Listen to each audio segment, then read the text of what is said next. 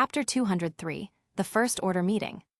I think we went a bit overboard, James commented as he stared down at the destruction. Dumbledore glared at him, clearly upset. My bad, I thought the walls were more resistant. James sounded apologetic, and it was sincere. He didn't want to cause so much destruction.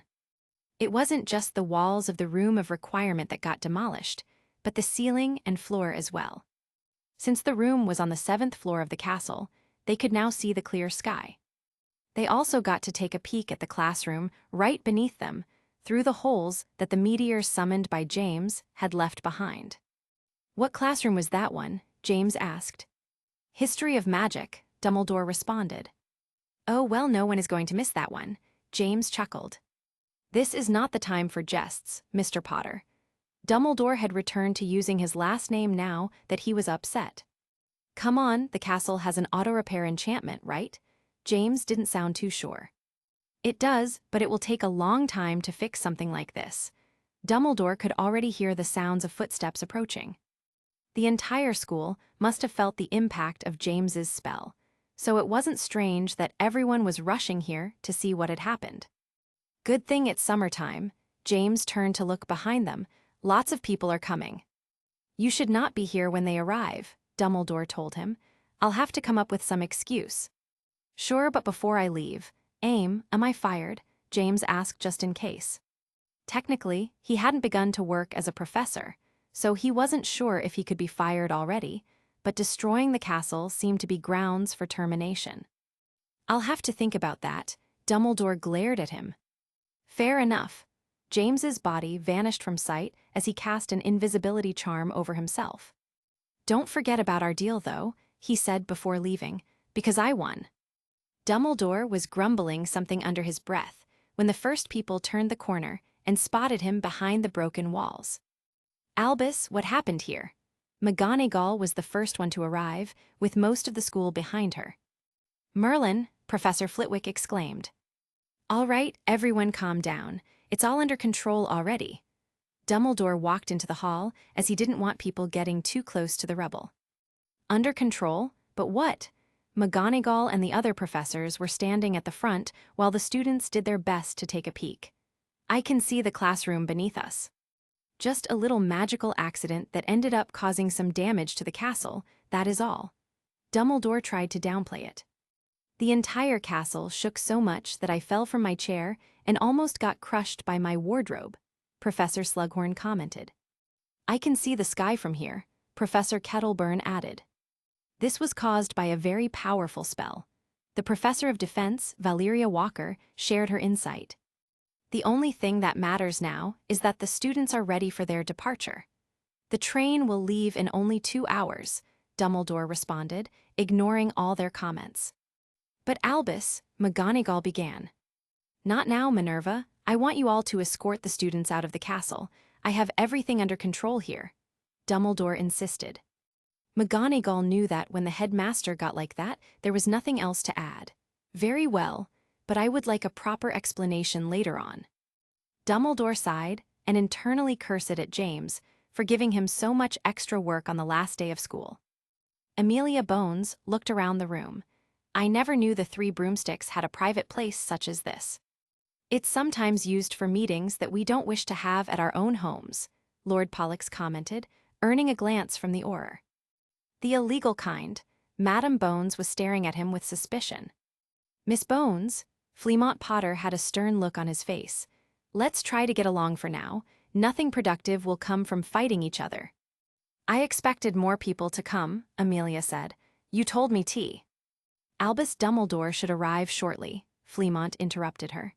If it goes well, we can consider expanding this little group. I already have several names of interest. Amelia was about to say something when the door creaked open. My apologies for the delay. Albus Dumbledore walked into the room by himself and closed the door behind him. I had some. His eyes landed on Fleamont Potter for a second. Issues to resolve. We can imagine you were occupied, considering it was the last day of school. I suppose all the students must be on the train by now, Fleamont said. Dumbledore nodded. They are. Good, Pollux exclaimed as he poured himself another glass of fire whiskey. Then we can get this damn thing started. Dumbledore nodded and took a seat. The topic for this meeting will be the new Dark Lord and his attack on Diagon Alley.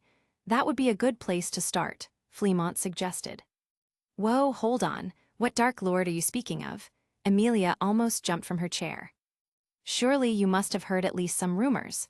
Pollux glanced at the woman. Aren't you the next candidate for director of the Aura department? Of course I have heard rumors, but Amelia took a moment to think. I heard a name being used with fear among the inner circle of dark wizard houses, Voldemort, but is he really a Dark Lord? He is more than a rumor, I can assure you of that, Pollux said. I met the man in person. He is one dangerous son of a bee. Madame Bones, Dumbledore interjected. I assure you that the threat is very much real. This new Dark Lord is as dangerous as it gets, and something must be done about it before it's too late. And these masked men are his followers? Amelia asked. Indeed, Dumbledore had already confirmed this with James, so he had no doubts about it. Amelia's expression grew more serious. Tell me everything you know about this man. Chapter 204, Family Reunion. Caillou, Primum hovered around the room inside his tower. James pointed at the window. You can fly outside, but don't go into the house and don't leave the property wards. Caillou, Primum responded with a happy cry and went out. He is definitely going into the house, James sighed. I'd better give the house elves a warning before they see it and freak out. Primum is always so cheerful. Why did you make it like that? Nyxaris glanced at him. James leaned back in his chair and relaxed for a bit. It felt good being back in a place he could call home, even though he was tired from the trip. The first thing he did, after greeting his mother, was enter his tower, and let Primum and Nyxaris roam free for a bit. They had been recovering since the day of the fight with the witch and deserved a rest. James looked ahead at the fairy, who was now sitting at the border of the table with her little legs hanging in the air. Believe it or not, I did not choose the personality of the constructs I created. I could only have control over the things you are capable of doing, not the way you think. Really? Nyxaris looked surprised. That seems reckless. What if we didn't turn out the way you wanted? Then it would have been my failure as your creator and not yours, James stated. But you have nothing to concern yourself with. You and Primum have been fulfilling your functions properly. A smile appeared on Nyxaris's face, but she remained quiet. James noticed the bracelet on his hand, making strange noises. Yes, Turdiver, you have also done a great job. The noises stopped. Why are they all so hungry for validation, I wonder, James thought. He then heard a soft knock on the door. One of the house elves. They were the only ones to knock, as they were not allowed to teleport inside his laboratory, and his mother would usually just yell at him from outside. Come on in, James said. Master James. Laurie opened the door slightly so he could look inside. Master Potter has returned home and wishes to speak with you. Oh, James was not looking forward to that. His mother was still unaware of what went on during his school year, but his father certainly knew, as his department was involved as well. He is going to want answers. What should I tell him? He wondered. Obviously, the full truth was out of the question.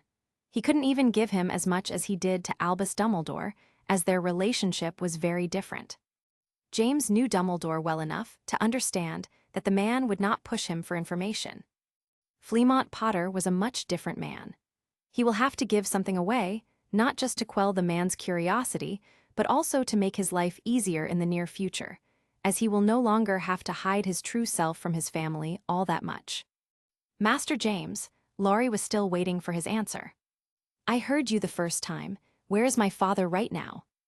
Inside his studio. The house elf noticed Nyxaris sitting at the table and looked surprised but made no comment on her. Tell him that I will be there in a few minutes, James responded. Laurie closed the door and left without making a sound. Always so efficient, James commented. Is Master in trouble? Nyxaris asked. Perhaps I am, James stood up. But don't worry, if he kicks me out of the house, I'll find us a nice place. Kick you out? Nyxaris tilted her head in confusion. It was just a joke, James said. By the way, I have a task for you while I'm away. Of course, what does Master need? Your memory is better than mine for details, and by now, You have accumulated an immeasurable amount of knowledge. James pointed at the part of the table where there was a stack of blank papers and pens. I need you to compile something for me. Everything that you have about souls, their manipulation using magic, uses, side effects, studies, experiments. Everything you have, okay. Yes, Master, I will. She did not question what he planned on doing with that. James nodded and left the lab. It's about time to get that issue dealt with. As soon as he could figure out how to find and destroy the other Horcruxes, Voldemort would become a much lesser danger. When he opened the door leading to his father's studio, he expected to find an extremely angry Fleamont Potter on the other side. However, that didn't seem to be the case. James, welcome home. Fleamont didn't exactly welcome him with a smile on his face, but he had never done that anyway. In fact, the only time James recalled seeing this person smile was on the day he found out that his son was not going to die. Too bad I'm not even the real James Potter, he could not help but think. But that was a secret he would never reveal. Thank you, Father, it was a very eventful year. So I heard. Fleamont made a gesture, pointing at the chair in front of his desk. James took a seat. Am I in too much trouble? Fleamont remained silent for a few uncomfortable seconds. I spoke with your headmaster this afternoon. We had a very long conversation about you and your future. My future? He told me that you were offered a teaching position, as long as you finish all your tests during the summer. Being an apprentice professor at 16 is not something I expected you to accomplish, given what you have done in previous school years, Fleamont said. You can imagine how surprised I was to hear this. I honestly thought we were going to talk about something else, James said. I just wanted to start with something nicer. Believe it or not, I have also had a few rough days, his father responded. The attack on Diagon Alley, you were called. James realized. If his father's department was brought there, that meant the damages were even bigger than what the newspaper mentioned. Ugly business, Fleamont sighed. But you are right, what I really wanted to speak with you about was what went on in Hogsmeade. Where do we start? Chapter 205, On the Wrong Hands. I'm not sure if there is much I can add. You must have already heard all the details. Some students and I were attacked by a crazy witch as we were leaving the village. I defended myself and dealt with her in the best way I could. You would be surprised how few details have been allowed to be made public, his father said. Some people in the ministry seem to be keen on keeping what you did under wraps. I cannot imagine why. James responded, but internally he was a bit concerned about the ministry showing too much interest in him. The Auror in charge of the investigation didn't make things too difficult and allowed him to leave after a short explanation, as well as showing him the memories. At this point, James was not sure how many people Voldemort had inside the ministry, but it was safe to assume he must have at least a few. After all, the magical government was composed in large part of all those families who were now becoming his followers. Did Voldemort learn about what happened that day? How much does that man know? And, is this the reason for his sudden change of plans? James had more questions than answers right now. Well, to start, Fleamont continued. The identity of that witch was very interesting. According to all the documents and diaries the Aurors found inside her shop, she came originally from France and had been around for several centuries. The fact that you were able to defeat a monster like that tells me TH. Wait a moment, her shop? Something just occurred to James. What else did the Aurors find in there? Did she keep any records on the experiments she performed on herself? Fleamont was surprised by the question but still answered. Yes, there was mention of something like that. What did the Aurors do with that information? Please, tell me they destroyed it immediately, James said with a grave tone. That's what I would have suggested, but no. Fleamont could not agree with the ministry's decision on keeping such knowledge around, even if they felt they could secure it. They kept it, James frowned, even if it could fall into the wrong hands, and likely already did. Son, as much as I can understand where you are coming from, I assure you that the ministry knows how to secure dangerous information. They have been doing it for centuries. Nothing in the ministry is completely secured. He still remembered infiltrating the Department of Mysteries to steal the prophecy when he was a mere child and was accompanied by his friends. And they didn't even have as much help from the inside as Voldemort would have now. Fleamont noticed that his son was very preoccupied with this particular piece of information. "What are you getting at, James?" "Did you read those diaries yourself?" James asked. "Of course not," Fleamont huffed. "What are you insinuating?" 12 missing people at Hogsmeade. All of them were veteran wizards and witches. James had paid attention to the names and recognized most of them. Particularly, the kidnapping of Ollivander had caught his attention. "What about it?"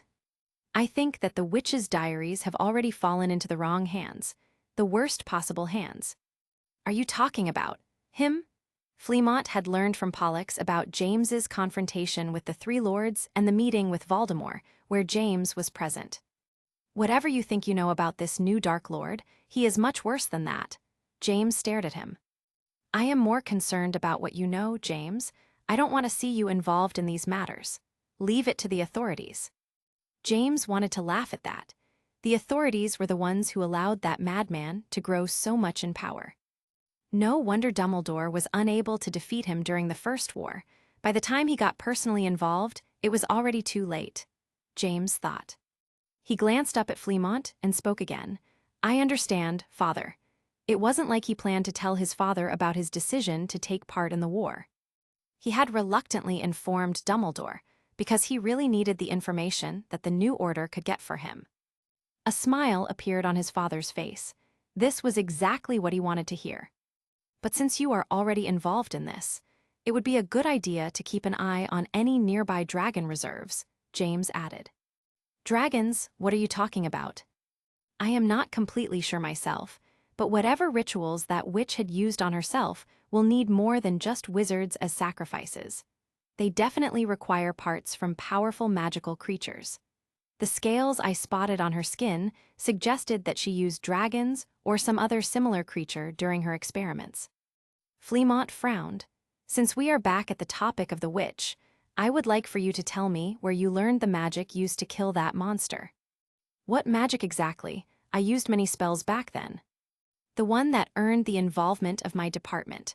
According to the report, a white flame that rose into the sky and was visible for hundreds of miles around Hogsmeade."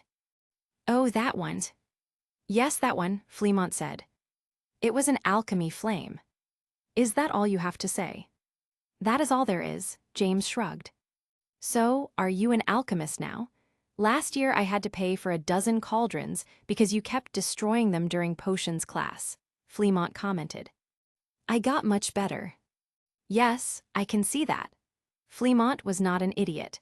He knew that his son's progress during this last year was simply impossible, no matter how much he tried to explain it with logic. But something he was sure of was that the boy in front of him was a Potter.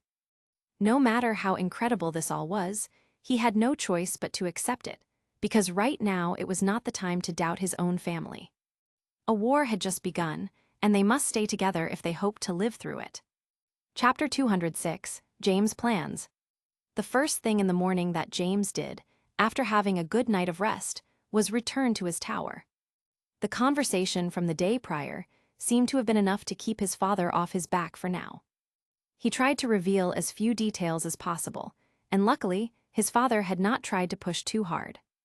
If he had to guess, his father was currently more preoccupied with the wizard war that Voldemort had just started by attacking Diagon Alley. And from what Dumbledore had told him, his father and Lord Pollux Black were going to be part of the newly formed order with no name. He was sure that neither of them had been part of it during his previous life. Dumbledore was wise not to pry for information about the future. At this point, it will all be completely unreliable. James was only sure about a few details: the identity of the Dark Lord, some of his followers, and the fact that Voldemort had resorted to Horcruxes to keep himself from dying. Everything else is up for debate. The first attack on Diagon Alley was not supposed to occur until 2 years from now, meaning that any other documented attack that he could recall was completely unreliable. "Master, good morning." Nyxaris greeted him as soon as he entered his lab. "Good morning, Nyx," he scanned the surroundings. "Primum." "Still haven't returned from his flight. Should I go retrieve it?" "No need. Let the creature have some fun while it can." James glanced over the table. There was a large stack of freshly used parchment on it. Have you completed your task? I did, Master. I have compiled everything I have in relation to souls and their uses in magical practices. The fairy responded with pride in her voice. Then you can go rest, James said. Hopefully, there will be something in there that could help him solve one of the biggest issues he has right now. But Master, I'm not tired, Nyxeris complained, not wanting to leave his side. Then go to my family library and memorize those books as well. I have already warned my parents and the house elves about your presence, but they may still be alarmed when they see you. The Potter's Library, Nyxeris became curious. Indeed, it is not as glorious as Hogwarts, but the House of Potter has been around for many generations and has accumulated a great deal of rare tomes. I'm sure you'll find something interesting in there. Just let me know. Yes, Master, Nyxeris said with excitement as she moved her wings to take off flying. Once he was alone, James turned his attention to the stack of papers. But before he started reading them, he reached into his robes and produced a metallic box from within, placing it carefully on the table and opening it up. Inside this box was a beautiful silver diadem shaped in the form of an eagle, with a big blue stone in the middle. The moment he took it out of the box, James could already feel the traces of dark magic emanating from the object in front of him. Just wait for a bit longer. I will end you soon, no matter what you do, and it will start here. James closed the box so he would no longer need to feel that magic and placed it to one side.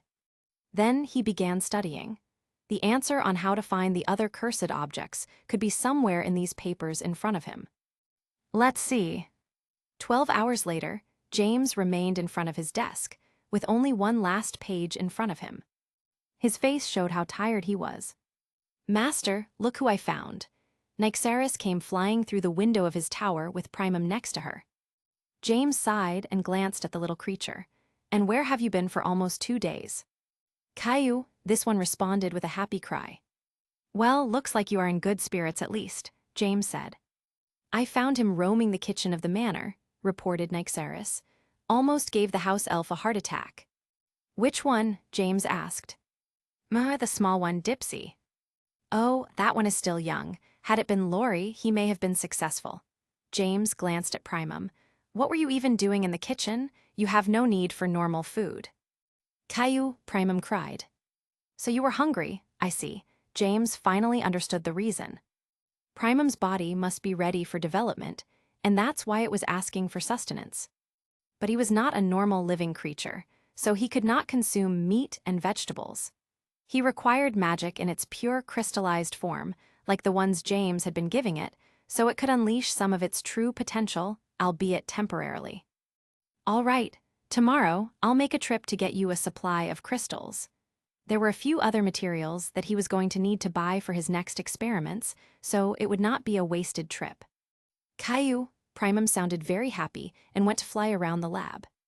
Master, has my job been useful? Nyxeris asked. It has, James nodded. I have come up with a few ideas that I wish to try. Nyxeris was excited to hear that her work had been of use. That's wonder. Caillou. She turned to look at Primum. Oh, that's right.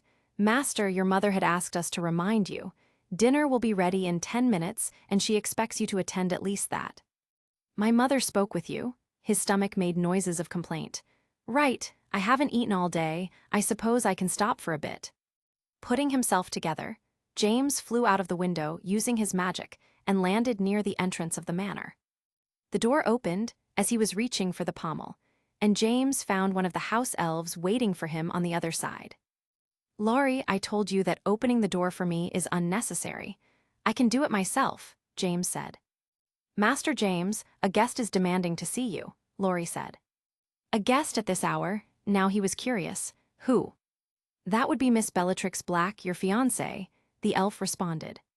Chapter 207, A Devious Ploy. Bella is here. James glanced at his elf with a look of incredulity. That girl was not one to visit without warning, and much less at this hour. Miss Black appeared to be distressed about something, the house elf added. Distressed, James repeated. Okay, take me to where she is right now. He found the girl in the kitchen, speaking to his mother. Much like Lori had said before, she looked distressed while his mother, Euphemia, tried to calm her down. "There you are." Euphemia turned to look at him as he entered the room. "What were you doing all day cooped up in that tower?" "James," Bella exclaimed the moment she spotted him. What happened? He was now sure that some misfortune had struck the House of Black. "She is gone. I think the Malfoys got her." Go back," James interrupted her and approached. "Who is gone?" She grabbed onto his robes. "My sister, Narcissa. She has disappeared from the house." "Disappeared? You mean that someone took her?" James was aware of how secure the Black Manor was. The idea of someone sneaking inside to kidnap that girl was hard to believe. Bella shook her head and pulled a few pieces of parchment from her pocket. "I found these on her desk." James took them and gave them a quick read. They were letters from Lucius Malfoy. There were two, and in them, Lucius appeared to be very apologetic about the way he had treated Narcissa after their breakup. Lucius then offered her a chance to rekindle their flame and perhaps restart their relationship where they had left it, with even the possibility of another marriage contract. At the end, he suggested meeting in person and mentioned having sent her a portkey, alongside the last letter, so Narcissa could come visit him. "Did you find anything else next to these letters?" James asked. Bella shook her head, already knowing what he was referring to. "It wasn't there, the portkey." "So your sister left of her own will to see Lucius again," James stated. It was obvious to anyone with eyes that Narcissa was still obsessed with the Malfoy heir, and was completely distraught after their engagement was broken. If Lucius gave her a chance to try again, she would no doubt jump at the opportunity. Bella pointed at the letter. "You don't know Lucius Malfoy as well as I do. He would never write something like that to her." James would not say it out loud, but he did know Lucius better than Bella could imagine, and he agreed that the boy was too proud to ever suggest something like this. Not to mention, he would know that a marriage contract could not happen without the consent of the house patriarch. For Narcissa to marry without Lord Pollux's seal of approval, she would need to give up her name as a Black, losing all status. And her status was all that the Malfoy house cared about. A marriage without that would have no meaning for them. "James, I think someone has tricked her into leaving the house," Bella said. "Tricked her? Oh dear." Euphemia covered her mouth. "Shouldn't we call the Aurors?" James glanced back at the letters. There was something that didn't add up. Why would the Malfoys want Narcissa? It could be a simple case of wanting revenge by harming the only member of the House of Black they could get their hands on. Had this happened a month prior, this would be the conclusion that James would reach. And this was probably what Bella was also concerned about. But now James was thinking about another possibility. If this was more than just Lucius Malfoy's plan for revenge, and instead a scheme from someone much more devious. Narcissa's status has no value without the support of her house, but her blood does, James thought. Just then, his father walked inside the kitchen at a brisk pace. "What is going on here? The elves told me we have guests." His eyes moved to Bella. "The girl's sister is missing," Euphemia told her husband. "Poor thing, we have to do something." "Missing?" His father looked confused. "Bella," James glanced at the girl, "is the rest of your family at home tonight?" Yes. Why do you ask? They already know about this," Bella responded. The only ones in her family who had shown some concern for Narcissa had been her other sister and grandfather. Her parents were just angry that she left without warning. "Father," James turned to Fleamont, "could blood magic be used to break down the wards of an ancient house like the Blacks?" "What?" Bella and his mother exclaimed. Fleamont looked shocked by the question. Blood magic was one of the most forbidden branches of magic, and people even avoided talking about it in public. "Merlin, James, what are you even suggesting?" Unfortunately, the branches of warding and blood magic were far from his specialty, so he couldn't answer this question himself. But the moment he thought about the possibility of Voldemort being involved in this case, he could not help but think about it. What if Narcissa was not kidnapped for her status, but because of the family blood that runs through her veins? "Is it possible or not?" James repeated the question. Fleamont noted how serious his son was and decided to consider it for a moment. "I'm far from an expert in something like blood magic, but you ask me if it's possible? The answer is, perhaps. James, Bella pulled his robes. Are you saying that? He did not want to say it out loud, but every scenario he played in his head led to Narcissa already being dead. Can you contact your house? If not, we will have to go there in person. I believe they are all in danger right now. Chapter 208, Intruders. After trying and failing to contact the house, James, Bella, and Fleamont Potter had no other choice but to come here in person. In front of them was the familiar sight of the Black Manor. Everything looks normal from here, Bella pointed out. Perhaps it would be better if I went inside first, Fleamont suggested, giving them a side glance while he took his wand out. No offense, Father, but when was the last time you used that thing to fight someone off? James asked him. Fleamont frowned at the question, but didn't answer it. It had been a very long time indeed. And we need Bella to open the door anyway. James looked up at the building, trying to figure out if there was something off going on inside, but everything was quiet as a tomb.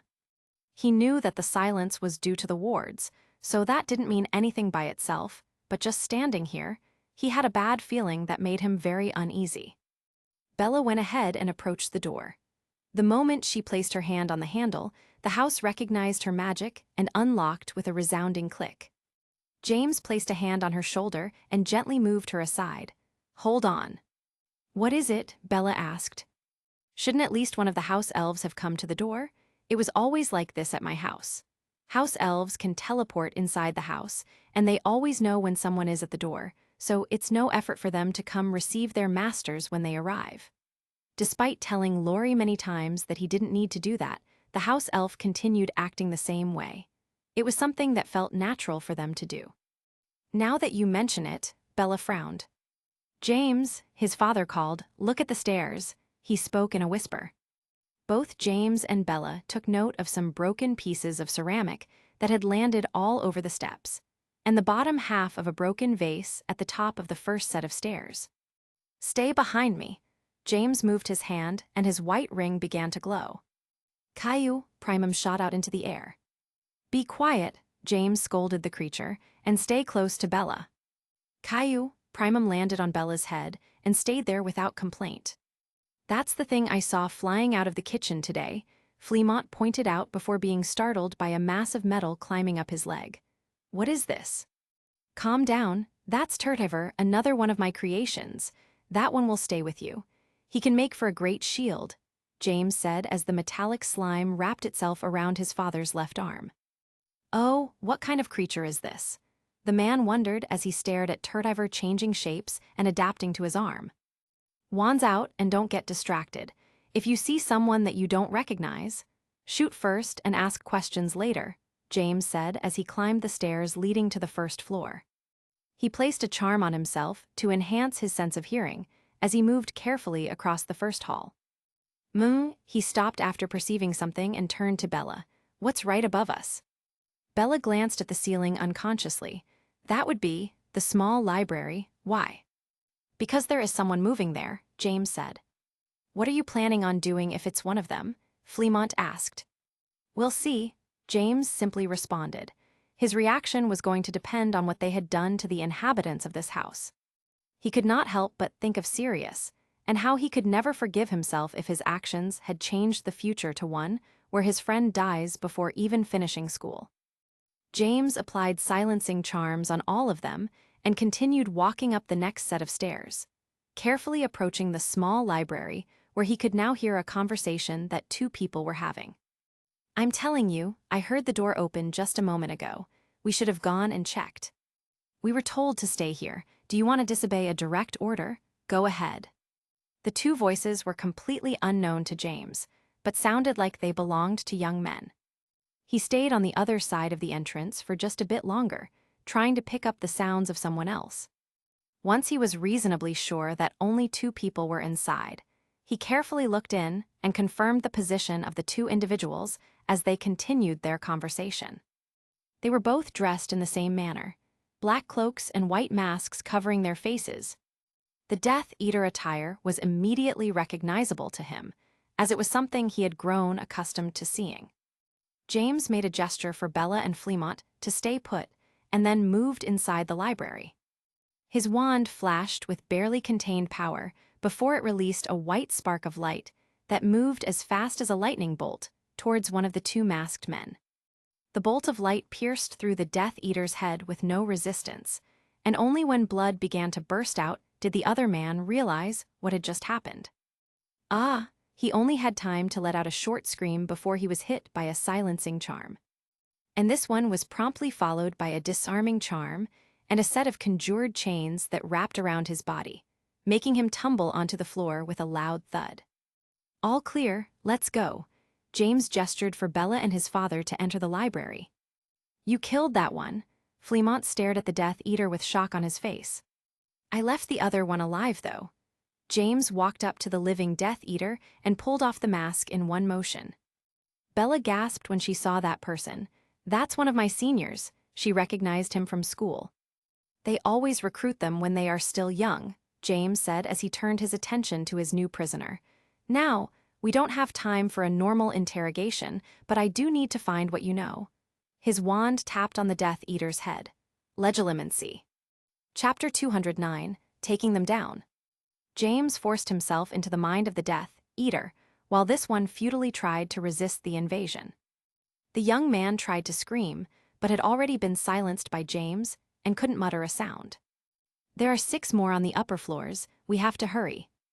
Did you learn that at school? Fleamont didn't look too pleased at seeing his son breaking so many laws in the last few minutes. This is not how we do things at the ministry, James. And that may work well during peacetime. James aimed his wand at the Death Eater. We are at war now. James, stop. Fleamont walked up to him, seeing what he was about to do. Leave this one for the Aurors. He is no longer a threat. James shook his head and sighed. Fine, but that kind of attitude will come with a price.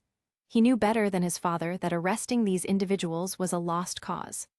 The ministry was largely under the control of Voldemort and the dark noble faction of magical Britain. These young men who joined the Dark Lord's side all belonged to those families, or at least had plenty of connections inside. They would never see the interior of a cell, even if they were arrested. James could already imagine that this one would be let go before dawn, after the Aurors took him. James, my family, did you see anything about them? Bella asked while looking extremely worried. I only saw this one shoot a curse at your Uncle Orion. Your aunt was also there, but managed to escape. I didn't see the other members of your house. They must be on the last floors. Perhaps they've managed to hold them off for now, James responded. Let's hurry, please, Bella begged. James nodded and took off while she and his father followed him. Every second they wasted could be another member of Bella's family dying. He perked his ears, trying to pick up any sounds of people as they moved out. It was important that they didn't miss any Death Eaters on the floors they were leaving behind. Otherwise, they could be attacked from below and above at the same time. So on every floor, James made sure to stop for a moment and listen before continuing. The Black Manor had 5 floors in total and James was now reaching the 4th one. The memories he stole from the fallen magical terrorist informed him that 6 more individuals should be present at the property, and all of them were much more experienced wizards than the first 2 he encountered. James's eyes became sharp as he spotted a figure right as he walked up to the 4th floor. His feet were still enchanted to avoid producing any sound, so he used an invisibility charm to cover himself as he rushed for his target. There is one behind. He heard the sound of steps getting closer. No, there are 2 and 1 at the front. His target was a tall individual who seemed to be distracted while trying to open a door in front of him, cursing after failing to break the lock. Hey, who goes there? Voices came from behind James. The other 2 Death Eaters had already spotted his father and Bella, who were not careful enough to cover their presence. The one trying to open the door suddenly stopped after hearing his companion's yells and turned to look. James had to increase his pace and took off running. The silencing charm on his shoes was not able to stop the creaking noise of the wooden floor, now that he was stepping with too much force. This alerted his target to another presence, one closer to him, and he got on guard. However, his reaction was way too slow, as James was already on him. His wand was swiftly transfigured into a short blade, which he used to stab the neck of the Death Eater. This one produced some choking sounds and brought his hands to cover the wound while stumbling backwards. James finished him off by returning his wand to normal and casting a piercing hex aimed at the man's head, killing him instantly. His attention was promptly turned to the other two, who already had their focus on his father and Bella. James was not too concerned. The protection he had left with them would be enough to take care of the issue. From what he had seen, none of these Death Eaters were particularly strong or well-trained. "Leave this to me." Fleamont stood in front of Bella in a protective manner while aiming his wand at one of the Death Eaters. "Stupefy." His opponent responded by shielding himself with a pratigo while returning fire. "Avada Kedev." Turdiver reacted instantly to the aggression. A thin spike formed from its spot on Fleamont's arm and shot out like a bullet at the Death Eater. But instead of piercing his body, at the last moment Turdiver twisted itself, changing slightly into something sharper, and snapped like a whip across the man's neck, separating his head from his shoulders. "Whoa, I didn't mean to do that," Fleamont exclaimed. The last Death Eater was not doing much better, as Primum had also reacted to protect Bella and spat some nasty poison on him. "Ah!" the Death Eater screamed as he felt an excruciating pain all over his chest. Primum's poison was extremely corrosive and was eating away at his black cloak as well as his flesh. Bella did not waste the opportunity and fired her own curse aimed at the same target, who was now too distracted to fight back. She used the last spell that James taught her. It was an improved version of the Bonebreaker Hex, as this one targeted several parts of the body. Bella's curse hit its intended target, and the next moment they heard a loud, resounding crack as the man's bones broke apart. The Death Eater had both his legs and arms snapped, and fell down while still screaming in agony.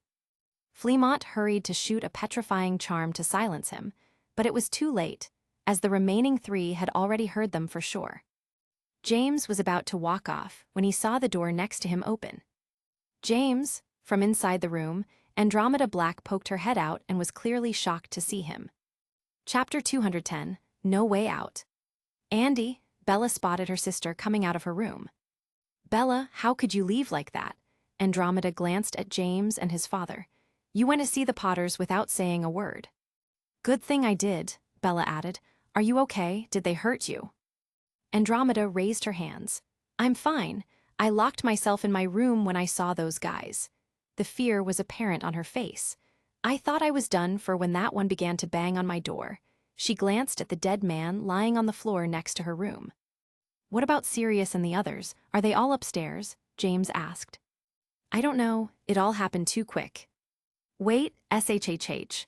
James shut her up and called for his father to come over while pointing up with his finger. Someone was coming down. They were trying to be sneaky and avoid making much noise, but James could hear the steps on the wooden stairs very clearly. He made a gesture to get inside Andromeda's bedroom. His father wanted to protest, but one look from James was enough to convince him. Today, Fleamont Potter had personally witnessed just how scary and efficient James was when it came to dealing with this kind of situation. While they went inside the room, James reapplied his invisibility and went to meet the one coming down. He was dressed like the others, in a black cloak and white mask. His eyes and wand were scanning the surroundings with evident nervousness, giving away that this person was not very experienced either. James noted the long platinum blonde hair that could not be hidden by the attire. The blonde Death Eater arrived at the 4th floor and was startled by the bodies of his companions. "Merlin!" he exclaimed in shock. One of them was missing his head, while the other had been partially dissolved by Primum's corrosive poison. It was not a pleasant view at all. His right hand was trembling as he moved his wand around, trying to find the culprit. James approached slowly, got behind the Death Eater, and gave him a good smack on the back of his head, using his full strength. The Death Eater let out a loud yelp as he crashed face first on the floor, breaking his mask and losing his wand in the process. "Hello, Lucius," James said. Who, Potter." He recognized the voice and turned around, trying to locate James to no avail. "Where are you?" "Who is up there?" James ignored Lucius's question. Show yourself, Pot." Lucius saw a spark of light hitting his chest and became paralyzed. Never mind, I will go see them myself. James was about to turn around and leave. He stopped and gave Lucius another glance. Once I'm done with the others, you and I are going to have a talk about what you did to Narcissa. Despite the paralysis he had inflicted on Lucius, James could see the fear creeping into his eyes. With that said, he went upstairs, not very sure of what he was going to find. A couple of minutes before James's arrival. They are getting closer, Regulus Black shouted as he saw the sparks of light from the floor beneath them. I can fight too, Sirius exclaimed. And I already told you to shut up, Pollux pushed Sirius along. Get in there, I will keep you safe. He guided them to the last room on the 5th floor. Drula and Cygnus exchanged a look. Father, what about our daughters? We need to bring them as well, Cygnus said.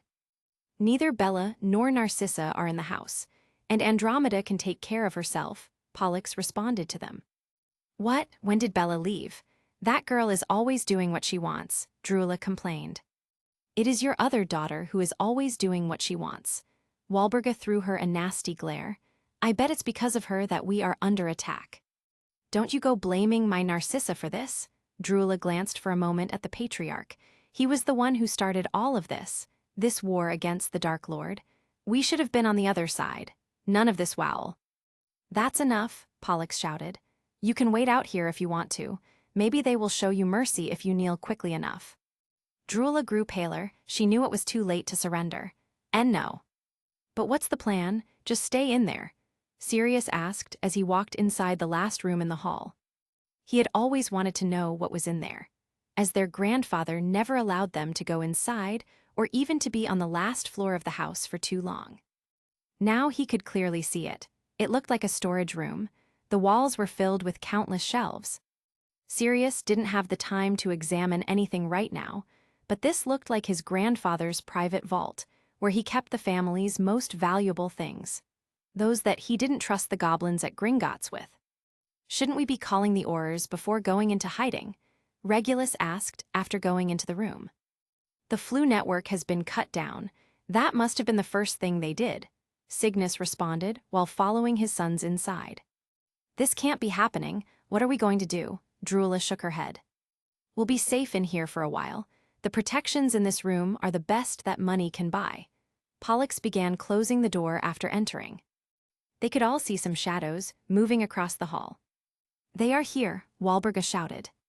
Pollux sealed the door and tapped it with his wand, activating dozens of runes all around the door and wall. There is no way out, Drula muttered. We are going to die in here. SHH, don't say that, Cygnus scolded her. Sirius, you think Father is going to be okay? He was at the library when, Regulus said in a whisper. I don't know. Sirius did know but didn't want to say it. Now we are trapped here, and it's only a matter of time before they breach that door, Cygnus pointed out. Is there no way to communicate with the outside? He asked his father. No, but that won't be necessary, Pollux assured them, because I know exactly where Bella went. Chapter 211, the last one. What's taking so long? Unlock that door already, one of the Death Eaters told his partner. There is someone else in the house. The Death Eater responded by taking off his mask, revealing his identity as Edwin Lestrange, current lord of the house. You think I didn't hear that, Karkaroff? He spat. Don't say my name out loud. What if someone hears you and tells? No one cares for your reputation, and be quiet already, I need to concentrate. Edwin turned his attention back to the sealed gate. Some of the runes around the door had been burned off, but there were still many left. This will still take me a few more minutes. We don't have that long. What if they've already called the Aurors? Karkaroff asked. The flu network is blocked, and any other form of messaging will take hours to deliver. I'm not leaving this place until I'm sure every single member of this family is dead. Edwin's eyes were almost glowing red with all the accumulated hatred. Then I will go for the Potters. He pointed toward the stairs. Instead of standing there, go down and help Malfoy take care of whoever came inside. It's probably the middle sister. Things have gone quiet all of a sudden, Karkaroff pointed out. I don't like it. Stop being such a coward. Go already. Or do you want to suffer our Lord's wrath when we tell him that we failed our mission? Karkaroff went paler after hearing Lestrange's words. "I'll go." Feeling he had no other choice, the man adjusted his mask, held his wand firmly, and walked to the stairs. Right as he was about to reach the first step, he noticed something strange. The image of the stairs had warped slightly. It was like something transparent had stepped before him. His eyes widened when he realized this was someone using an invisibility charm. Homnum Rev. It was already too late. He felt a mighty pressure on his chest before his entire body went flying like a puppet and hit the back wall. Erg, Karkaroff could hear and feel his bones cracking and breaking, but at least he was still alive. Edwin Lestrange heard the sudden commotion and was forced to shift his focus away from the door, just in time to see his partner being flung across the air by a powerful charm. He couldn't catch a glimpse of the attacker, but he did see a spark of purple light coming from their wand when they fired another spell at Karkaroff. Avada Kedavra, Lestrange responded instantly, firing his most deadly curse in the general direction of the attacker. James's curse left his wand and hit Karkaroff in the chest, creating a cut across the man's torso that left a purple residue behind. Just a moment after shooting, he noted the eerie green light from the killing curse approaching him. He didn't need to move, as this one had no chance to hit him and passed by. Homnum Revelio. Lestrange didn't wait to use his next spell after realizing his enemy was using an invisibility spell. There you are. He immediately spotted a red silhouette marked by his magic. "You are the last one, then I have no more need for this." James removed the charm he had placed on himself, showing himself to his opponent, whose face contorted with rage as recognition sank in. "Potter," Edwin Lestrange screamed. He had been dreaming about confronting this boy. It's all your fault." Ever since the first time he had seen James Potter, things had started going downhill for him and his family. Since that cursed day, when they came to visit Lord Black to confront him about the marriage contracts. After the loss of those important contracts, he began to lose his sons as well, one by one. Now he had nothing left but his thirst for vengeance. "You look familiar," James squinted his eyes. "What was your name again?" Lestrange looked shocked for a moment by the ridiculous question. The boy who ruined his life didn't even remember him. This was too much. Crucio, he had never fired a curse with more hatred than now. James conjured a small wall of bricks to intercept the curse. These exploded into 100 pieces as they received the powerful spell. However, James kept them floating in place with a quick levitating charm and immediately followed it with a vanishing charm, sending the conjured sharp fragments flying back at Lestrange like bullets. Edwin Lestrange formed a protective shield around himself, blocking most of the fragments, except for a few that struck his feet and legs, causing serious cuts. The man still refused to fall. "Avada Kedavra," he screamed with fury. "Aura," James called upon his divine artifact, and the next instant his body became enveloped by golden robes that emitted a saintly light. Much to Lestrange's shock, James used the back of his hand to slap the curse away. Only the golden fabric came into direct contact with the death curse, shielding James from any harm. Of course, James already knew this was possible, as he had meticulously tested the capabilities of the robes with the help of Nyxaris and Bella. Impossible, Edwin could not believe what he was seeing. Nothing could stop the killing curse in such a way. From his perspective, what James had done couldn't be described any other way. Edwin then saw that James was no longer looking at him, but at something beyond the point where he was standing. His head turned slightly, and he caught something from the corner of his eye. The next thing he knew, he had lost control of his body and was in a tremendous amount of pain. Edwin understood that he had been hit by some spell as his body fell. From the other side of the hallway, Pollux Black was standing with his wand in hand, pointing directly at Lord Lestrange. Without uttering a single word to the man, Pollux fired another spell, a nasty organ-dissolving curse that ended Edwin Lestrange's life in a few painful seconds. And just like that, the Lestrange bloodline, an ancient wizarding family that had been around for almost a millennium, came to an end. Chapter 212, Safe. Lord Pollux stared at James, who had already returned his robes to normal so as to avoid further questions. "I wasn't sure how long it would take you to get here. Honestly, I didn't expect you to come this quickly, the old man said. You got lucky that I pieced it together at all, said James. After all, Bella had no clue about the imminent attack, and she was just concerned about the disappearance of her sister. James had to make an educated guess about the true intentions behind Narcissa's disappearance. He wasn't sure if Lord Pollux already understood how those people managed to break into the house, and what it meant for his missing granddaughter. Grandfather. Just then, Bella, Andromeda, and his father walked up the stairs and spotted them. The two girls went to greet their family, while Fleamont Potter exclaimed about the bodies of the Death Eaters. More dead, he recognized the one without the mask. Merlin, is that Edwin Lestrange? Fleamont exclaimed. James, that was an important lord.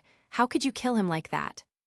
Actually, that one was on me, Pollux responded as he hugged his two granddaughters. The other members of the House of Black came out of the room once they realized that it was safe to do so. Father, are all of the intruders? Aim. Cygnus looked around at the corpses with disgust on his face. I don't know, Pollux gave James a glance. At least 2 of the 6 Death Eaters should be alive, James responded. Death Eaters? Is that what these men call themselves? Cygnus looked confused, and he was not the only one. The term Death Eater was yet to become a common name for them, as they were just getting started. James had to improvise. I just call them that, because of the masks, but that's not important right now.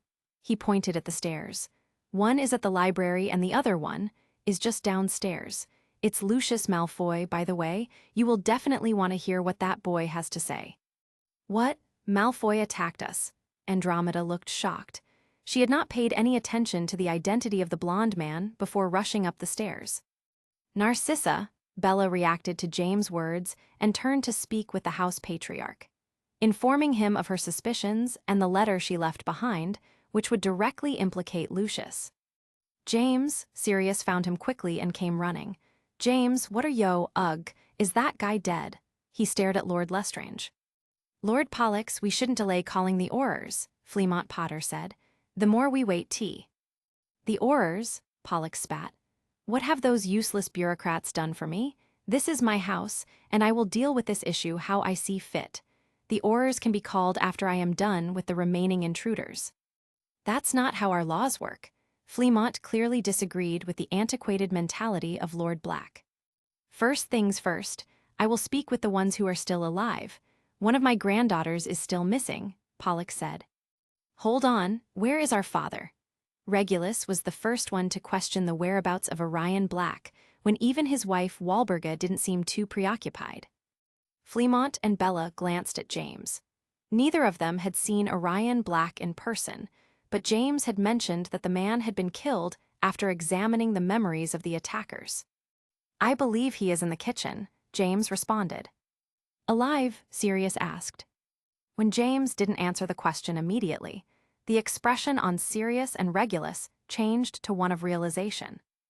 Oh no, father, tears formed in Regulus's eyes. No, they wouldn't have done that. Walburga got furious. They assured me that they would not. She shut her mouth immediately after saying that. All eyes in the room turned to her. What did you say? The patriarch demanded. You knew about the attack, Bella questioned her aunt. Oh, of course not, Walburga turned paler. I was just speaking without thinking. It was obvious, by the faces of the other members of the house, that no one really believed in her innocence. I can't believe this. Cygnus stared at the woman with disdain. We all knew you weren't happy with father's actions as of late, but for you to betray your own family. Bella looked the most furious. If something happened to my sister because of you. That's enough. Pollux decided to intervene and put things in order. One issue at a time, we will deal with this later. He pointed at his son. Cygnus, take her wand away and keep an eye on her. Yes, father. Walburga wanted to complain about unfair treatment, but quickly realized that everyone present was against her. Potters, Lord Pollux approached the father and son duo. I cannot express how much debt we have with your family already. Fleamont shook his head and sighed. It's not really me who you should thank. My son did all the work himself. Yes, Pollux did not find it hard to believe after what he had seen. I knew I had a good eye for people. Since the first time I saw young James, I could tell there was something special there. Lord Pollux, James addressed the man, this house is no longer safe. In fact, until you have the chance to reinforce the wards and disable the flu network, I would not put a lot of trust in any of the properties registered under your name. Oh, that is true. Fleamont realized that if these Death Eaters were all members of important wizard families, they could gain access to restricted files in the ministry and use the same method to break into those houses as well. Pollux seemed to consider it for a moment. I would first have a word with these men. You said one of them was Abraxas Malfoy's son. Indeed, James nodded. I believe he is also the reason for your youngest granddaughter's disappearance. Pollux's eyes became cold. I will make sure to be thorough during my questioning. That being said, the patriarch continued, I think it would be best if you and your father left the house now. You have already gotten too involved. Fleamont and James exchanged a look. They both understood what Lord Pollux meant by this. He was planning on taking full responsibility for the 4 dead men. It was likely that all of them were part of pureblood houses and, as such, had strong connections with the Minister of Magic, who would no doubt try to make things difficult for them. This is also why Lord Pollux was not in a hurry to call the Aurors. He first wanted Fleamont and James to be far away from here. Pollux, Fleamont spoke in a serious tone. Once you are done with all of this mess, remember that you and your family are welcome to stay at our manor, until you can secure a place for them. Thank you, Fleamont. I will repay you for this, Pollux said. There is no need for that. He glanced at his son. The Potters and the Blacks may one day become officially a family. He said it this way because, despite his mother being a member of the House of Black, she was removed from the family when she married his father, thus making their union unofficial in the eyes of this house. James and Bella would be the first official marriage between those 2 houses. The 2 Potters decided to leave after giving a quick goodbye to the others present. It wouldn't be until the next day, when James found out about the fate of Narcissa Black, that he received a letter from Pollux himself. Chapter 213, Time to Recover. 3 weeks later. Bella was fully concentrated in front of a cauldron when, all of a sudden, it began to emit a nasty red smoke. Nyxaris flew closer and narrowed her eyes. Red smoke indicates a failure in the process of pee. I know that, Bella exclaimed. What do I do now? I was about to suggest bringing the cauldron outside the tower before it exploded, but you interrupted me. Nyxaris' tone of voice sounded bitter. The smoke arising from the lid of the cauldron was getting more violent, and this one began to shake. James finally decided to turn his attention away from his project and glance at what Bella was doing. Don't move it. It will explode instantly if you do. James extended his left hand, and from it, Turdiver reacted to his mental command, expanding its size and moving to the cauldron before completely covering it and forming a metallic sphere on the spot where the cauldron had been. A moment later, they all saw Turdiver expand several times its size and make a puffing sound. Bella looked troubled at seeing this. Did that hurt? It was obvious that the cauldron had finally exploded inside Turdiver and that it had contained the reaction within its body. Bring it outside, he told the metallic slime before pointing at Bella.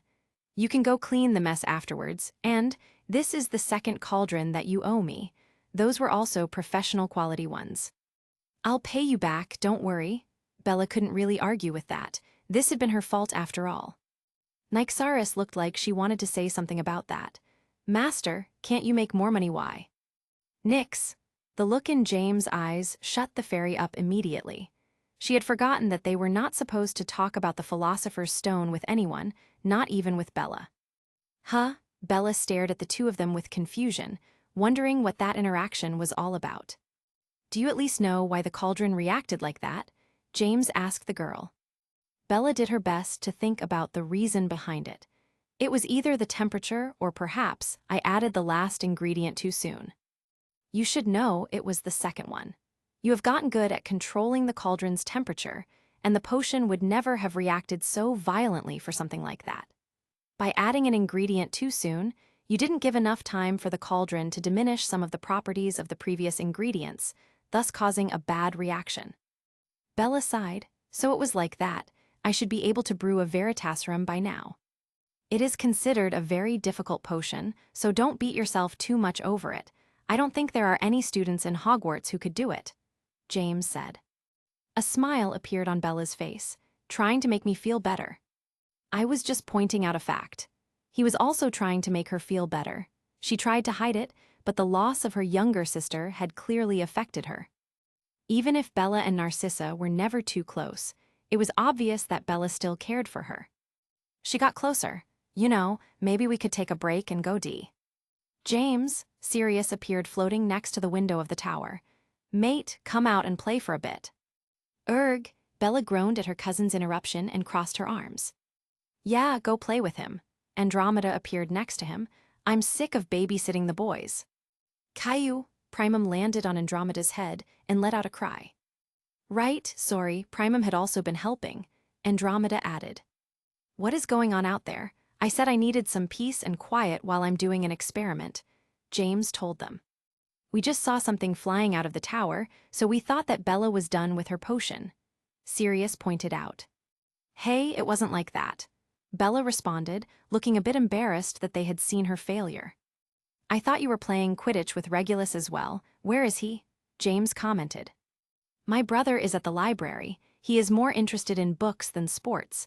What a disappointment of a brother, Sirius sighed. That's because you have a weird standard, Andromeda told him before turning her attention to her sister.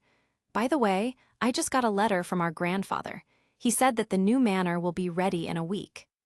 A week? Bella could not hide her surprise. She had expected to spend the rest of the summer at the Potters already. Since they could not use any of their previously owned properties because they were all registered at the ministry, Pollux decided to buy another one from the goblins, place it under a fake name, and install powerful protections on it. They all thought that this was going to take months to finish, as he would need to bring materials and experts from outside the country so as not to tip off the ministry about what he was doing. He also mentioned that, Andromeda made a troubled face, that we can already visit our aunt in Azkaban if we want to. Bella's expression immediately filled with anger at the mere mention of her Aunt Walburga. Sirius didn't look too happy either, even though he already knew about it. Walburga's betrayal was confirmed soon after the attack on the House of Black. What they didn't expect was just how deep the betrayal went. The woman had been communicating with the Dark Lord and his minions for months, while planning how to bring her own house down, until she finally came up with the plan of using Narcissa's blood to break through the extra protections that Pollux had placed. She had, of course, set conditions that her sons and husband were not harmed during the attack, but she did not care about the rest. Once she confessed everything under a large dosage of Veritaserum, Lord Pollux had initially wanted to execute her on the spot, but was convinced by his family to just send her to Azkaban. I'm not going, Bella simply said. She had lost her sister because of that woman. She no longer considered her part of her family and didn't think she could see her again without feeling the urge to curse her to death. I don't want to go either, but I think Regulus does want to, Sirius said. After losing their father, Walburga was the only parent they had left, no matter how bad she was. Grandfather had insisted that if we decide to go, she glanced at James, we need to take a capable bodyguard with us. Chapter 214, Visiting Azkaban. Sorry that you had to accompany us, Mr. Potter. Regulus sounded very apologetic since they left the house. I told you 100 times to just call me James, he responded. He is always overly courteous, Sirius pointed out. As opposed to his brother, Andromeda added, let's just get this over with, I don't like this place. She looked up at the building with dread. The prison of Azkaban was already unsettling from the outside, not to mention once you got in. The guard at the door gave them a sign to approach, and the four of them did just that. After verifying their identities, they were escorted inside. They passed by almost 24 guards on their way to the 3rd floor, which was the last one before starting on the cell blocks. From this point on, I can only bring one person at a time. The rest of you will have to wait here, the Auror told them. There is also a 5-minute time limit for you to be in the cell area. Any more than that, and the Dementors can get, let's just say, too excited from seeing new people. Security is tight, huh? James commented. The Auror escorting them turned to look at him. After what happened last month, the ministry duplicated the number of active guards and changed some of our protocols. He was referring to the attack on Diagon Alley. After that day, the minister had no choice but to recognize the threat that this new Dark Lord represented and increase the budget of the Auror department so they could hire extra personnel. A few of the new guys were former hit wizards, so they had combat experience, but most of them were young wizards and witches. Regardless, security had been increased in Azkaban, Diagon Alley, Hogsmeade, and a few of the major magical communities in the country. Yet you are still depending mostly on Dementors, James muttered under his breath.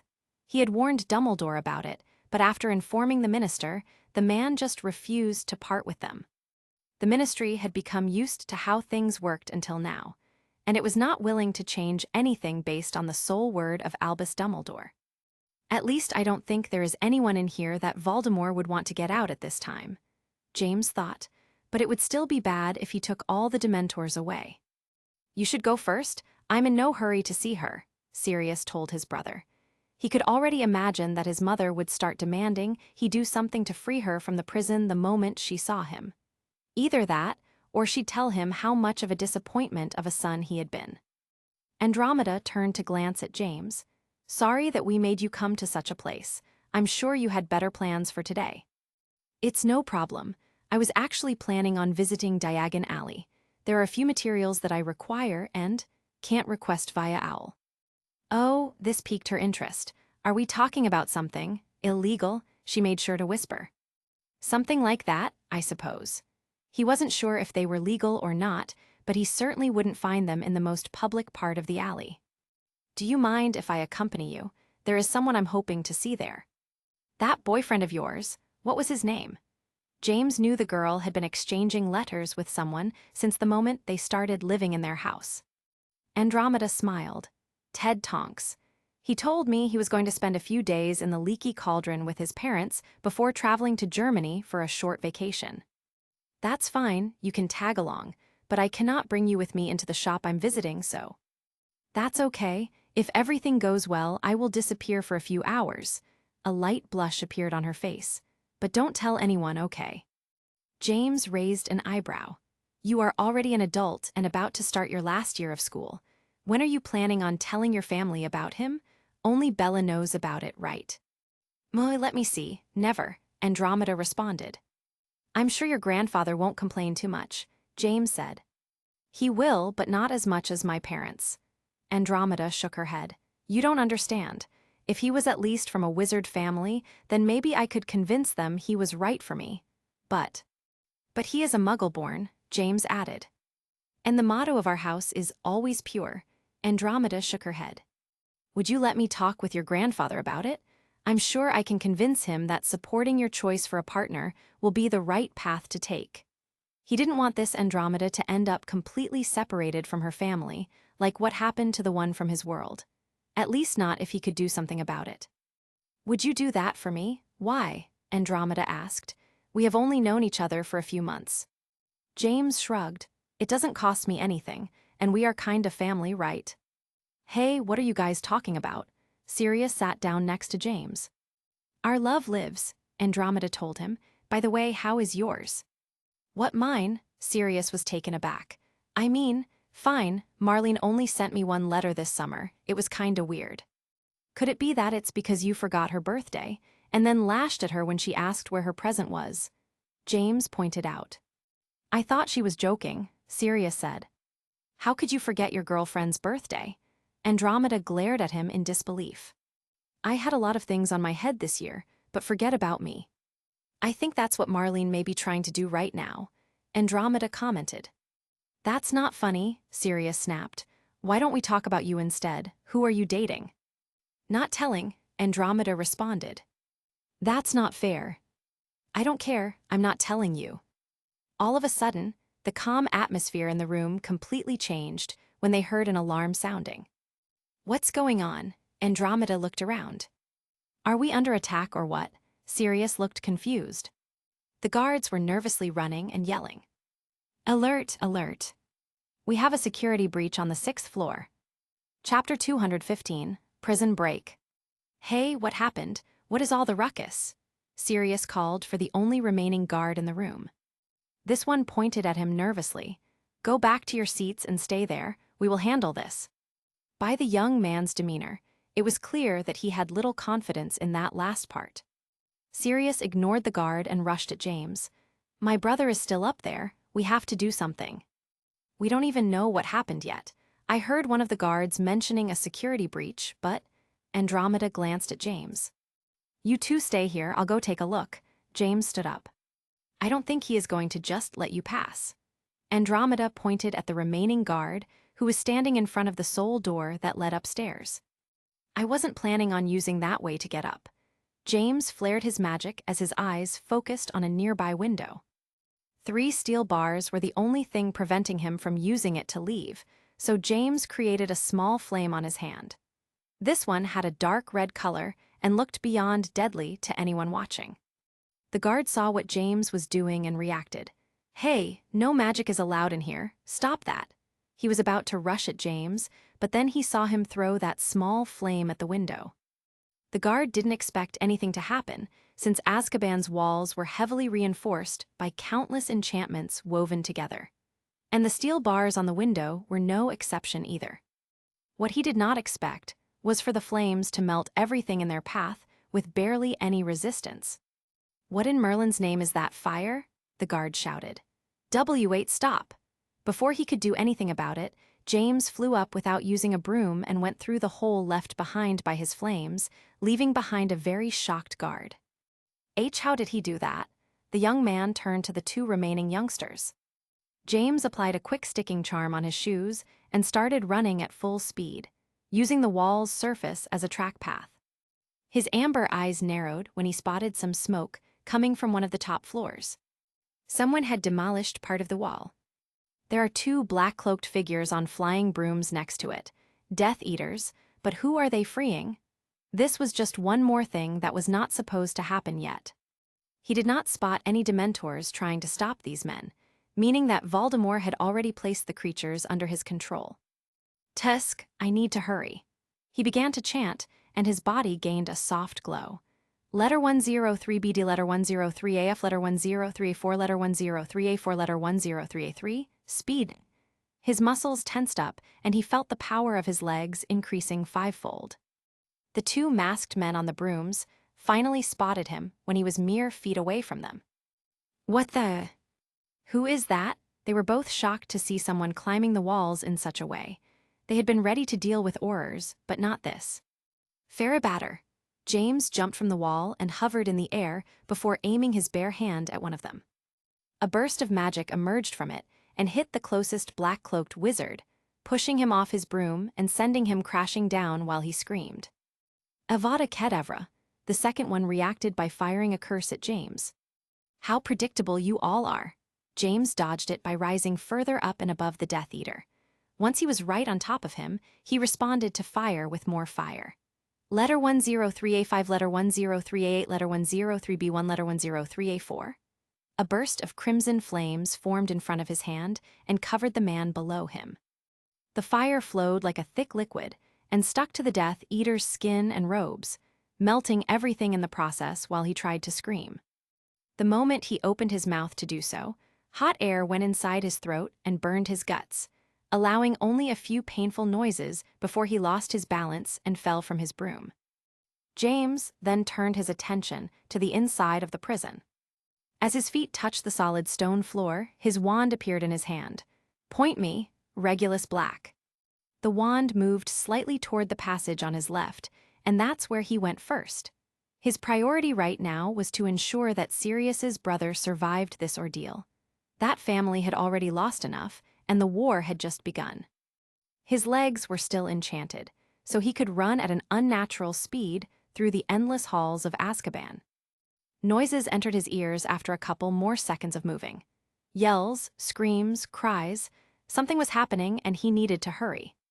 He noticed how quickly the temperature was descending the closer he got.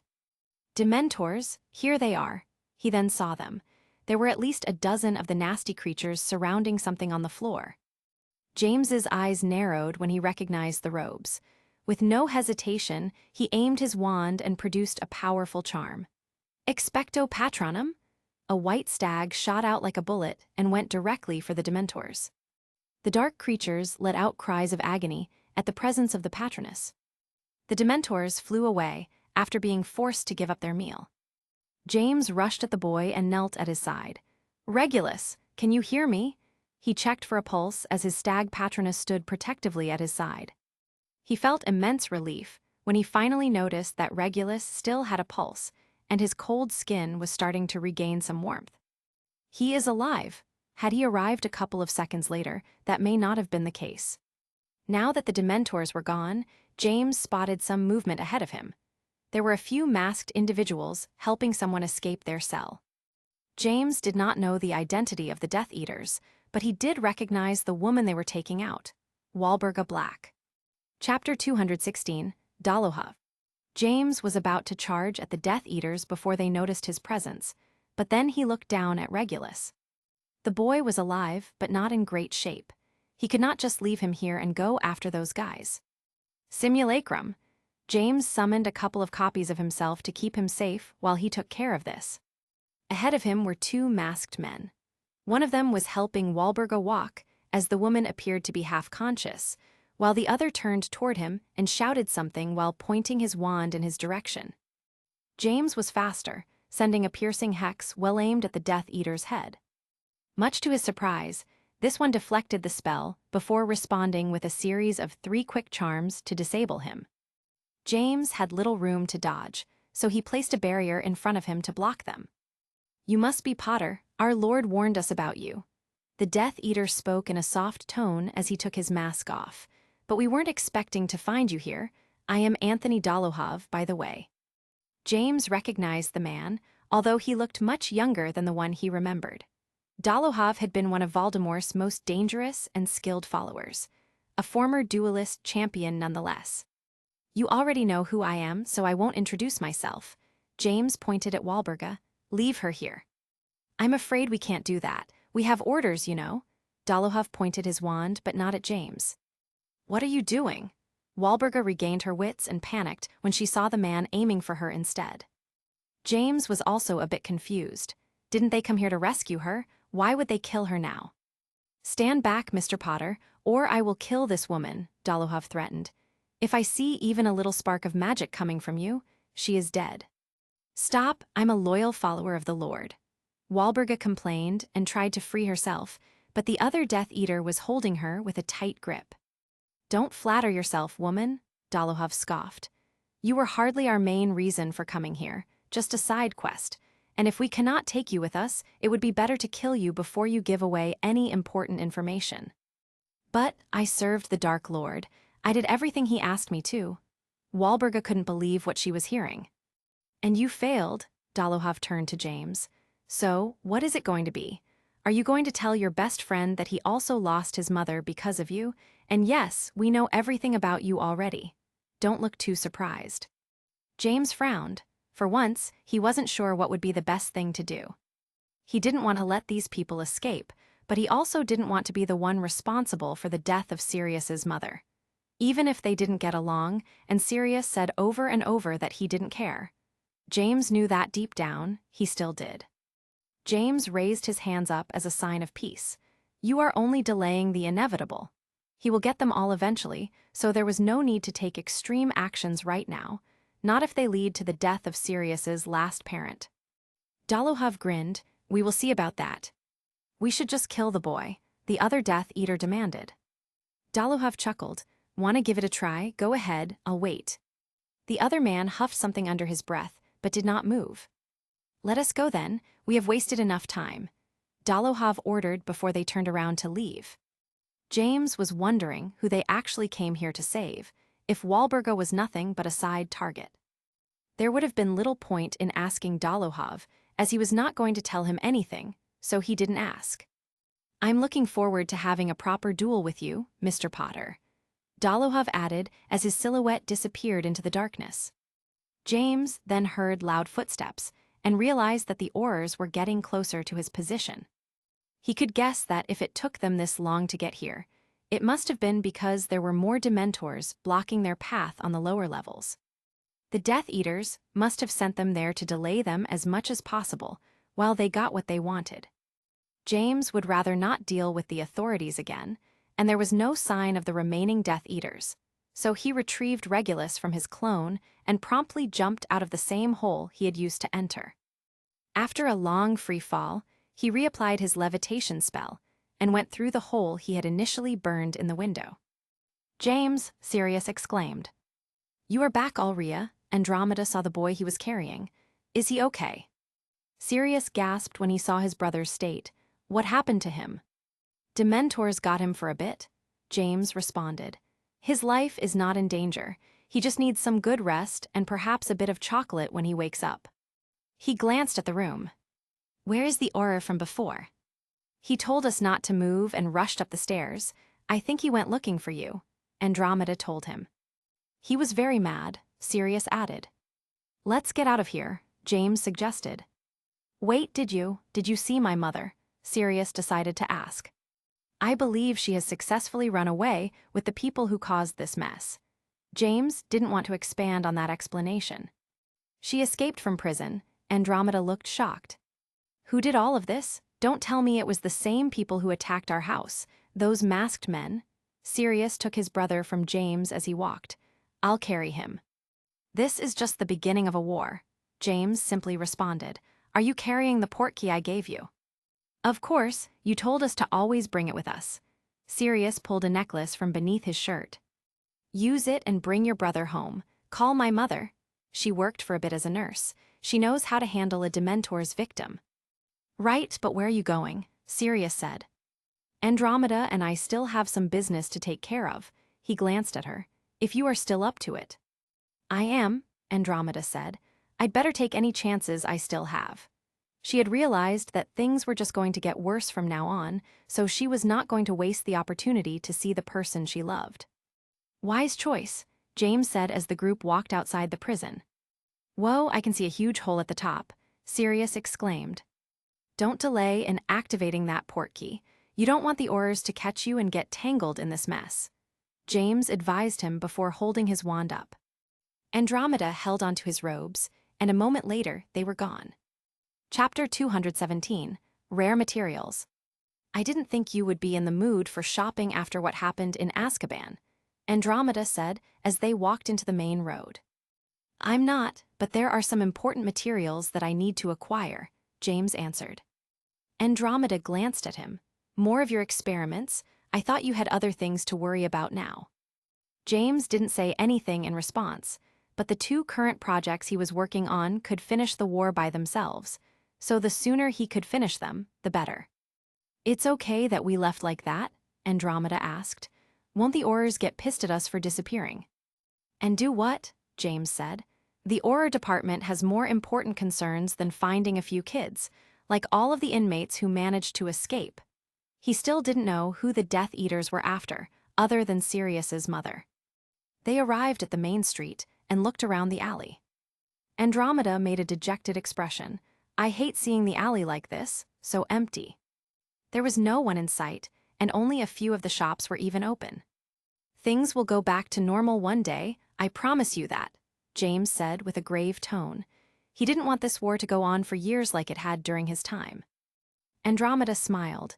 "You know, when you speak with such confidence, it makes me want to steal you from Bella." She added a playful wink at the end. James shook his head and sighed. "Go see your boyfriend. I'll go fetch you at the Leaky Cauldron in 2 hours. That should be enough time, right?" "But I also have my portkey. I can just return why?" "No," James interrupted her. "I can't go back without you, and it's not safe to stay here for too long." He was sure that Death Eaters could have someone keeping an eye on the alley, and if they recognized Andromeda, someone could start getting ideas. The girl seemed like she wanted to complain. After all, she was still supposed to be 2 years older than James, but seeing the serious expression on his face, she knew it was better not to. "Give me your hand," James said. "My hand?" She extended her right hand, and James grabbed it gently before taking a silver bracelet from his wrist and placing it around hers. "It's that, what was his name?" "Turdover. He will keep you safe if anything bad happens." "Oh, you are such a gentleman," Andromeda said. 2 hours, James said one last time before he parted ways with her, going directly for the dark corridors of Nocturne Alley. Unlike the main road, this part of the shopping district didn't seem to be affected by the Death Eater attack.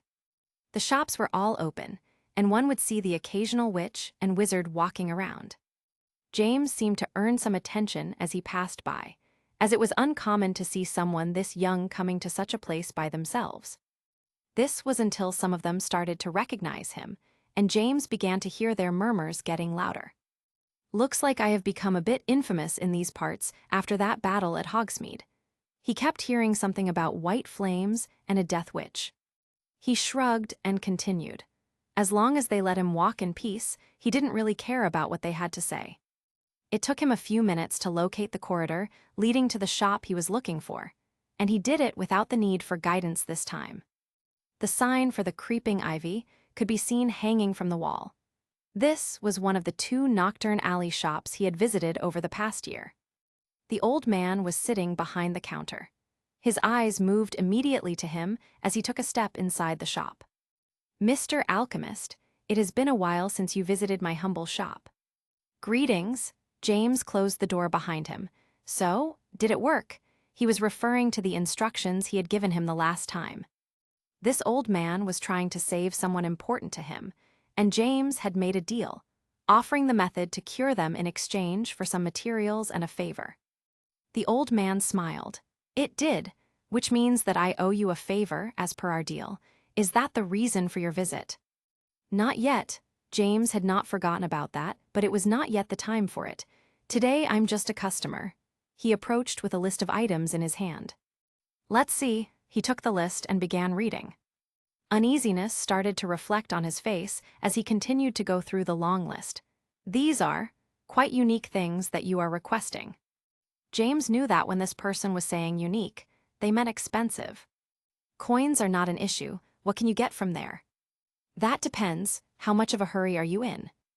"I need them as soon as possible. 1 week would be ideal." The old potioner raised an eyebrow. "A week? If that is the case." He glanced at the list again. "I can get maybe half of these items. The ones at the bottom could take me months, and I couldn't give you any guarantee. I mean, skin from an albino akami, heartstring from an ancient thunderbird, ashes from a black phoenix. Do they even still exist? Mark for me the ones you can get me." James didn't look too fazed. He had already expected this when he came up with that list. "Are you going to visit Lady Rose next?" the old man asked. "Why you ask?" James said. "I hope this doesn't offend you. I came here first after all." He, not at all.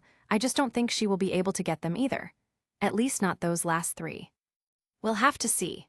James could only hope the old man was wrong. After all, if he couldn't get these ingredients, it would make things very difficult for him. He had originally expected to have years before the start of the war, but his actions had caused this one to shift into full gear much earlier. Now he had no choice but to speed up all his plans. Chapter 218, A Complicated Deal. "You can't be serious." Lady Rose threw him a glare of incredulity after reading his list. "Do you see me laughing?" James returned the stare. Lady Rose turned her attention back to the paper. "I think I heard about an albino akami being owned by a rich African wizard, although getting a piece of its skin won't be easy. I have a contact who knows a lot about thunderbirds. That may be the only chance on that one. But ashes from a black phoenix? Those creatures haven't even been confirmed to exist." "They do exist," James assured her. "Even so, I have only read tales about them being in China during the Ming Dynasty. That is a long shot, and it would already cost a fortune just to check. Chinese wizards don't exactly like to trade with Westerners. Why not use the ashes of a red phoenix instead? I can get you those," Rose suggested. "No, that won't do," James simply answered. Yes, using normal phoenix ashes would certainly be possible as a substitute, but doing this will lead to subpar results, and James was trying to surpass his own past self. Doing anything less than the best would lead him to failure on that front, and that was not acceptable. "Tusk, how stubborn. What are you even trying to create this time? Looking at those ingredients, I have no idea." Lady Rose read over the list over and over, trying to figure out James's intentions. Of course, she was going to fail on that front. Not only because what James was trying to create was something this world had never seen, but also because he didn't include the full list of necessary ingredients, as he already had many of them available at the tower. Also, the ingredients were for 2 projects, not 1. Very well, I'll find out what I can about that Black Phoenix. Who knows, maybe we can prove it actually exists. I need this done as quickly as possible. Yes, you already mentioned your urgency. That should be fine, but as you know, the more hurry you have, Lady Rose let the words hang. Name your price, James told her. I'm afraid that gold coins are not going to cut it, even a mountain of them. What about 2 mountains? James asked. Lady Rose gave him a playful smile. You obviously have something in mind. James had got to know this woman well enough to understand when she wanted something specific. I have been told many things of your little dispute with that dark witch at Hogsmeade. I'm sure you have. James had no doubt that this woman knew every single detail, even the ones that weren't released to the public. Information is also my trade, nothing personal, she felt the need to add. Anyway, I was particularly interested in that fairy capable of using very high-level spells. Did you also create that creature? I did, James simply responded. I want her. Lady Rose revealed her price. Not for sale. There was no way James was going to sell Nyxaris. And before you ask, the other ones are also not for sale. I see. Lady Rose didn't look too disappointed. I already expected you to say that. You strike me as the sentimental type after all, but there is another way to go about this. And that is... Just make one for me, she suggested. James glared at her. Don't give me that look. I have no nefarious intentions. I'm just a very interested customer. You are an alchemist, right? Take this as a personal request for me. If you can get me what I want, we can close this deal right now. I have 2 conditions, James said after considering for a moment. Go on, what are they? Lady Rose leaned forward on her desk. 1, you will have to wait 1 year. He was not willing to waste time on other people's requests when the war was reaching its most crucial point. His attention right now could not be diverted by something like this. That is fine, she accepted it immediately. And 2, I will give you the creature in a blank state with no memories. It will be up to you to fill her with useful information. Whenever the fairy will learn high-level magic, it will be completely up to what you can provide her with. Oh, I see, so the little one got those spells from you. Lady Rose now understood a bit better how that construct worked. I suppose that will be acceptable. Is that all? Actually, I am going to add a 3rd condition, James said. If you use my creation against me or those close to me, not only will I destroy it, but I will also come for you afterwards. Lady Rose chuckled. How daring, I am not as defenseless as I seem, you know. Me neither, James told her. Do we have an agreement? We do, she nodded. Let me know when you have everything, and I will come pick the ingredient up. Of course, but remember that, for the matter of the Black Phoenix, I have only agreed to gather information for you. And I can't even give any guarantee in that regard. The magical communities in China are extremely reclusive and almost impossible to get in contact with. Get me what you can, and I will do the rest. James wouldn't even try to go somewhere else for this, as he knew that this woman was the most resourceful in the country. If she couldn't get what he needed, then no one else in Britain could do so. Worst case scenario, I would need to postpone the creation of my last homunculus, although that would be extremely disappointing, James thought. Oh, I almost forgot, said James. I'm going to need some condensed magical crystals. He had promised Primum after all. With his business concluded, James left Lady Rose's shop and ventured back into the alley. It didn't take long before he noticed that he was being followed. Some people never learn. Chapter 219, Too Naive. James pretended not to notice anything and continued walking. For a moment, he considered flying over the alley, leaving those people behind and proceeding directly to the leaky cauldron, since they weren't going to attack him in a more public place. But then a more devious idea occurred to him. There was one particular ingredient he could obtain right now if he played his cards right. I was planning on looking for some deserving victims later on, but this could save me time. Of course, it would depend on who they were and the nature of their intentions. With this in mind, James changed his route and went to a more open area inside Nocturne Alley while keeping track of his followers. 6, no, maybe 8. They weren't very good at hiding their movements, meaning that they were very inexperienced. James was sure that this had nothing to do with the bounty that the Rosier house had placed on him, as that one went away after he destroyed that family. But then again, someone else could have done the same after all.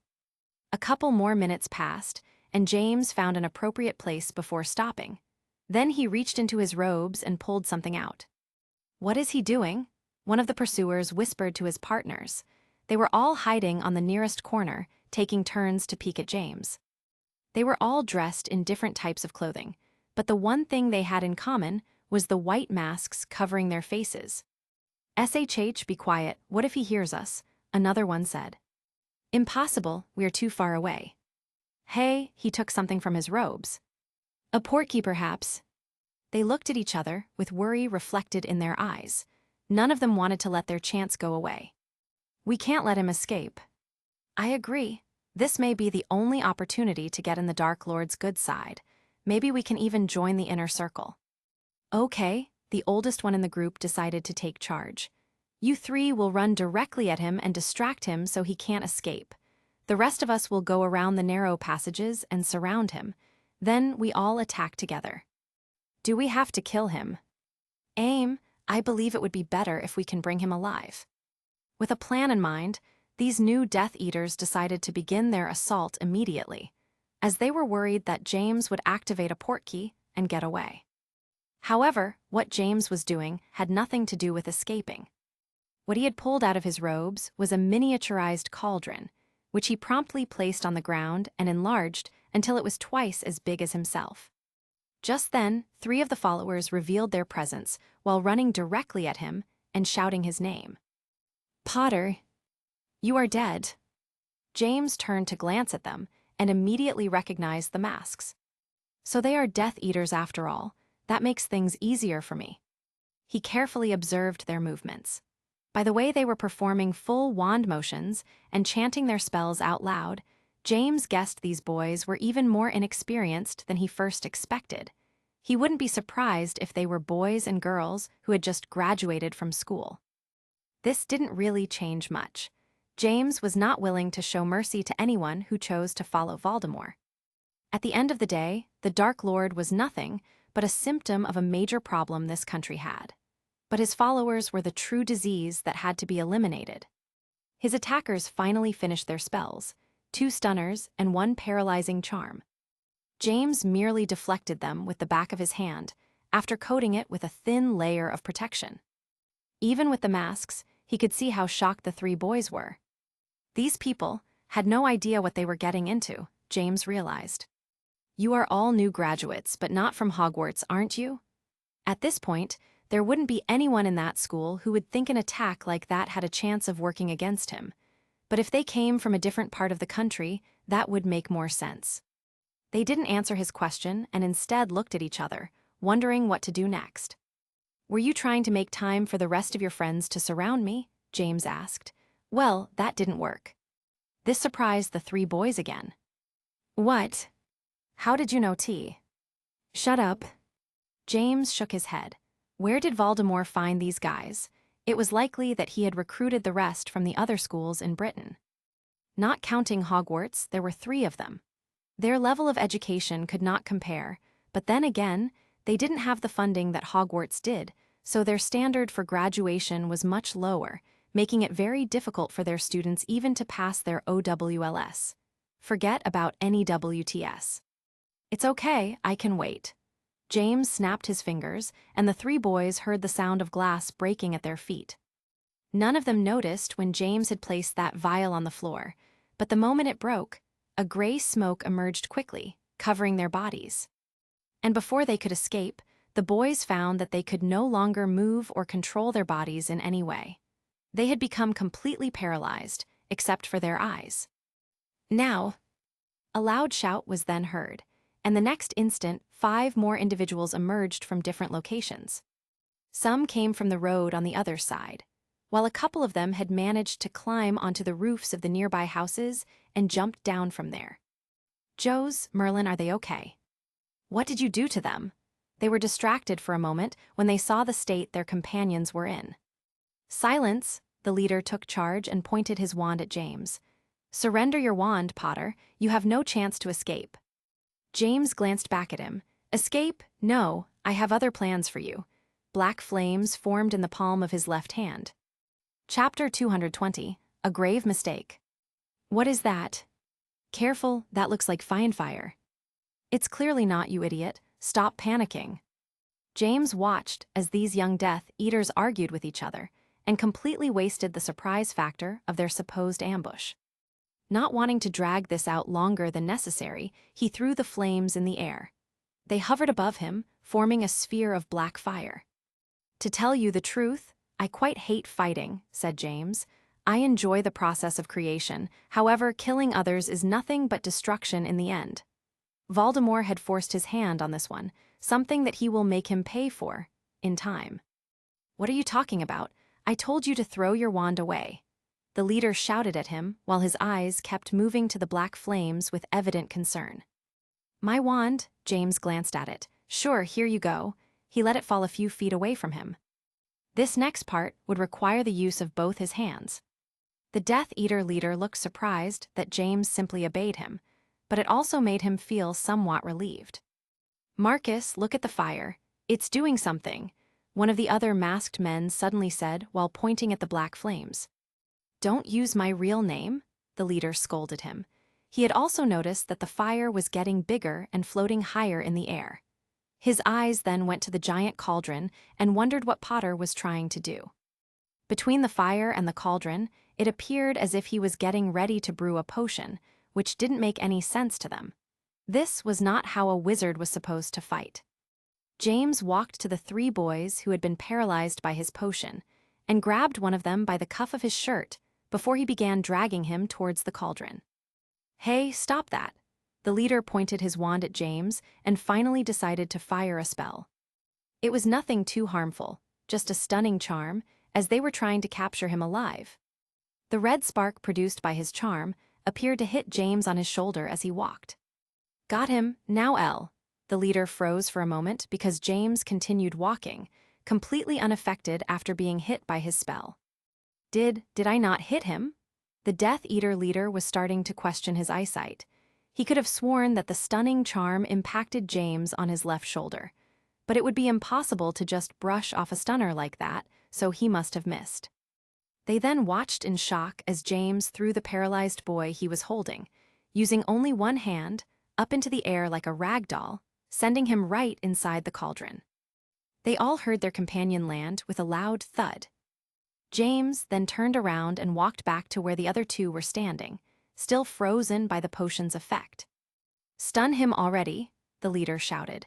This time he was not going to miss, so he aimed properly while the other 4 did the same. At the loud shouts of "Stupefy," 5 red sparks flew directly at James, and they all witnessed as 4 of them hit their target on several parts of his body. Now we really got why. The leader had to stop himself mid-sentence. James was still walking.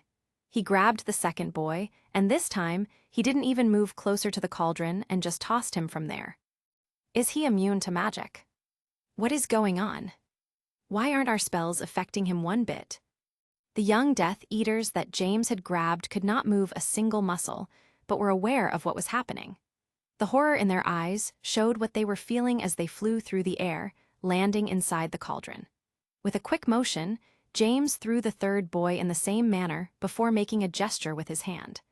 Only then did the black flames seem to react to his will. The ball of fire separated into 2 parts. One moved beneath the cauldron, while the other remained in place. What is this? What is he doing? The leader's eyes moved between the cauldron and James. It would be a waste to merely kill you, so I am going to refine your bodies into something I can be of use. James' words were calm and cold. It's nothing personal. You are the ones who came to me. The leader was now starting to consider that they may have committed a grave mistake in coming after James Potter after all. They didn't understand why the Dark Lord had placed a massive reward on whoever could capture or kill this person, considering that it was someone much younger than them. How hard could that be? They wondered when they first heard the news. They had all grown up in Wales, so they didn't know anything about Potter or his family other than that it was an old pureblood house. So they had assumed that this boy was just very hard to find. When one of them recognized James walking through the alley, they all got very excited at the prospect of rising in the ranks of the organization and earning the trust of their new lord. None of them had stopped to think that perhaps the high reward had another meaning. I've had enough of this. The masked man who was closer to the alleyway that led to the exit decided that this was no longer worth risking their lives for and turned to run away. James disappeared from his position and reappeared in front of the masked person. His palm was open and moved extremely swiftly to hit the target on his chest, sending him tumbling backwards. I need at least 6 subjects for this experiment, so I can't let you leave. The remaining Death Eaters glared at their leader for help. This one responded by lifting his wand in the air and attempting to escape by using apparition. He was sure he had activated the spell, but had not moved from the spot. Just then, he heard an eerie female voice coming from above. "Master, I have sealed the area as you requested." They all looked in the direction of the sound and found a beautiful, tiny creature with wings that resembled a fairy. "Thank you, Nix." James walked towards them. "Make sure no one gets too close. I'll be done in 10 minutes. Chapter 221, Taboo Alchemy. "What are you waiting for? Kill him," the leader commanded them. If they couldn't leave, their only choice now was to fight. There were still 5 of them, and James was alone. Other than the fairy floating above them, but she didn't seem interested in attacking them, so they ignored her for now. "Si Crucio," one of the Death Eaters shouted while aiming their wand at James, but nothing happened. "No way, why isn't it working?" James glanced at the masked boy. Using an unforgivable curse is not as simple as just stating its name and moving your wand around. Didn't your beloved Dark Lord teach you anything before placing his mark on your soul and giving you that ugly mask? "Take this, Avada Kedavra." From the leader's wand, a bolt of eerie green light shot out toward James. "That's more like it." James disappeared from the spot, and the curse ended up fizzling in the air before it reached the back wall. "Still, that was the weakest killing curse I have ever seen," James said. This startled the Death Eater leader, as the voice came from behind him. How did you get there?" "Careful, Marcus, he's using apparition," one of the others warned him. "How can he use apparition if we can't?" Another one questioned, as the words made little sense. Anti-apparition wards were always treated as a double-edged sword, because they cannot distinguish between friend and foe. Everyone is restricted from using that type of magic while inside one of those wards. James had no intention of stopping to explain to them that he wasn't using apparition to move around. In fact, despite how it might look, he was not teleporting at all, just moving extremely fast, to the point that it gave the illusion that he was disappearing. The method he was using was something one could only perform after mastering their animagus form, allowing them to gain some of their animal's properties while still maintaining a mostly human appearance. He was changing too quickly for them to see, but just a fraction of a second before he moved, James's hair turned silver, just like his stag form, and then returned to normal after he was done moving. He was now able to push things even further. However, for opponents such as these, it would not be necessary. James produced a set of magical ropes that wrapped themselves around the Death Eater in front of him, before the man could even think of how to retaliate. Too slow, his target found himself completely restrained and fell to the ground. "Kill him, don't just stand and watch," the leader screamed. He had lost his wand in the process, and there was little he could do from this position, but his 4 companions were still close by. Not that it was going to save him. The other Death Eaters were too inexperienced and couldn't even cast a single unforgivable curse. It only took James a minute before he had everyone paralyzed. They were all very weak," Nyxaris commented as she flew around the area. James stared at her, wondering if this was her way of suggesting showing them some mercy, as they were not much of a threat. Or maybe that is what I was thinking. James had to remind himself that this was necessary. It makes no difference, he eventually said as he threw another one into the cauldron. They are enemies, and if I didn't use them, I would need to use someone else instead. He hated doing this. He was about to break one of the major taboos for alchemists, to refine living human beings. Objectively speaking, it wasn't worse than what he had done to create the Philosopher's Stone, and it was on a smaller scale, but for some reason, it felt worse. W8, the leader of these young Death Eaters, was the only one left. You said you only needed 6. He glared at the cauldron, which was now starting to emit black smoke from the top. You have 7 already. Let me go, please. I said at least. Why would I let you go? You are clearly the worst one of the bunch. What do you mean? Your magic begins to change when you kill innocent people. There is a certain feeling around a wizard when they cross that line. It's subtle, but with enough practice, it's possible to detect this change. James walked closer to the man. I have information, he exclaimed. Do you? Let me see. James extended his hand, and the man's wand flew directly into it. Legilimency. Ah! The man's eyes turned white as paper when James broke into his mind with violence, shattering away all defenses. Tusk, as I thought. James pulled himself back to reality after scanning the man's mind. You have nothing that could interest me. This person was a very low rank in the organization and only received orders through some other Death Eaters. He had nothing that James didn't already know. W8 let him James sent him flying into the cauldron with a single-hand gesture, and then commanded the other half of the black flame to levitate over the top of the cauldron. I don't like doing this, but... He stored his wand and used both hands to manipulate the flames. The black fire beneath the cauldron, and the one above seemed to react to his commands and began to burn with more intensity. The humans inside the cauldron didn't have much time to suffer before their bodies were reduced to a primordial black goo that mixed with the flames. Nyxaris observed the process while giving her master an occasional glance of concern, as she understood how much he disliked using alchemy in such a way. Chapter 222, Unruly Customers. When James walked inside the leaky cauldron, the first thing he noticed was how quiet the place was, at least compared to what he was used to seeing. I shouldn't be surprised. The entire alley is like this. It was going to take a long time before things returned to normal, and that could only happen after Voldemort was gone for good. He spotted Andromeda sitting at the bar, next to a boy with short brown hair, whom he assumed was Ted Tonks. As Harry Potter, he had only seen the man one time before he was killed by Death Eaters, just a bit before his grandson was born. Truly a tragic fate.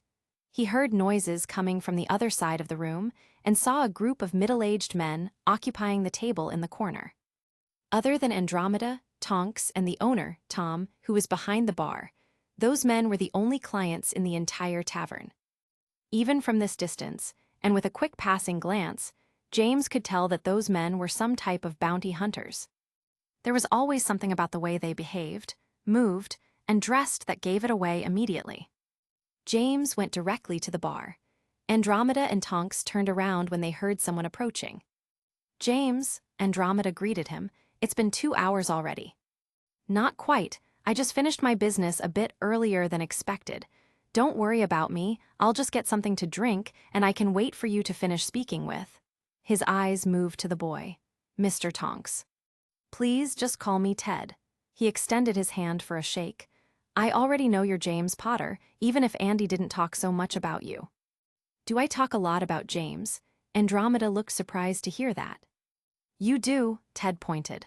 Honestly, if he wasn't already engaged to your sister, I would get worried. James sighed and turned to the man behind the bar. Hello, Tom, butterbeer, please. Right away, Tom brought him a glass and he started drinking it. Tom walked out while carrying a large tray with big beer jars for the table in the corner. Things were quiet for a bit. James was minding his business while Andromeda and her boyfriend continued their conversation. But not even 5 minutes later, James started noticing that the men at the table were not only getting louder, but also making some nasty comments. He managed to pick up a few of them and realized that they were talking about Andromeda while giving her some lustful glares.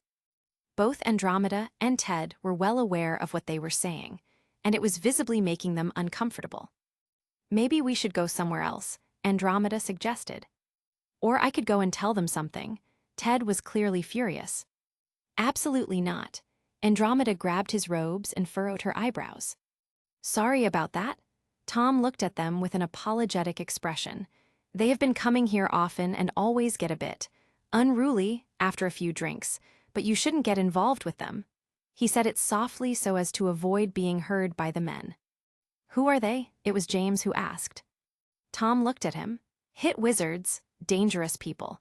The ministry hired them to keep an eye on the alley, but all they do is drink and fool around. I don't know what to do." He knew that confronting those men would just make things worse. As I thought," James murmured. He then noted that one of the men, a very large individual with a completely shaven head and an ugly smirk on his face, was now walking directly towards them. "Hey there," the man licked his lips as he approached. His eyes were locked on Andromeda, completely ignoring anyone else present. "What's your name?" Andromeda frowned. "That's none of your business, just leave us alone." "Sir, I don't want trouble in my tavern." Tom tried to intervene.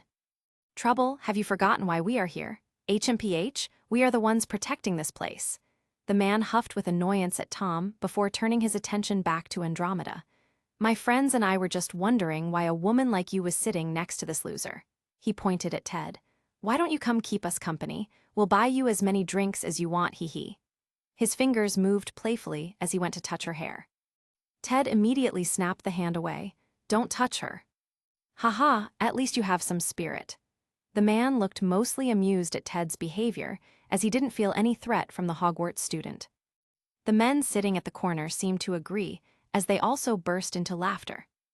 James sighed. "I can already see where this is going. I just wanted to relax a bit." He wasn't exactly in a good mood after what he had to do to those Death Eaters before coming here. "And now this." The hit wizard glared at James for a second. "Don't meddle in this, boy, unless you want to get who?"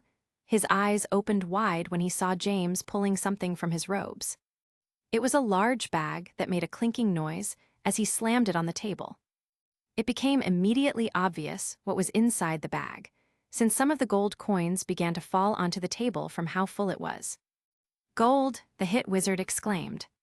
"Merlin!" Tom stared at the bag with pure shock. There was a fortune in there. "Tom," James pushed the bag to the owner. "This should cover the repairs." "Repairs?" Tom looked confused. "But I have already repaired the tavern." It was not easy to replace all the things that couldn't be fixed with magic, and he had to use much of his savings, but the leaky cauldron was looking brand new once more. All that was missing was the clients. However, the true meaning of James's words became apparent when he placed the palm of his hand on the chest of the large, bald man, who now looked as confused as Tom. "What are you, D?" James activated his magic so quickly that no one had time to understand what happened until it was already done. The large hit wizard was propelled backwards with the speed of a cannonball and crashed against the table where his companions had been sitting, sending pieces of furniture and broken glass everywhere. Chapter 223, James' Reputation. "Merlin!" exclaimed Tom. His eyes were so wide that they almost gave the impression of popping out of their sockets. "Whoa," Ted Tonks was just as shocked. The only one who had seen this coming was Andromeda, who didn't look too fazed, as she had grown accustomed to James's displays of magical prowess. The four other hit wizards were now groaning in pain after their companion crashed violently into their table, while the large bald man was now clearly unconscious. "Damn it, what was that?" "That boy at the bar, he did something to John." "Bloody hell, I'm going to kill him." The remaining hit wizards were displaying their unhappiness about what had just happened. However, as they were standing up and taking their wands out, James was already moving towards them. "I wasn't in a good mood to begin with, but your friend had to go and push it." This comment just made the men angrier, as they felt their actions were justified. "How dare you, boy?" One of them stood up and pointed his wand at him. "I'm going to make sure you suffer today." The spell he threw was a blood-boiling hex, but not at full power, as his intention was to cause James a lot of pain but not to kill him. Even in their moment of rage, these hit wizards knew well how far they could push things before getting into real trouble with the law. So killing was not allowed. James extended his hand, and a small white flame appeared before it. Normally, he wouldn't resort to something like this in a bar brawl against some drunk hit wizards, but today he wasn't feeling particularly merciful. First, he had to deal with the attack in Azkaban, and then he had to kill some teenagers who made too many bad choices in their short lives. And now, the ones who were supposed to protect this place were in here getting drunk and doing the opposite of their jobs. It was too much. He will give them a lesson they won't forget anytime soon. The hex made contact with this flame and immediately disappeared, as if the magic fueling the spell had been eaten away by the fire. Because just as normal fire consumes oxygen to grow, these primordial alchemy flames do the same with magical energies. While the men watching were staring, surprised at what had just happened, James allowed a tiny wisp to separate from the white flame, and it was then shot towards the man. Pratigo, the hit wizard who had just attacked James, raised a shield with panic in his eyes. "White flames," one of his companions muttered. They all had heard the story of the incredible magical duel that took place in Hogsmeade very recently. And they had especially heard about the young alchemist who controlled the white flames that killed the witch. They were all knowledgeable to some degree about alchemy flames. After all, these men had been working as hit wizards for over 2 decades and had seen much during that time. They were no experts, but at the very least, they understood the danger immediately. "Ah!"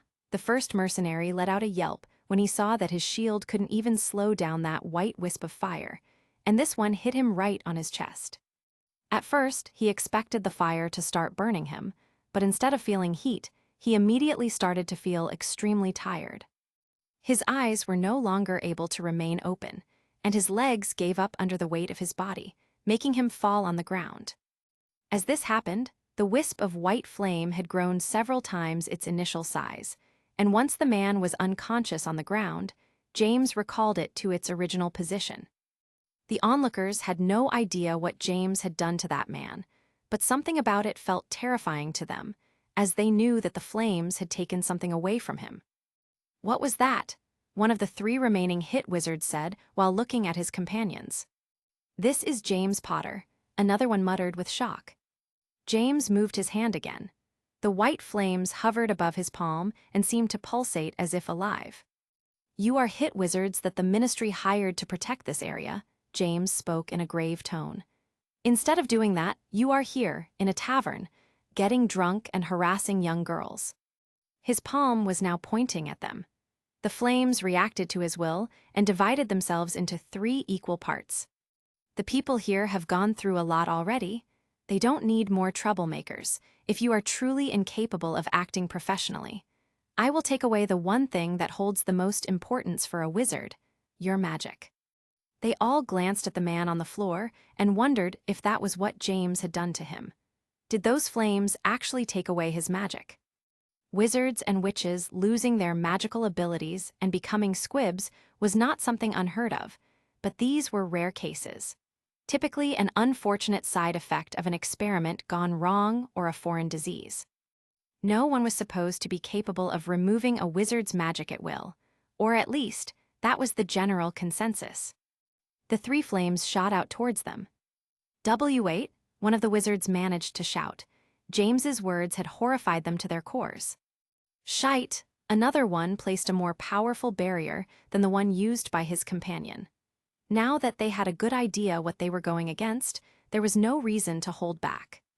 But even when they tried their best to put up a fight, the difference in their levels of strength was too much. The flames went through their defenses like they weren't even there. And just like their companion, they all felt as if all their energy had disappeared before collapsing on the floor. James then turned to Tom. "Contact the Aurors and tell them what happened." "What did you do to them?" Ted Tonks asked. "They're just sleeping." James looked at Andromeda. "I'm sorry for cutting your visit a bit short, but we should leave now." Andromeda was looking at him with suspicion. "Did you actually take away their magic?" James shrugged. "Of course not permanently at least, but they won't know that for the next week. Ted let out a nervous chuckle. That's kinda evil. He used to be a prankster, Andromeda pointed out, still recalling the many rumors she had heard over the years. But she didn't feel like this was meant to be a prank. She thought that maybe James just wanted to scare those men in the hope that they would change their ways. Chapter 224, The Dangerous Expert. Albus Dumbledore saw the green flames in his fireplace, lighting up, and waited patiently for the other person to enter his office. As soon as James came into sight, he welcomed him with a warm smile. "Hello, James. Thank you for coming on such short notice." He cleaned the soot off his robes and glanced at the old headmaster. It was immediately apparent that the man was very tired. "For you to call me like that, it must be very important." Dumbledore nodded and pointed to a chair. "I'm afraid it is, and I didn't dare to send this information through OWL." "That's fine. I do prefer to discuss things in person." James sat down. "I'm assuming the theme of the conversation is the Dark Lord." "It's about what happened in Azkaban the other day," Dumbledore said. James became interested immediately. He had been wanting to ask the headmaster about it, as he had no doubt he had many contacts among the Auror department. "Do you know who escaped the prison?" "I'm sure you are already aware of one of them." Dumbledore gave him a knowing look. Of course, Dumbledore would know that he went there with Sirius and the others. After all, they all had their identities checked and recorded when they arrived. "Are the Aurors looking for us?" Dumbledore shook his head. "They have more important preoccupations at this moment." "Okay, so other than Walburga Black, who else did they take?" James asked. "Given the fact you don't seem to know," Dumbledore started, "I take it that this was not supposed to happen." "Many things weren't supposed to happen, but no," James said. "It wasn't as if he had intended to make these changes in the timeline. He didn't even ask to come here in the first place, and was now trying to make the best of the situation." Dumbledore appeared to guess what James was thinking right now. "I am not blaming you for anything, James. Well, maybe for destroying part of my school, but not for this." "I appreciate it, but we should go back to the topic. Who is the missing prisoner?" James requested politely. "Does the name Morven Graves ring a bell?" Dumbledore asked. James tried to think back to his old life. He had met hundreds of interesting individuals, but if his memory still served him well, that name was completely unknown to him.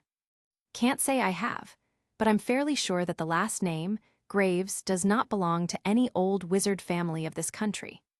"You would be correct. This man came from a Muggle family," Dumbledore told him. "A Muggle-born?" He found it surprising that Voldemort would take the risk of breaking into Azkaban to free one Muggle-born. Was there no one else? No, those men knew exactly what they wanted.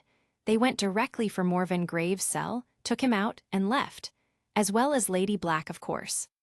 Rescuing Walburga was only a side task. James was convinced of that, as the woman held little value to the Dark Lord at this point. He couldn't even use her blood to find the new House of Black. Pollux had already made sure that the same trick could not be used again against them. "So who is this man?" James asked. Dumbledore answered him by passing him a small stack of parchment papers. James only needed a single look to understand that Dumbledore had somehow gotten him a copy of the prisoner's files. It contained all the information he could possibly need, so he began reading it with care as he didn't want to miss anything important. 5 minutes later, he placed the papers down and sighed. "Now I understand." This Muggle-born was indeed a very dangerous individual, but not for his combat skills. After all, he was a very old man in his early 100s who had spent the last 40 years in jail. It was his knowledge about forbidden pieces of magic that made him dangerous, and what had gotten him arrested in the first place. 40 years ago, Morven Graves was considered by many as the country's leading expert in dark rituals. Using his forbidden expertise, he had managed to enhance his body and mind to superhuman levels during his younger years and became nearly unstoppable. This was no longer the case. 40 years locked in a cell and surrounded by Dementors would take a toll on anyone's body. And by the picture attached to the file, James could tell that this man was very close to his grave. The Dark Lord has become very interested in rituals. It's no wonder he would want the help of that man. There is no one more suited to help him on that task. Is that old man still sane? The files don't mention anything about it, James asked. Dumbledore shrugged. Let's hope not. He was basically forgotten in that prison. No one paid much attention to him. I'm sure most guards didn't even know about his past and just thought of him as a decrepit old man. James noted a look in Dumbledore's eyes. Is there more? Dumbledore nodded. Recently, you advised your father to keep an eye on dragon reserves, so we did. And it happened at the Hebridean Dragon Sanctuary, located on an island off the coast of Scotland. They have the Hebridean Black, James added, a very aggressive type of black dragon. Indeed, the sanctuary had an elder dragon in their possession, as they had for the last couple of centuries. 3 days ago, a large group of white-masked men launched an assault against the facility, killed 2 of the employees, injured 8, and took off with this elder dragon, Dumbledore explained. James sighed. I figured that he was going to need something like that for his ritual. He likely has everything he needs now. Is he trying to become something like that dark witch you fought? Yes, I may have spooked him into resorting to desperate measures, James lamented. I see. Will you still be able to stop him? Dumbledore asked. Chapter 225, An Elegant Dinner. Come in, James said, after hearing a knock on his laboratory's door. A moment later, Bella walked inside. She was dressed in an elegant green dress instead of her usual practical robes. You don't usually knock on the door before entering, said James while looking at her attire. New clothes, what's the occasion? I knocked because Nyxaris informed me that you were in the middle of something. Bella glanced at the opposite corner of the room. A very large glass container was now occupying what used to be empty space.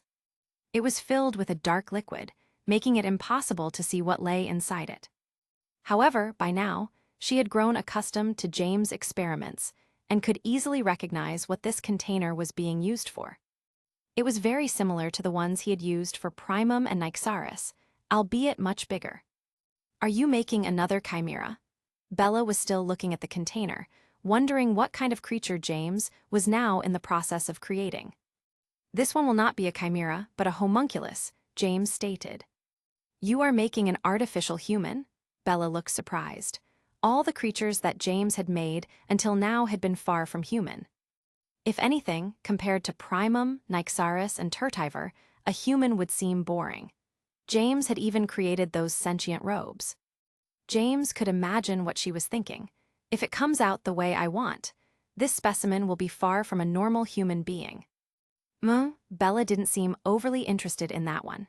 She shifted her attention to the other project, one that she was more familiar with. A beautiful tiara was resting on top of a metallic device that James had fabricated the week prior. She was not too clear on what James was trying to accomplish with that artifact. All she knew was that the artifact had some powerful curse on it and that James was trying to get rid of it.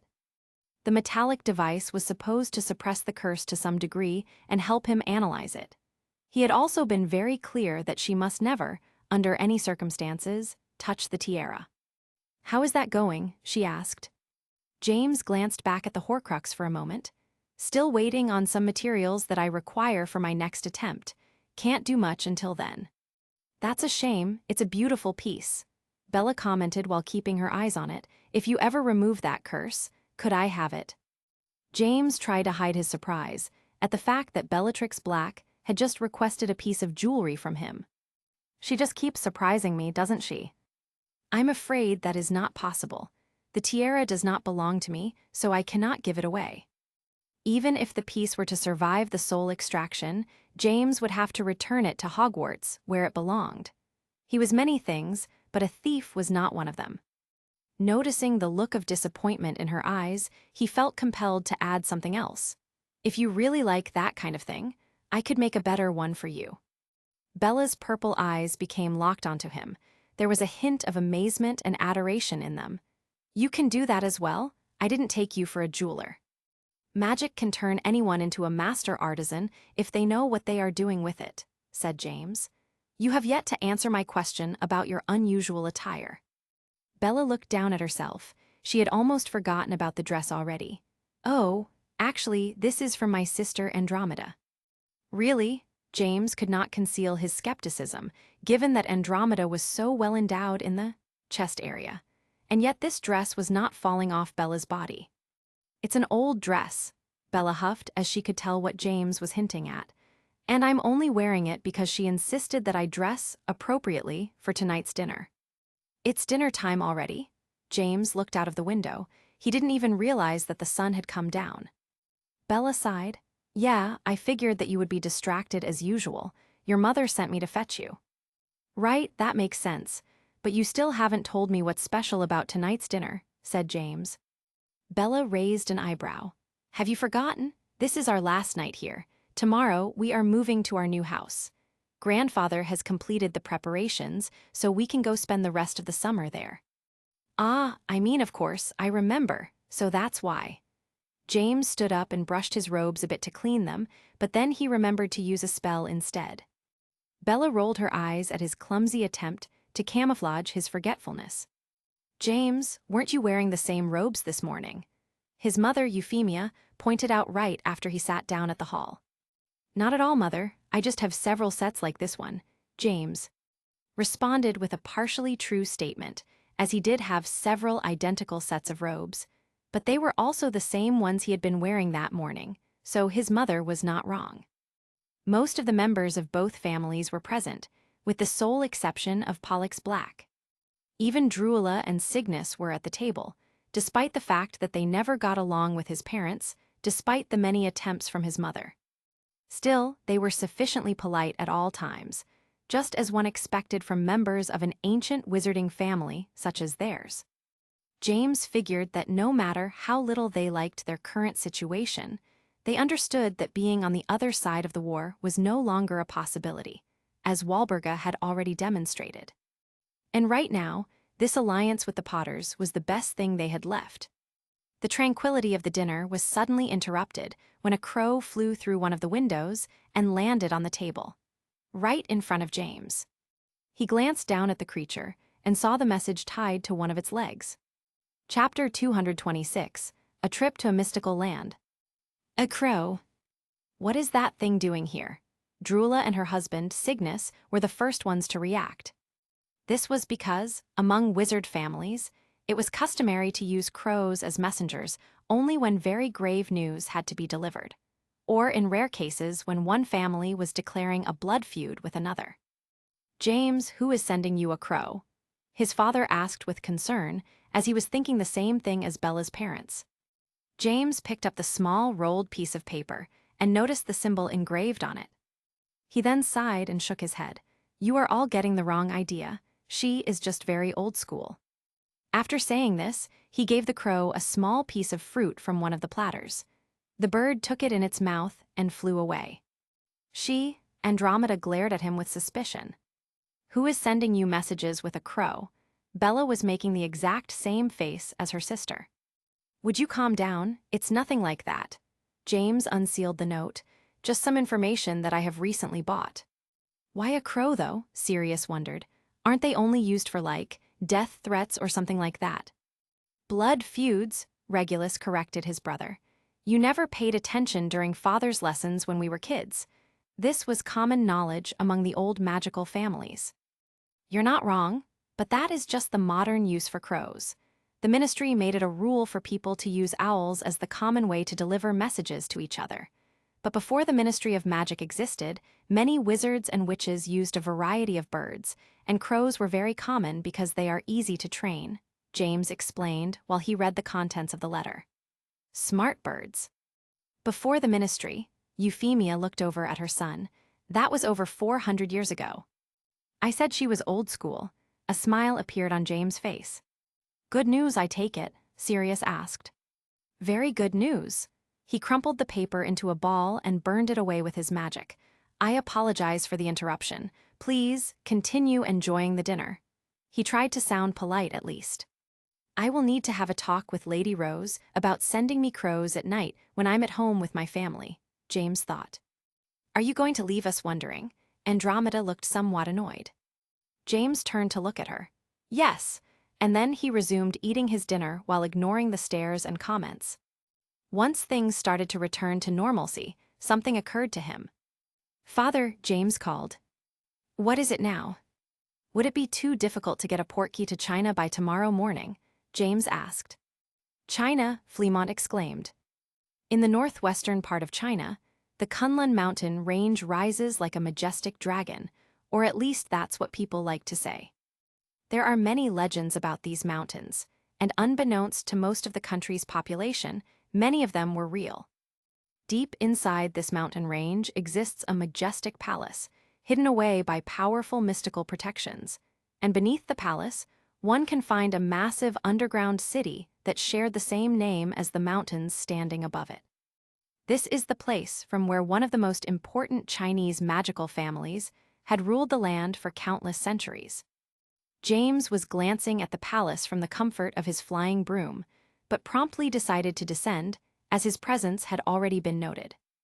As soon as his feet touched the ground, several guards were already running down the long set of stairs that led to the main gates. "Halt, foreigner," they yelled. "You are trespassing in Kunlun Dai territory." Kunlun Dai translates as the Emperor of Kunlun. Unlike a place like magical Britain, China had very few ancient magical houses.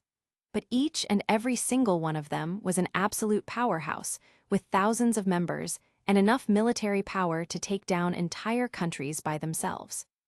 This was the house of the Kunlun family, and their ruler is referred to as emperor instead of patriarch. Luckily for Westerners, they had little interest in conquest anymore. Good thing I remembered how to use the universal translation charm. James raised his arms in a placating manner. "I am well aware of where I am. I have an appointment with the emperor."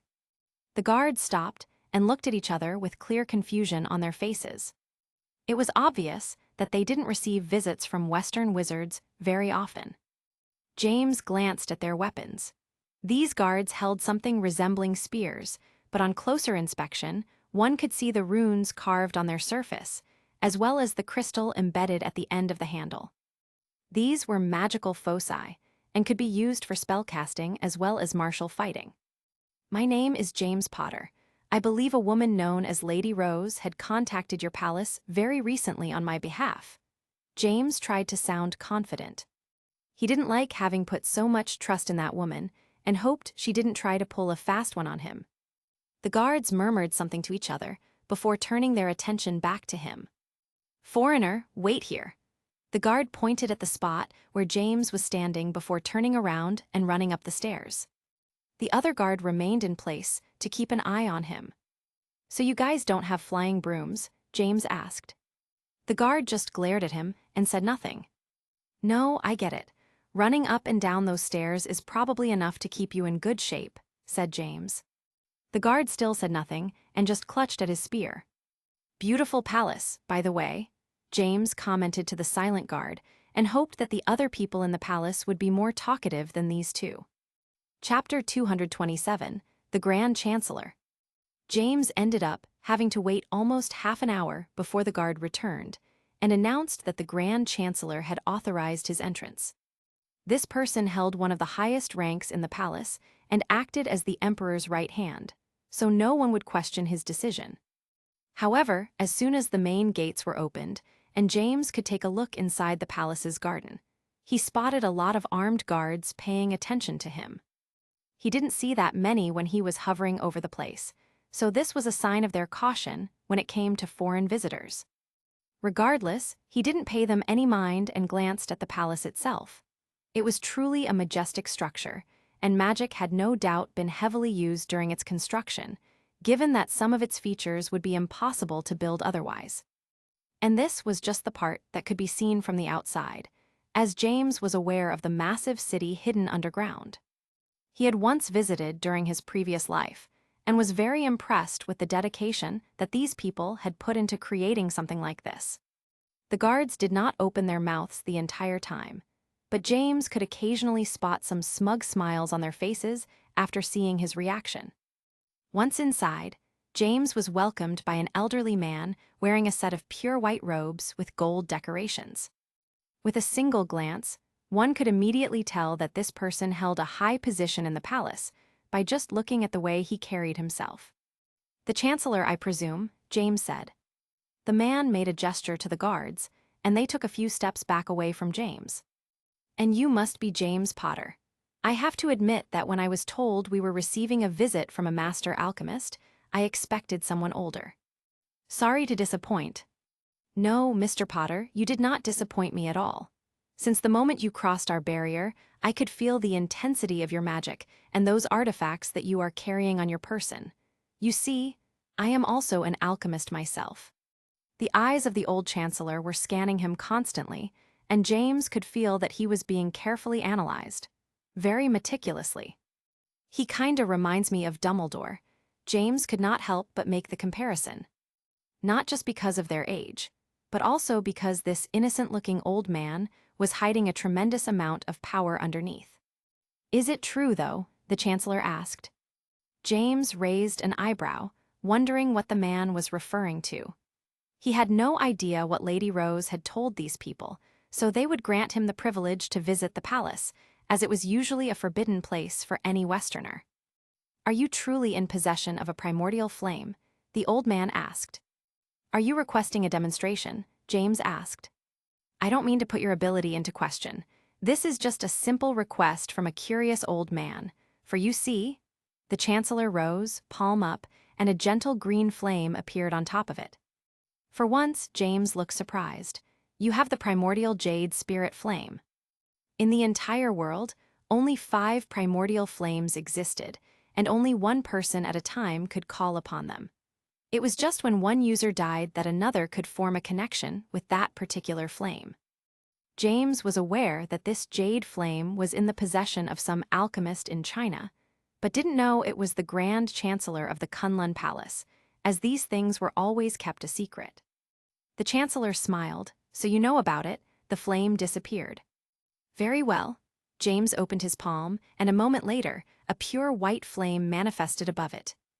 Everyone present could feel the immense pressure emanating from the small flame. The guards were starting to sweat, despite the fact that the flame produced no heat at all. The old alchemist had his eyes glued to it. It truly is the primordial argent flame. I never thought I would see it like this in person. He got slightly closer. As the manuscript mentioned, it emits no heat at all. No, unless I want it to, James said. If he did, this whole palace would melt. The chancellor understood the hidden meaning in his words very well and let out a nervous chuckle. Thank you for showing me something so wonderful. No problem, James dispelled the flame. I would love it if we could talk about business now. Of course, I was told that you were interested in one particular item in the possession of the emperor, the chancellor said. Yes, will the emperor receive me? I trust that you brought something to offer in exchange. The emperor is a very busy person, and I would hate to waste his time.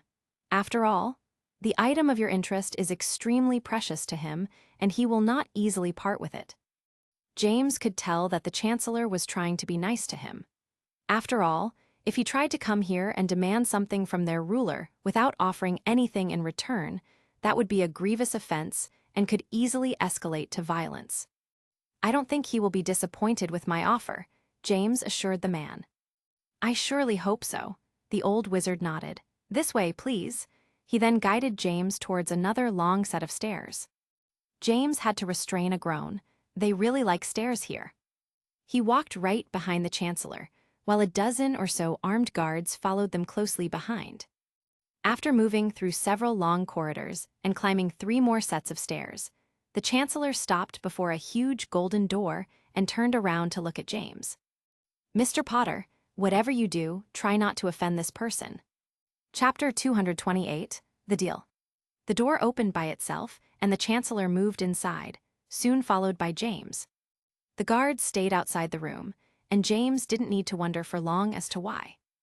The emperor was sitting on a tall golden throne at the other side of the chamber. 9 individuals were standing at the base of the throne. Just by the feeling they gave him, James could estimate that all of these were very powerful wizards, at least warlock level, and could already be comparable to Albus Dumbledore. They are the 9 ministers, the chancellor explained as they walked. Make sure not to stare at the emperor for long, he would not take it kindly. This was why James never liked to deal with rulers. They all thought of themselves as above everyone else and got easily offended if you did or said the wrong thing. Not that I have much choice this time. This is the only person who has what I want, he reminded himself. As for the emperor himself, James couldn't say much about his looks. He appeared to be an elderly man with a long white beard and one of those long mustaches that some traditional Asian rulers seem to like. He couldn't feel any magic from the man himself, but he did feel something from his luxurious robes, so it was likely that these had some concealing enchantments.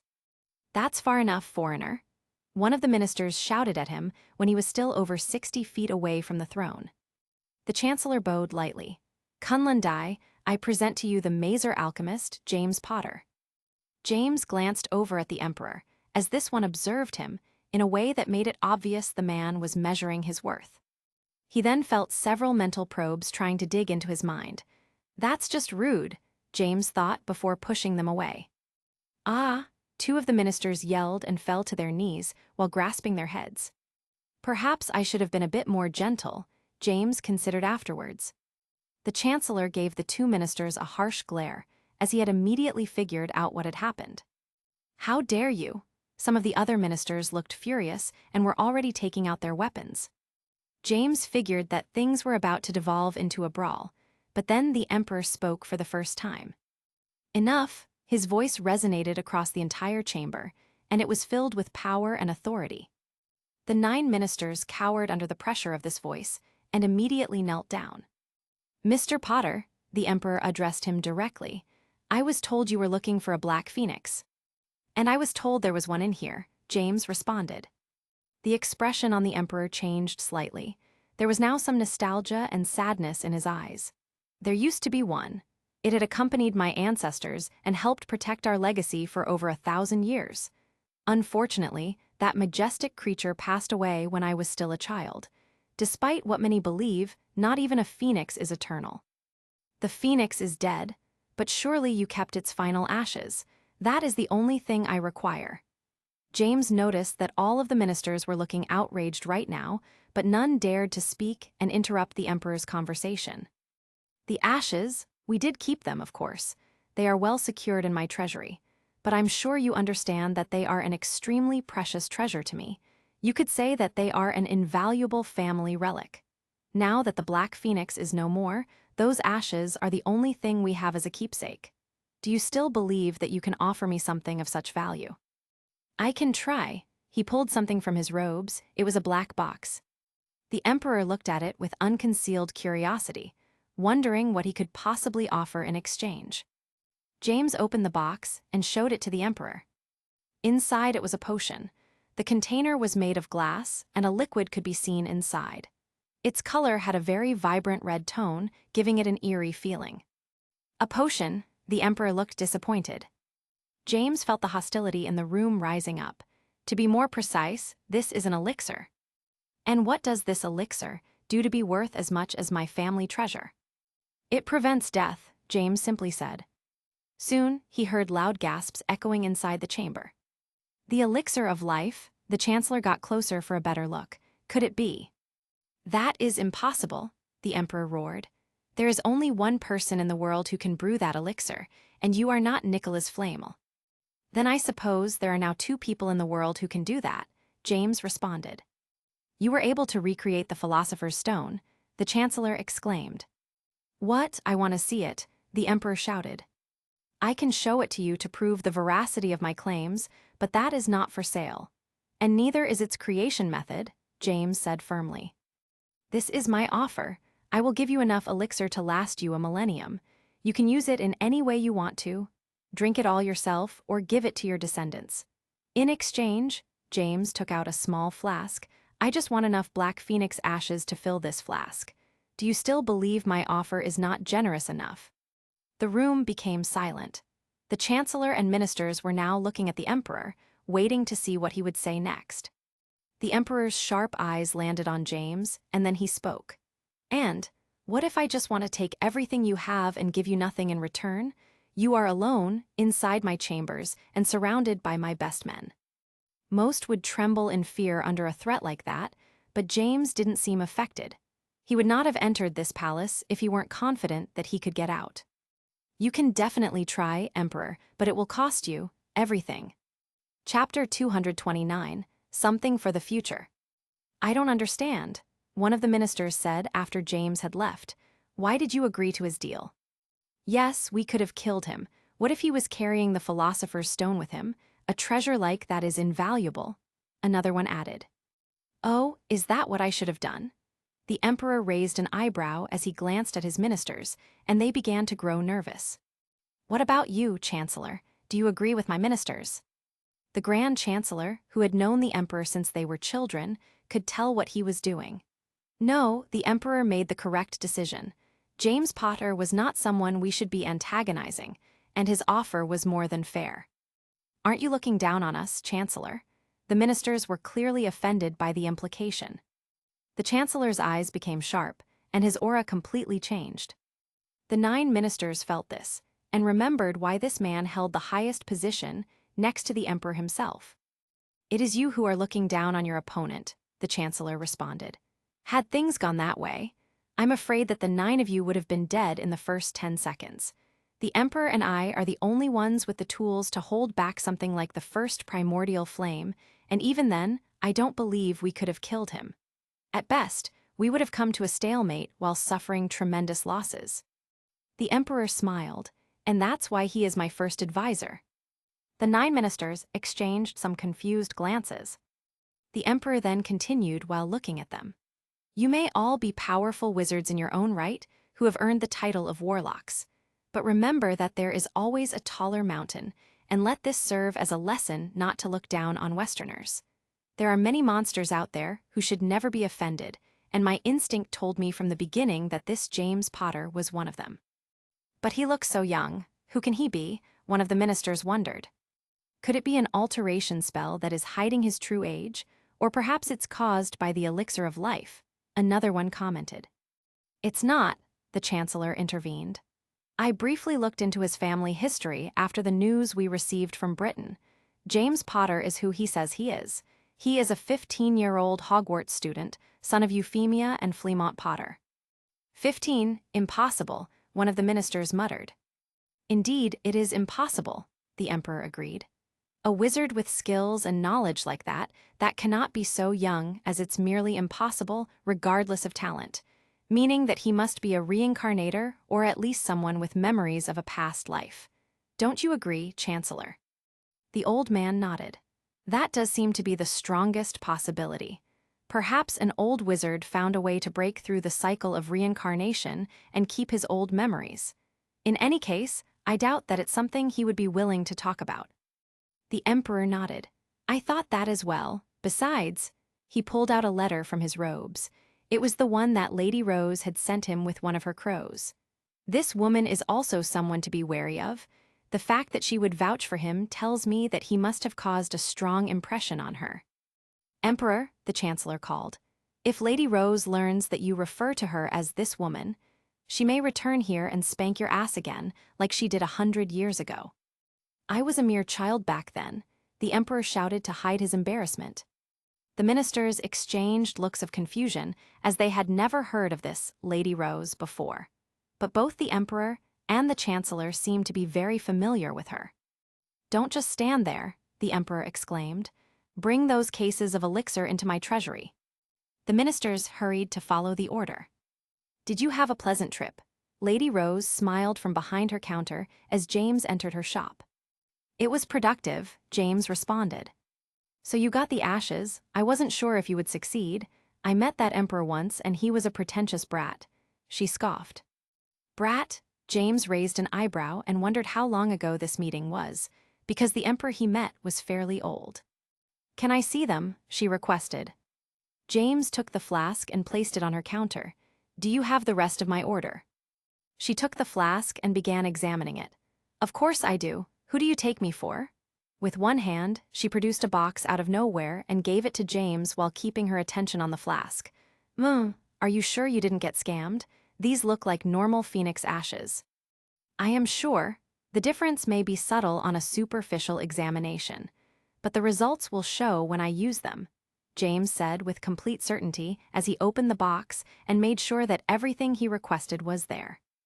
"You still haven't told me what you are trying to create," she said as she was returning the ashes to James. "No, I did not. I'm just curious," Lady Rose pouted. "You could have requested that as the price. Would you have agreed?" "No," James simply said as he stored the items safely into his robes. "I heard that you are getting involved in the business of that new kid who came back from Romania. What was his name?" "Voldemort." "Voldemort," James corrected her, and also wondered how the Dark Lord would react if he learned that he was being called the new kid. "Right," Lady Rose exclaimed in an exaggerated way, as if she didn't make the mistake on purpose. "Are all of these things to get rid of him? Because it seems a bit overkill. I doubt he would be much more of a threat than that French witch you killed." James shook his head. "It's not just for him." "Then, what are you trying to do with these dangerous materials?" Lady Rose could not hide her curiosity, but James also perceived a layer of concern in her eyes. She was truly worried about what he could create. "It's something for the future," James left her with those words. Chapter 230, The Importance of a Soul. Potter Castle, James Tower. The mixture is still very murky," Nyxaris commented as she flew around the room, paying close attention as James worked on his latest project. "It's supposed to be like that. Now stay quiet for a minute. I need to concentrate on this." James was sitting in front of a small cauldron, blending together some of the ingredients he had recently acquired. Beneath the cauldron, a golden flame was burning with intensity while emitting a soothing sound. James finally unwrapped an ingredient he had been keeping inside a cloth with runic marks. "Master, what is that?" Nyxaris could not contain her curiosity. "I feel some eerie energies coming from it." James held the cloth in his hand, but never touched the object directly. On top of the cloth rested a pitch-black stone that resembled obsidian. When Nyxaris' eyes rested on the stone, she finally realized what it was, since she had seen its creation very recently. "That's the vas animarum, a vessel of human souls. If the Ministry of Magic knew I had created this, I would get like 10 life sentences in a row." "This is some extremely forbidden magic," James explained. "Then why make something like that?" the fairy asked. "Because my creation will not be completed without this. It needs to have some humanity in it so it can fulfill its task properly." Nyxaris didn't seem to understand. After all, he had never used human souls for his other creations. James glanced at her. "Over time, you may come to understand it." He stood up and placed the vas animarum inside the cauldron.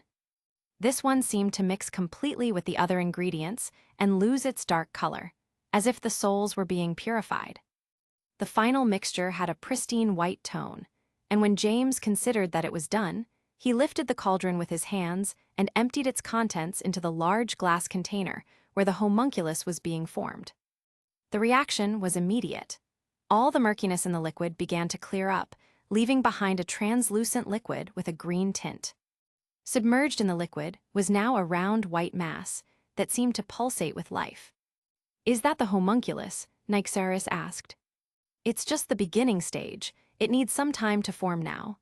James sighed and wiped the sweat from his forehead. "Tomorrow, I can start adding the remaining ingredients." "Master, you need to rest. You have been working for the past 36 hours with no stop," the fairy pointed out. James was about to respond when Primum came flying through the window and made a rough landing on the table. "Caillou, what do you think you're doing?"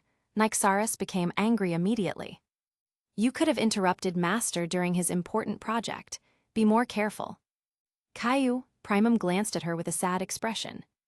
James observed the young chimera and realized that he could no longer refer to it as little creature, as it had grown a lot over the past month. After a stable diet of magic crystals, Primum's size was almost 3 times what it used to be, and it didn't seem like it was going to stop growing anytime soon. In fact, it was already a miracle that it could still fit through the windows at this point. "Primum, you need to take it easy and keep practicing. Your sudden change in size will make it difficult for you to control your body." James picked him up from the table and placed him on the ground. "And make sure you don't break my stuff." "Caillou." James nodded, feeling satisfied that he was understood. "Now, to what do we owe your visit? You were supposed to stay with Bella for the rest of the summer."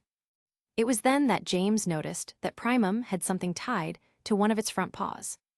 "Are you being used as a messenger owl now?" Nyxaris asked, earning a glare from the chimera. "She sent me a message. Let me see." James took the note attached to its paw and read it. "Bad news."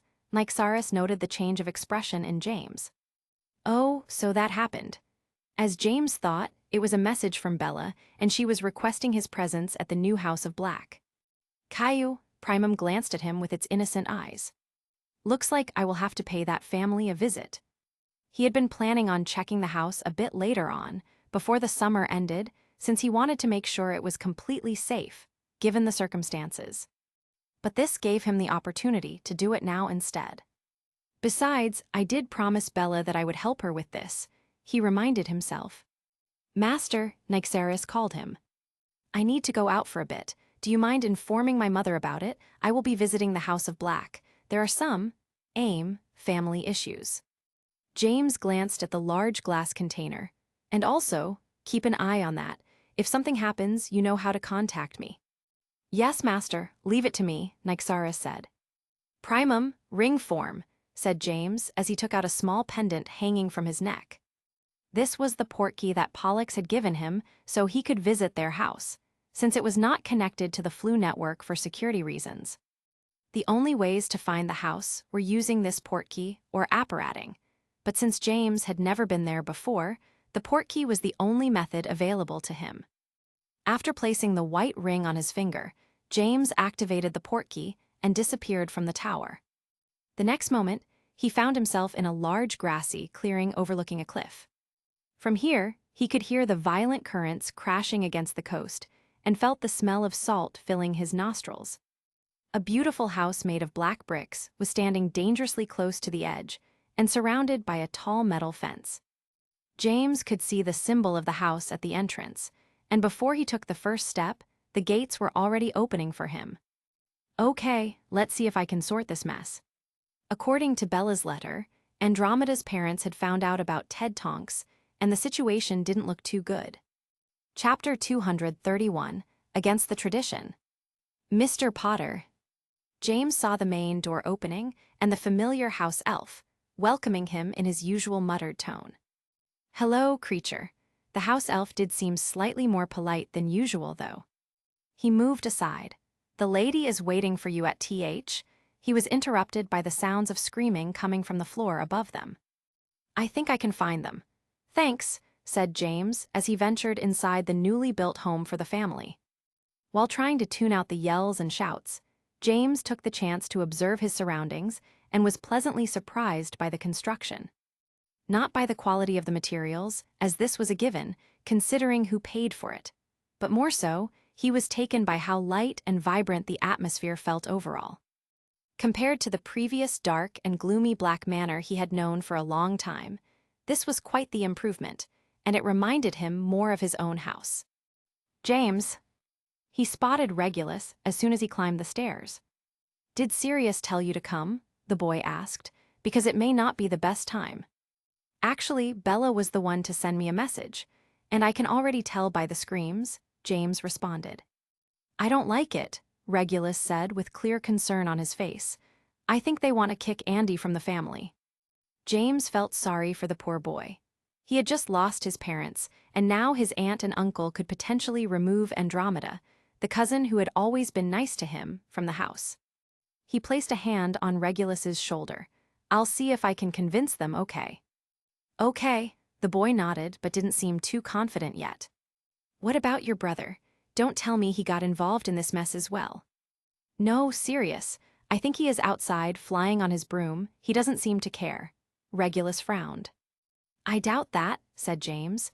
"He is probably concerned as well, but knows better than getting in the middle of this, as it would just make things worse for Andromeda."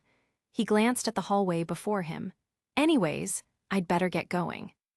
Leaving Regulus behind, he followed the sounds and found the right door in no time. He twisted the handle and walked into a large dining hall. The family was all sitting at a round table. Drusilla, Cygnus and Pollux were on one side, while Bella and Andromeda were on the other, making their opinions on the matter very clear at first glance. They stopped their argument the moment he opened the door and stared at him. What is he doing here? Drula wasted no time showing her displeasure at his presence. Yes, this is a family meeting. Who called him? Cygnus' eyes went from his father to his daughters. James, Pollux stared at him with clear confusion. We have a bit of a family issue in our hands. I am aware of the situation. James was undeterred by their discomfort and walked to the table. I thought I could come here and prevent you from making a grave mistake. He sat down next to Andromeda. The girl's eyes were red from crying, and Bella was at her side, trying to comfort her. A mistake, Drula exclaimed. If you really know the situation, then you should understand our position. That's right, Mr. Potter. Cygnus at least tried to sound polite. This is not how we do things in our family. James ignored their comments and turned to Andromeda, whispering to her, Sorry, I promised you that I would speak with your grandfather before this happened, but... Andromeda shook her head. It's okay, I did this. James looked a bit confused as to what she was referring to. She told them, Bella added. I didn't want to keep lying to them. I knew they weren't going to like it, but... I see, I understand, James said as he shifted his look to the parents and then to the patriarch. So, what are you planning on doing? Reducing the size of your house a bit more? That seems wise. Pollux frowned. James, the girl said that she wanted to marry this boy. I have been a very permissive patriarch and would have been open to letting her choose her future husband, but a mudblood? There is a limit to everything. Don't call him mudblood. His name is Ted Tonks, Andromeda shouted. Be silent, Andromeda, her father Cygnus said, and no daughter of mine will be marrying a filthy mudblood. Drula sighed. I knew we should have made another marriage contract for her. Perhaps we can still convince Lord not to take her. He is a widower.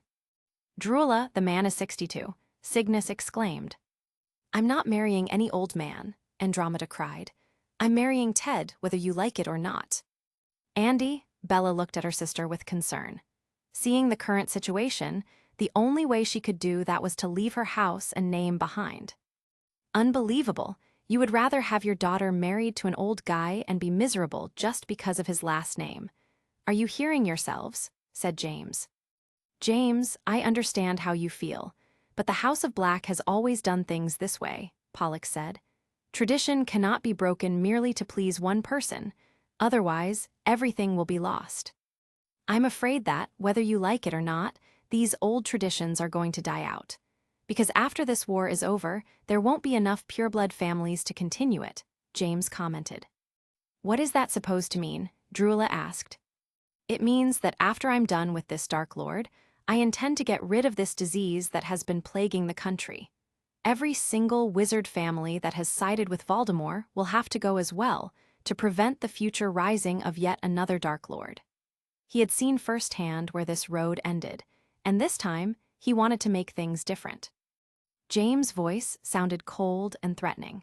This cycle of hatred and discrimination has to end before it destroys everything that we care about. So I'm afraid that Lord Not will not be available for marriage very soon. Chapter 232, Changing Fates. When he told Dumbledore that he had killed 6 Dark Lords, he failed to mention that 4 of those were from this very same nation. After the defeat of Voldemort, there was a long period of peace.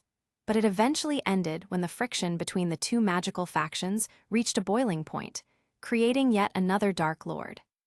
At that point, he was no longer living in Britain, but he still felt responsible, so once more, he took care of that Dark Lord, but refused to do more, and just a couple of decades after that, it happened again.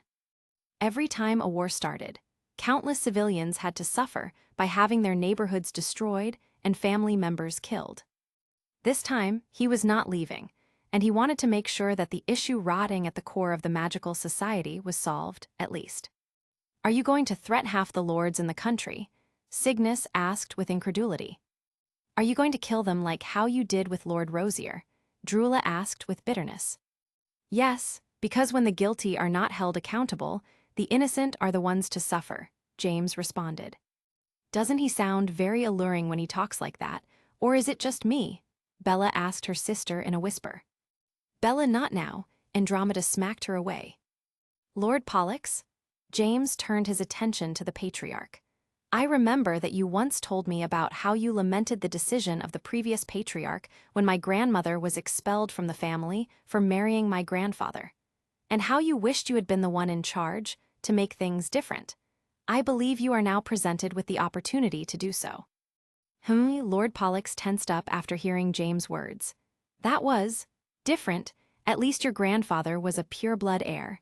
She was expelled based solely on politics because our two houses were not on good terms at the time. And isn't the view on Muggle-borns a political matter as well? Bella suddenly asked, earning a scornful glare from her mother. Not you too, her mother muttered. It's more than political. It's a matter of preserving our tradition and culture, Cygnus answered. The motto of our house is always pure. Doesn't that tell you something? It tells me that you care more for this tradition than you do for your own daughter, James said. Unfortunately for you, and all other wizard families who think in the same manner, keeping your blood pure will soon no longer be sustainable due to the simple lack of options. Unless you want to start marrying brothers and sisters, of course. You are saying that we should forego tradition and embrace progress, Lord Pollux said. James glanced at the old wizard. I'm saying that soon enough, you won't have a choice. Your house will have to adapt or disappear. Lord Pollux leaned back in his chair and let out a loud sigh. Father, surely you don't believe what he is saying.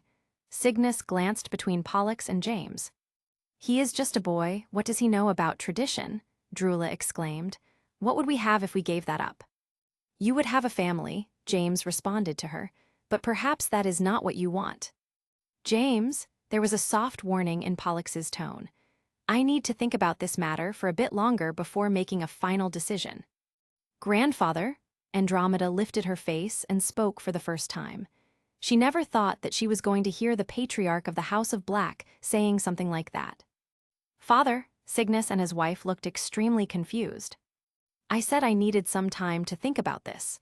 Pollux's eyes went to Andromeda, who was shifting nervously in her chair. And I will need to meet this boy. Grandfather, I mean yes, Andromeda hurried to say. I will send him a letter today. Very well, this meeting is over for now, Pollux said. James could tell by their looks that Drula and Cygnus still had much that they wanted to say. Why don't we go outside, and you can give me a tour of the new house, he told the girls. Andromeda's mood had completely changed, and the girl was feeling very excited now. Sure, let's go.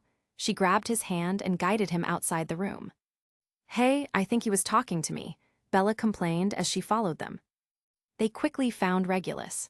The boy had stayed close to the door but hadn't dared to peek inside. He was surprised when he saw Andromeda smiling. What happened in there? Well, Grandfather said that he was going to think about it, Andromeda told him. So, for the moment I'm still part of the family. That's great. Regulus sounded excited and very relieved. You should go tell the news to your brother, James suggested. Sirius may not show it, but I bet he was also concerned about this. So, where do you want to start? Andromeda asked. It's a big house. Go tell your boyfriend the good news. Bella can give me the tour. James could see that the girl could not wait to write him a letter. Thank you, Andromeda gave him a warm hug. I don't know what I would have done if you hadn't appeared. You are a strong girl. You would have been fine without me. James knew this for a fact, but hopefully this time Tonks gets to grow up with a big family. Andromeda gave him a sincere smile before turning around and walking away. James then noted that Bella was strangely glaring at him. What is it? Nothing. I was just remembering your speech from moments ago, when you were talking about exterminating all those ancient wizard families. I don't think I used those exact words, did I? James tried to recall what he said. Bella then moved quickly as lightning and jumped into his arms before she began kissing him passionately. With his current skills, James could have easily avoided her, but he decided against it. Should I be worried that this becomes a habit for her? He wondered. Chapter 233, Be Prepared. Too slow, James said as his spell hit Bella in the ribs, pushing her across the yard.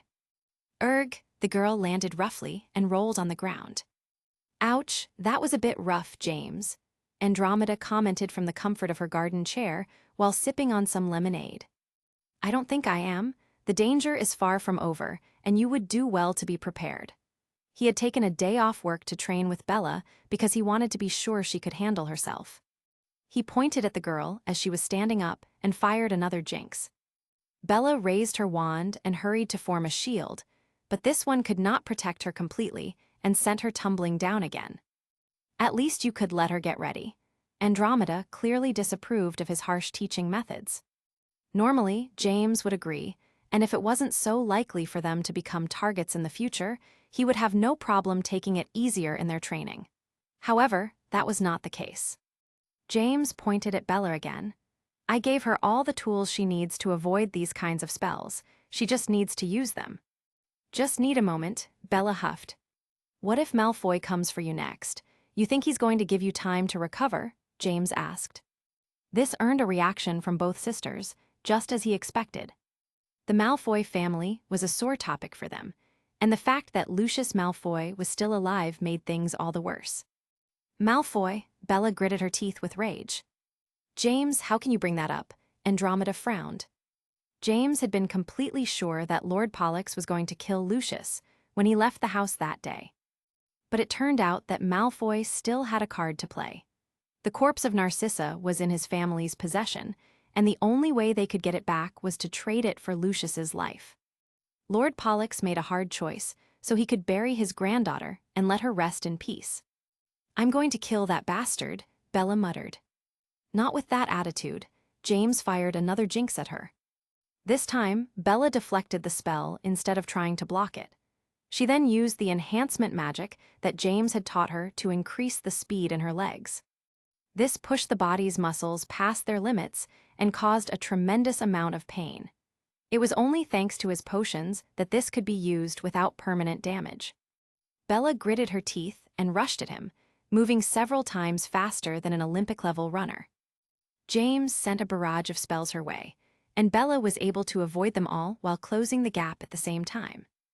A couple of seconds later, she was right in front of him. Magna Depulso. This variant of the banishing charm created a shockwave that pushed everything away with tremendous force. Used from this short distance, it was nearly impossible to avoid. Now it was James's turn to be sent tumbling down. His body was protected by a thin layer of magic, so he didn't suffer any damage.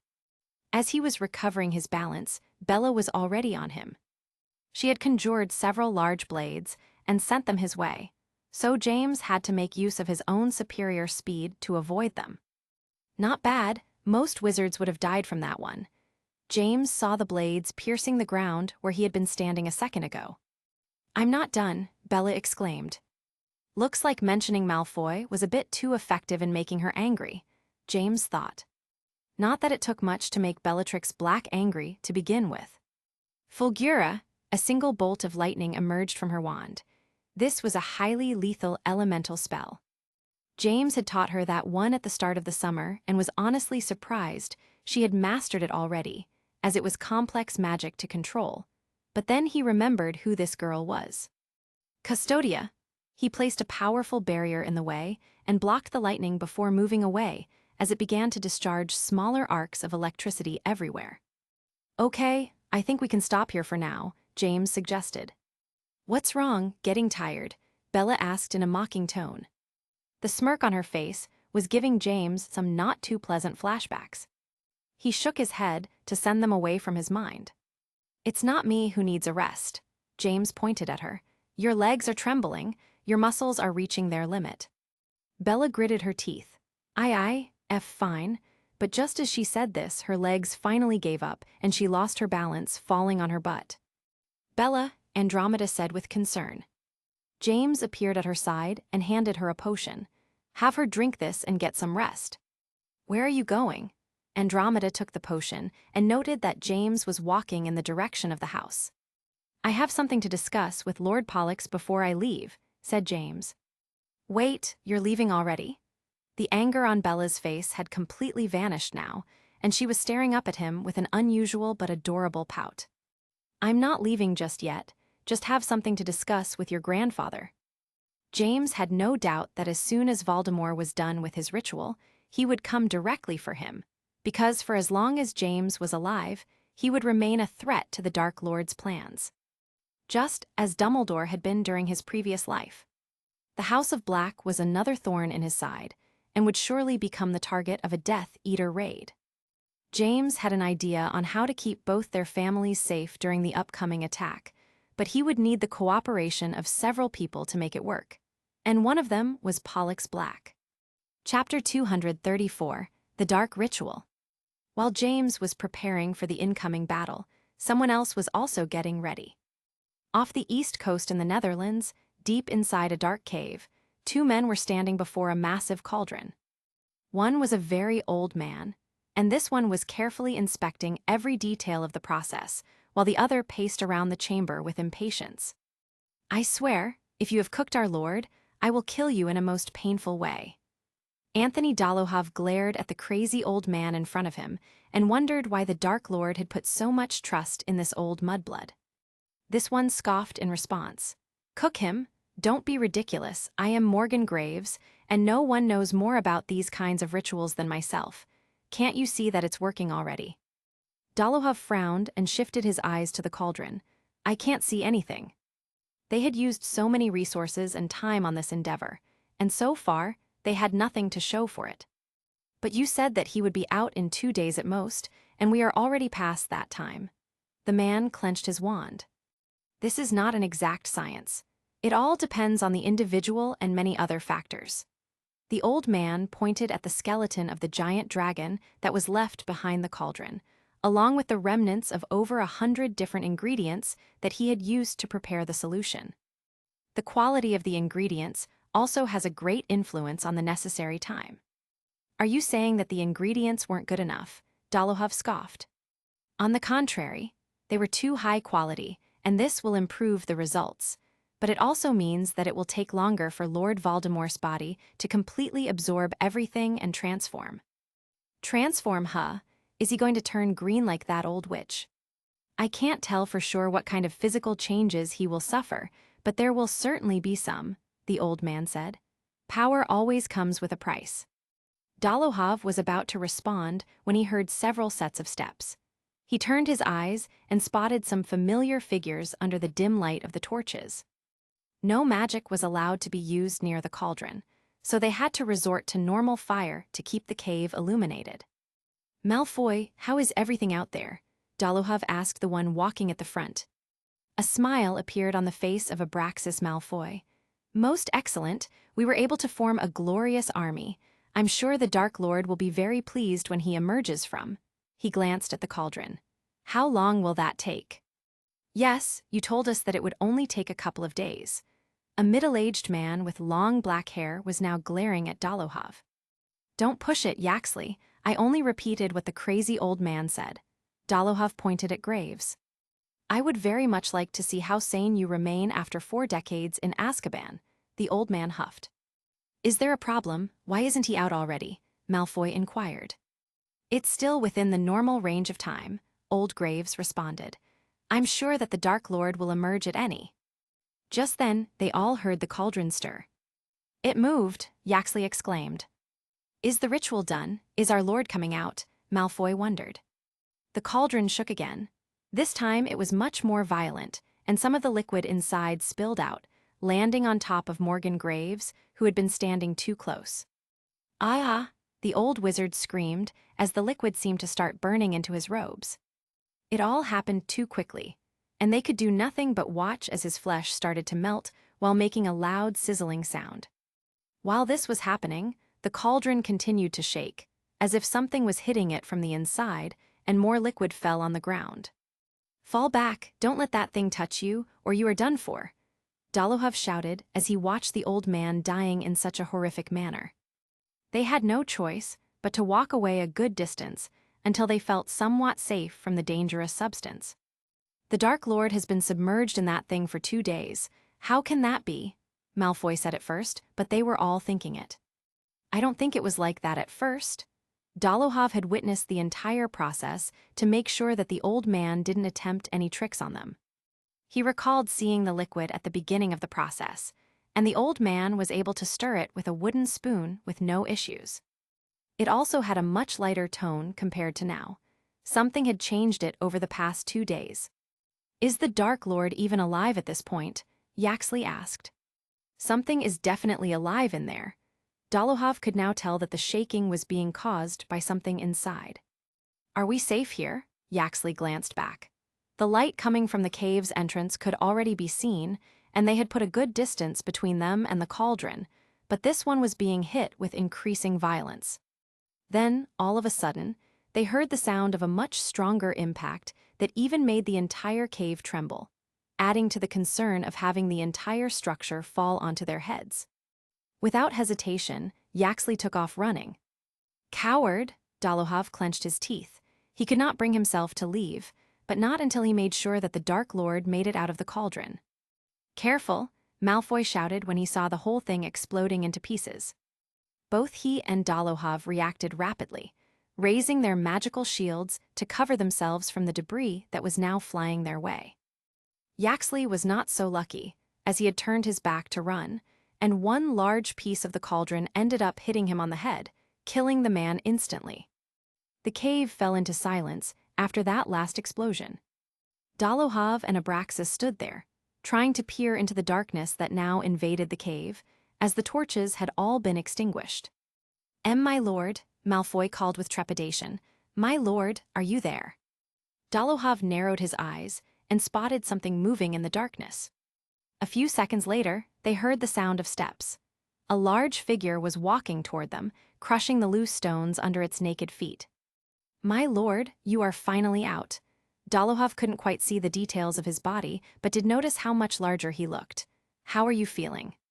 A sinister laughter echoed through the cave. "Never felt better." Chapter 235, The Mighty Lord Voldemort.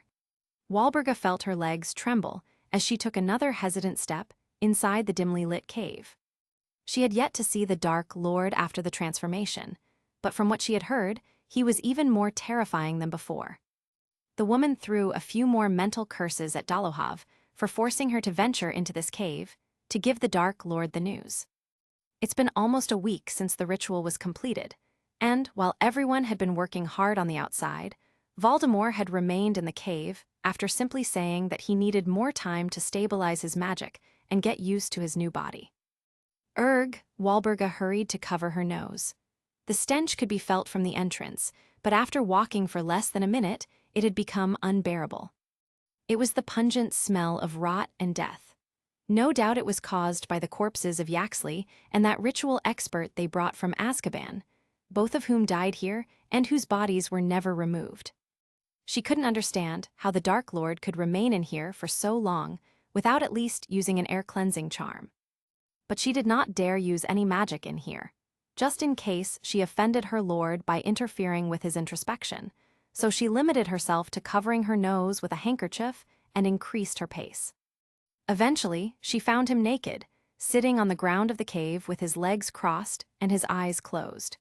He appeared to be meditating in the middle of the mess left behind by the giant cauldron breaking apart. Even with the lack of illumination, Walburga could immediately see the changes produced by the ritual. Voldemort's naked skin now had a slight green tone. His body was also much bigger and more muscular to an almost impossible degree.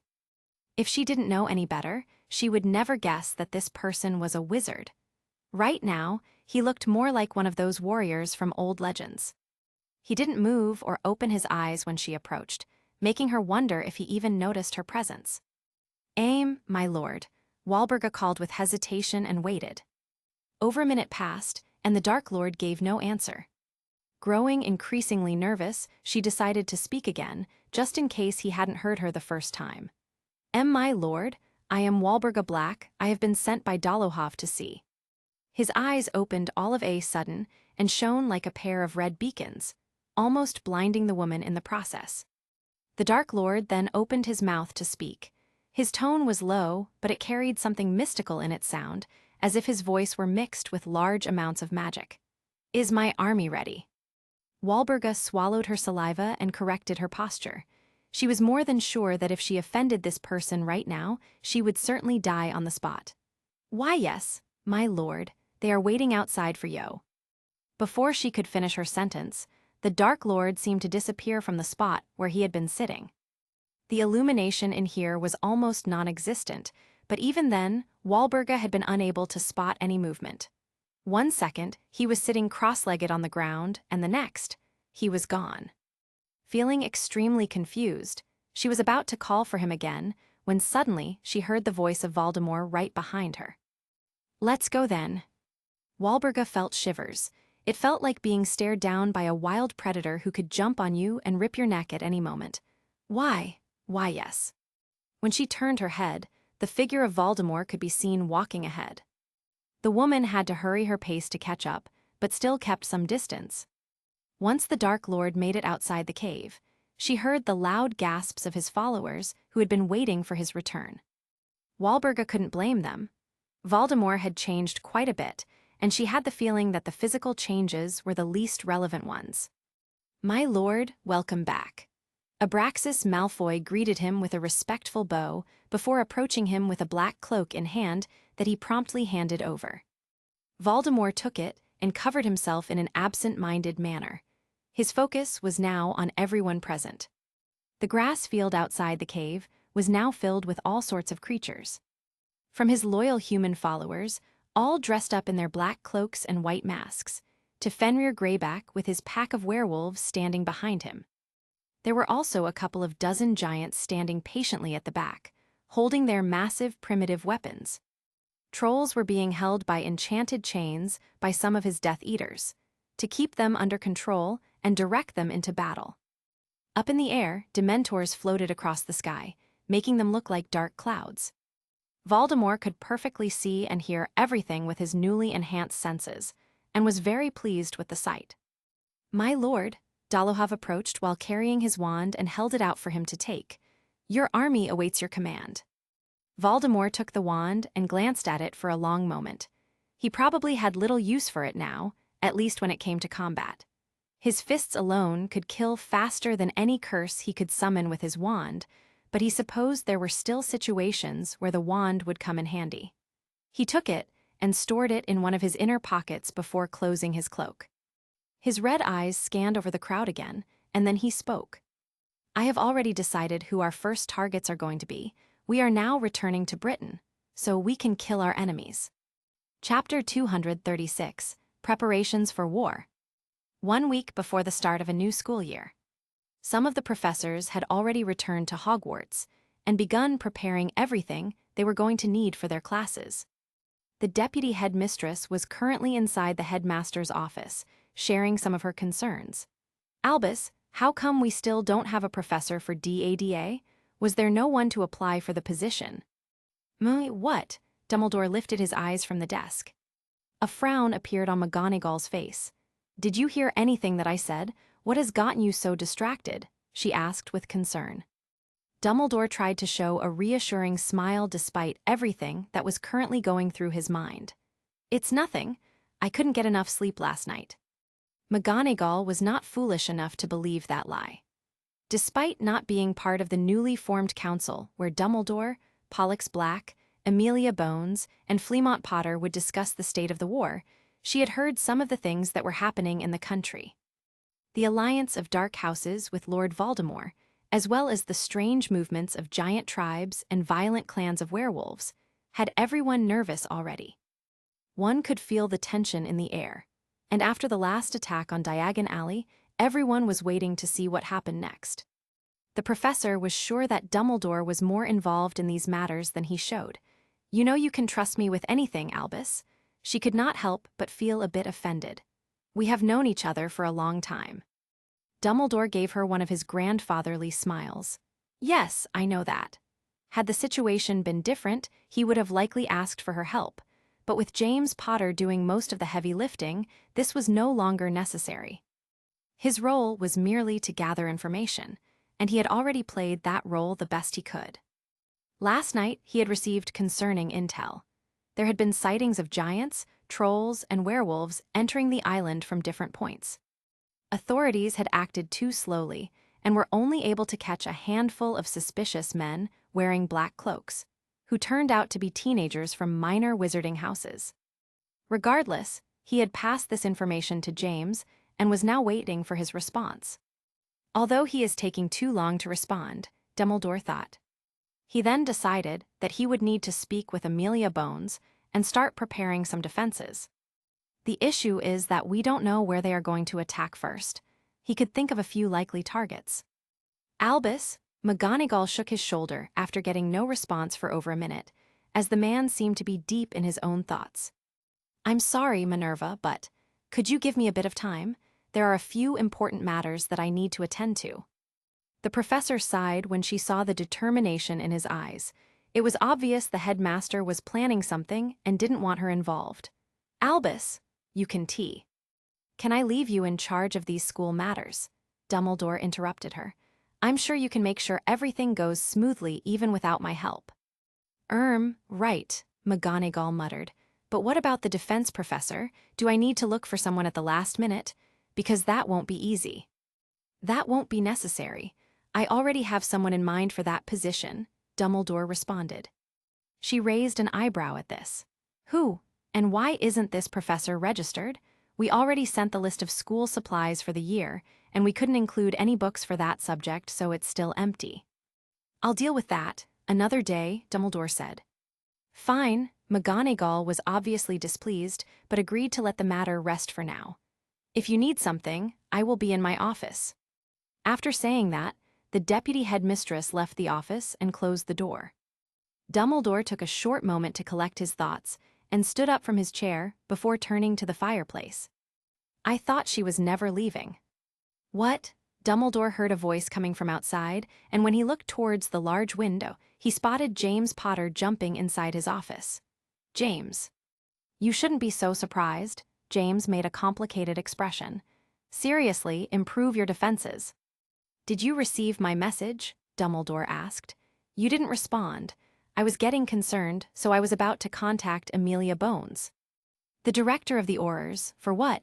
James asked. What do you mean? He's coming here with an army. Dumbledore couldn't understand why James was so calm in a moment like this. Forget it, I told you I would take care of him. The reason for my lack of response was that I was busy finishing all the preparations. James brushed aside the old wizard's concern. I came here for another reason. I need your help with one last detail. And what would that be? Dumbledore had no clue as to what James could be needing him for. I need access to the castle's core, James simply said. Dumbledore's face went pale. What do you need that for? There was evident worry in his tone. The core was the most crucial place in Hogwarts. It is where all the magical energies are concentrated and stored so the castle can use them. All Hogwarts' defenses and functions depended on that core. If something happened to it, it would just become a normal Muggle castle, and without the founder's original manuscript, it would be nearly impossible to repair or replace. James wanted to roll his eyes at the lack of faith. I'm not going to damage it. I just need to borrow its source of energy for a minute or so. What are you planning to do? Dumbledore asked. James smirked with confidence.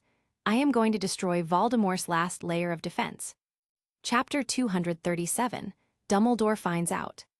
Dumbledore guided him to the bottom floor of the castle, and after opening a secret entrance, he revealed a set of stairs leading to a basement. Only the current headmaster is allowed in here. I hope you understand how vital this place is. Without it, there will be no Hogwarts. Rest at ease, headmaster. I know what I'm doing. And it won't take long, said James. With his assurances that nothing would be permanently broken, Dumbledore allowed him access to the core. The stairs went on for a long while. The basement was deep in the bowels of the castle, and the room was extremely spacious, almost as much as the Great Hall itself, where the entire student body could comfortably have all their meals. Dumbledore snapped his fingers and hundreds of magical torches lit up, illuminating the entire room in a second. Unlike the Great Hall, this massive chamber was almost empty. A colossal blue crystal hovered in the middle. It was shining with a soothing blue light as it rotated in place. All around the floor of the chamber were white lines that shone with the same light, albeit not as bright. These lines converged into the crystal before traveling in all directions, feeding magical energies where the castle needed them, as the power lines used by Muggles. If something happened to that crystal or one of those lines was broken, the castle would stop working properly until the issue was fixed. James didn't stop to take the sights, as this was something he had already seen before in his previous life, and in any case, time was too important to waste right now. Voldemort could arrive at his target location at any moment. You still haven't told me what this last layer of defense is. What did the Dark Lord do that requires you to come in here? Dumbledore said as he stood in the chamber. James stopped for a moment and said something that made the headmaster's blood run cold. Do you know what a Horcrux is? At first, he didn't. This was an obscure piece of magic. But over his long life, he had studied all sorts of magical tomes, and under the guidance of Nicholas Flamel, some of those texts weren't exactly approved by the Ministry of Magic. One of those books was written by a mad wizard who experimented with ways to protect one's life and extend it beyond its natural time by splitting the soul and storing it inside a container that would then be hidden away. As long as this soul fragment was safely stored, it would serve as an anchor, preventing the rest of the soul from leaving the mortal realm, allowing the possibility of a resurrection to take place. An altered copy of this book was then brought to the forbidden section of the library by the previous headmaster. It didn't go into details, but it did mention the existence of this particular method. Dumbledore's eyes moved to James. You don't mean that he made one of those things? This was terrible news, because if they didn't know where the Horcrux was, they could never completely defeat Voldemort. It was then that James took something from one of his pockets and enlarged it before placing it on the floor. Dumbledore watched James as he opened the briefcase and went inside it, wondering what he was doing now. I couldn't shrink the object itself, but as long as it's inside a dimensional container, there are no issues. The voice of James could be heard from inside the briefcase.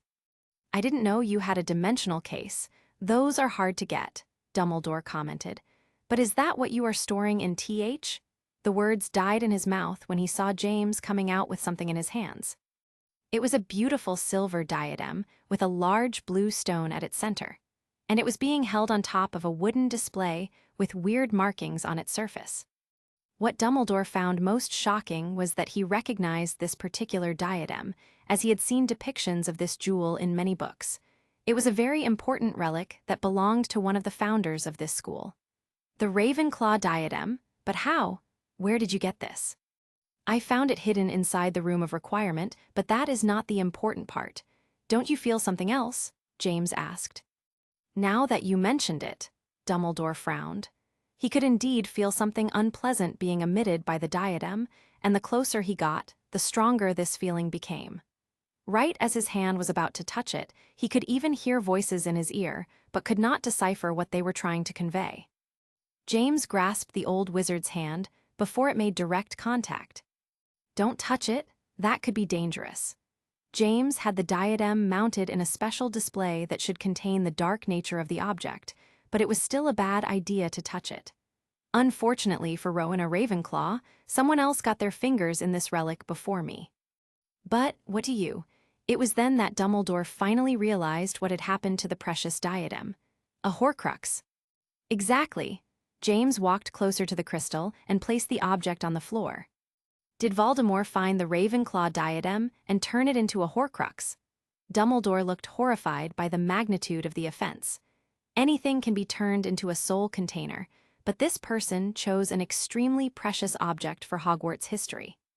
If only you knew. James would rather not inform the headmaster that this was not the only Hogwarts relic defiled by that man. Then we must destroy it. I know of a few methods that could work, Dumbledore said with urgency. If I wanted to destroy it, I would have done so a long time ago when I found it. Why didn't you? Wait, he didn't make more than one, didn't he? Dumbledore sounded horrified at the idea. Yes, he definitely made more, and I have no idea how many or where they are. However, he pointed at the diadem, this one will help me take care of that problem, which is why we are here. Chapter 238, It is done. This contraption that you made, what is it? Dumbledore was now paying more attention to the object on which the Horcrux was being held, as he realized that it wasn't a simple frame. In fact, the more he looked at it, the more he started to understand its complexity. The old wizard could tell that very rare and expensive ingredients had been used in its creation, and the rune formation engraved on its surface was extremely intricate. James ran his index finger across the wooden surface of the object, and the runes started to react. You can say that this is my own invention, although I drew inspiration from a variety of sources. Thanks to Nyxaris for compiling everything in an ordered manner, he was able to create a design in such a short amount of time. Have you tested it yet? Dumbledore asked. On what? I was only able to get this Horcrux.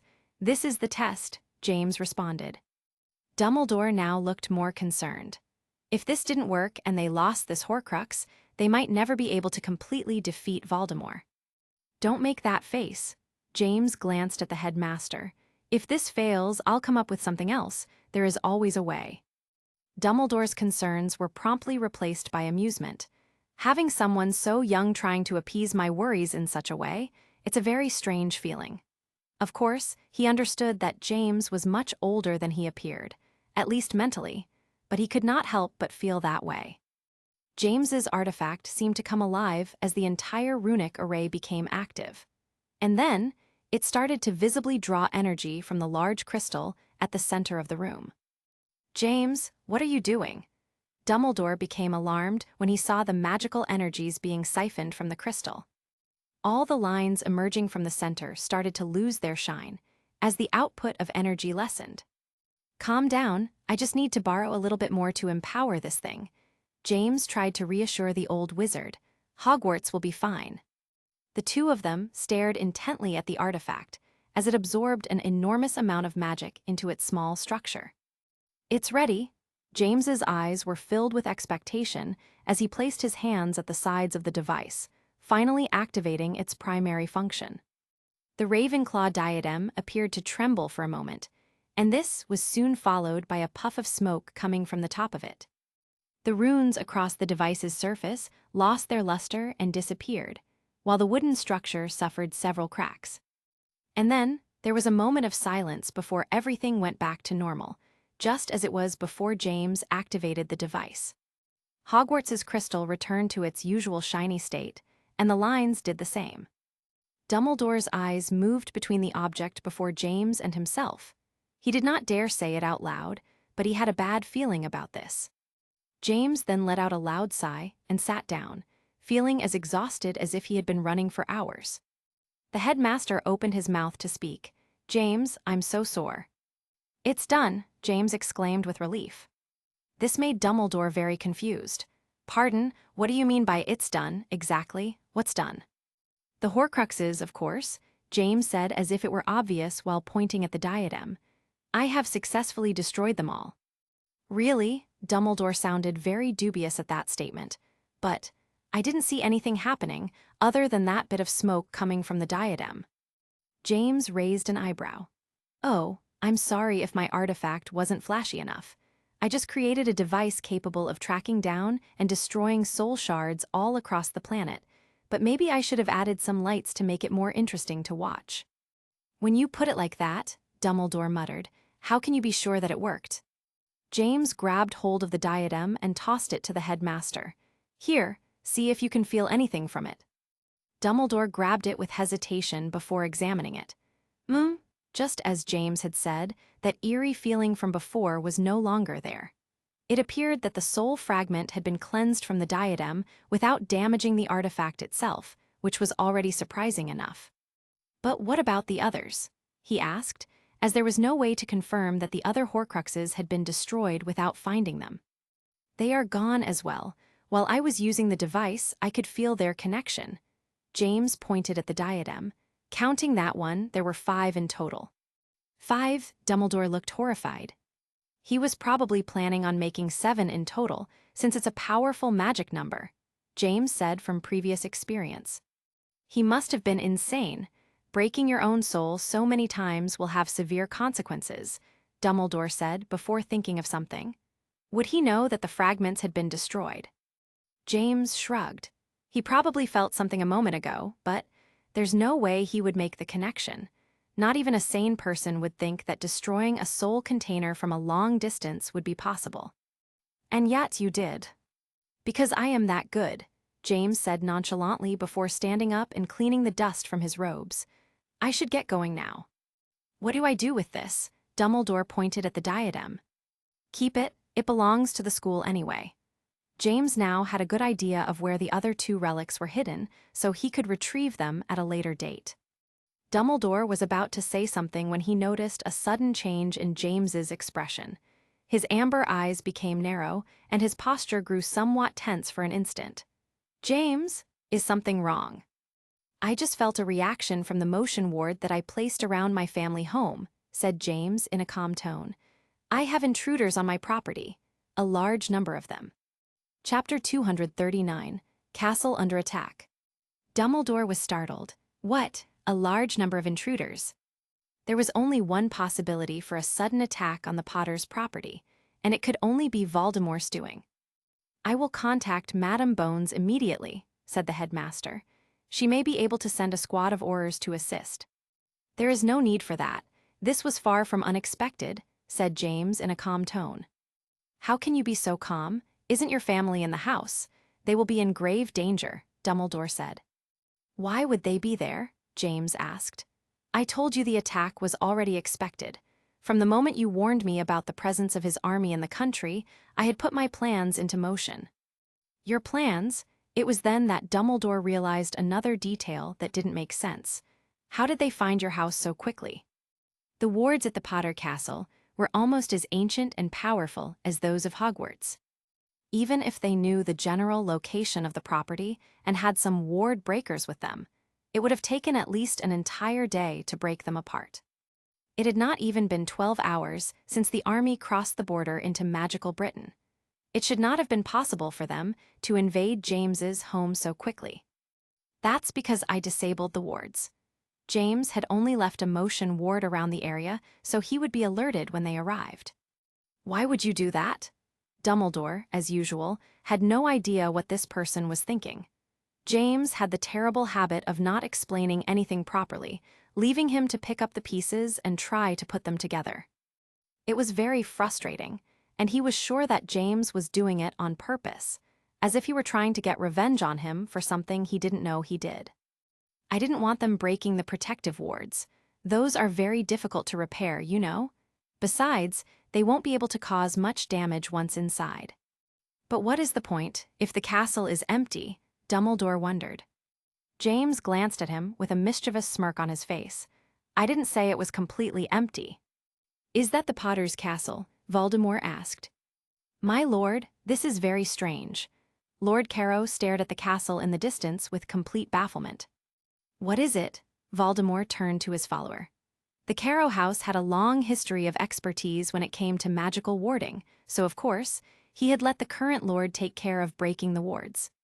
He had heard from many sources how well protected this ancient property was, so it was a bit surprising when they arrived at the general location and he could clearly see the castle.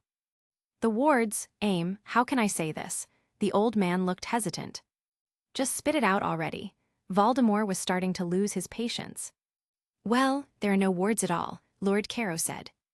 That's impossible, Lord Nott exclaimed. How can there be no protections? This is the domain of an ancient wizarding family. You must have gone senile and can't find them. Lord Carrow frowned. What did you call me?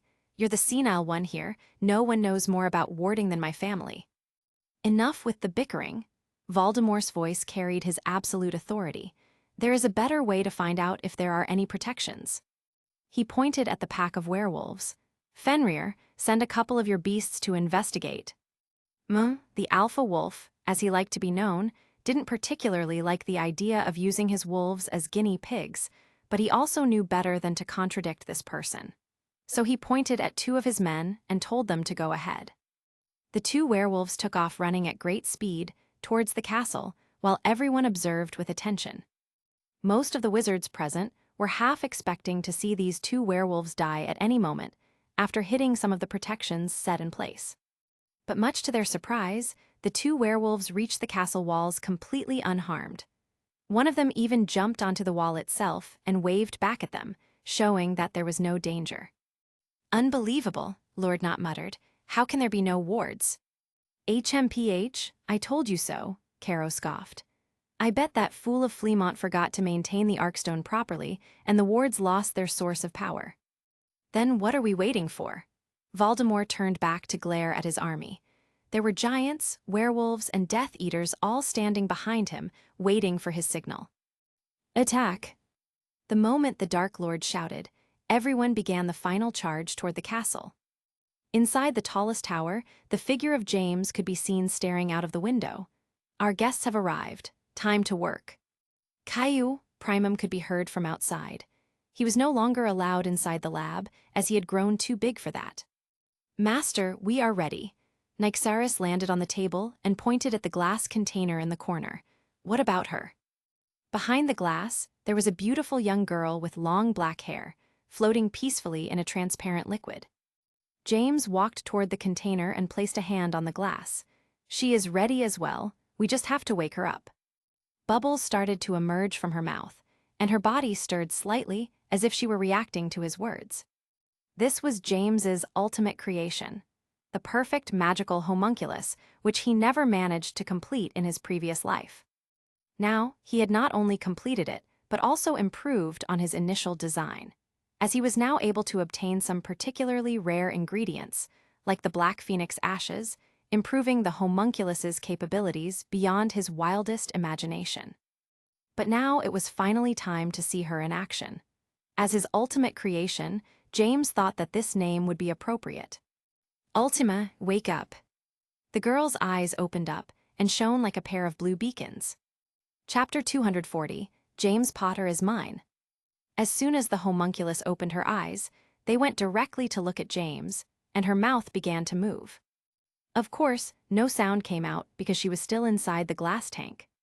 She seemed to realize this very quickly and tapped the surface of the glass with her fingers, and the next instant, the entire tank was reduced to dust.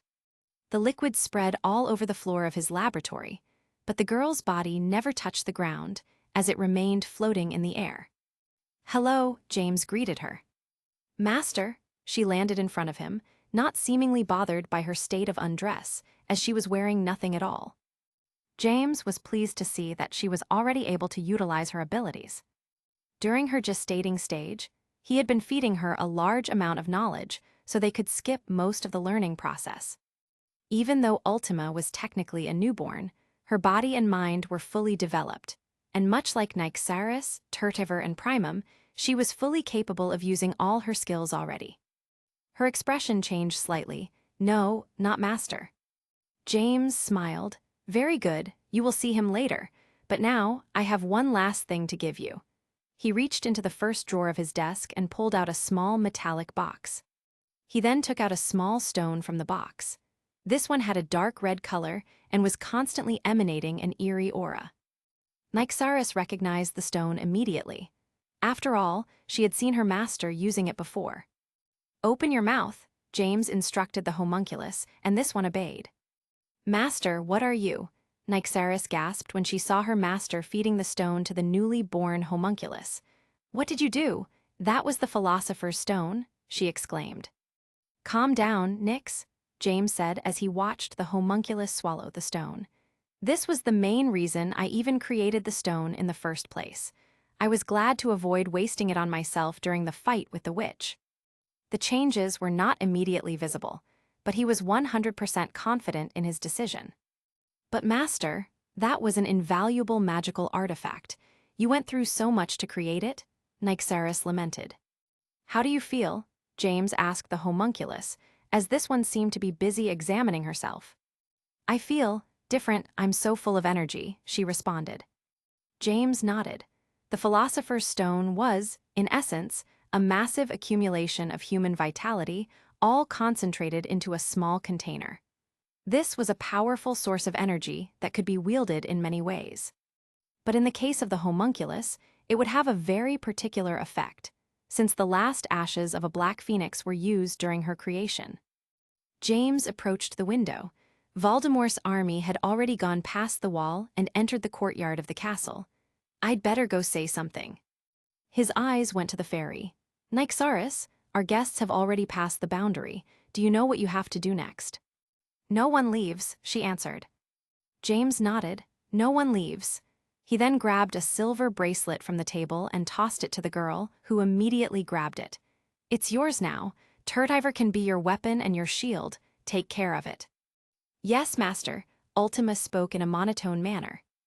"I will leave the rest in your hands, and don't forget the robes." He then jumped out of the window and landed in the courtyard as the army approached.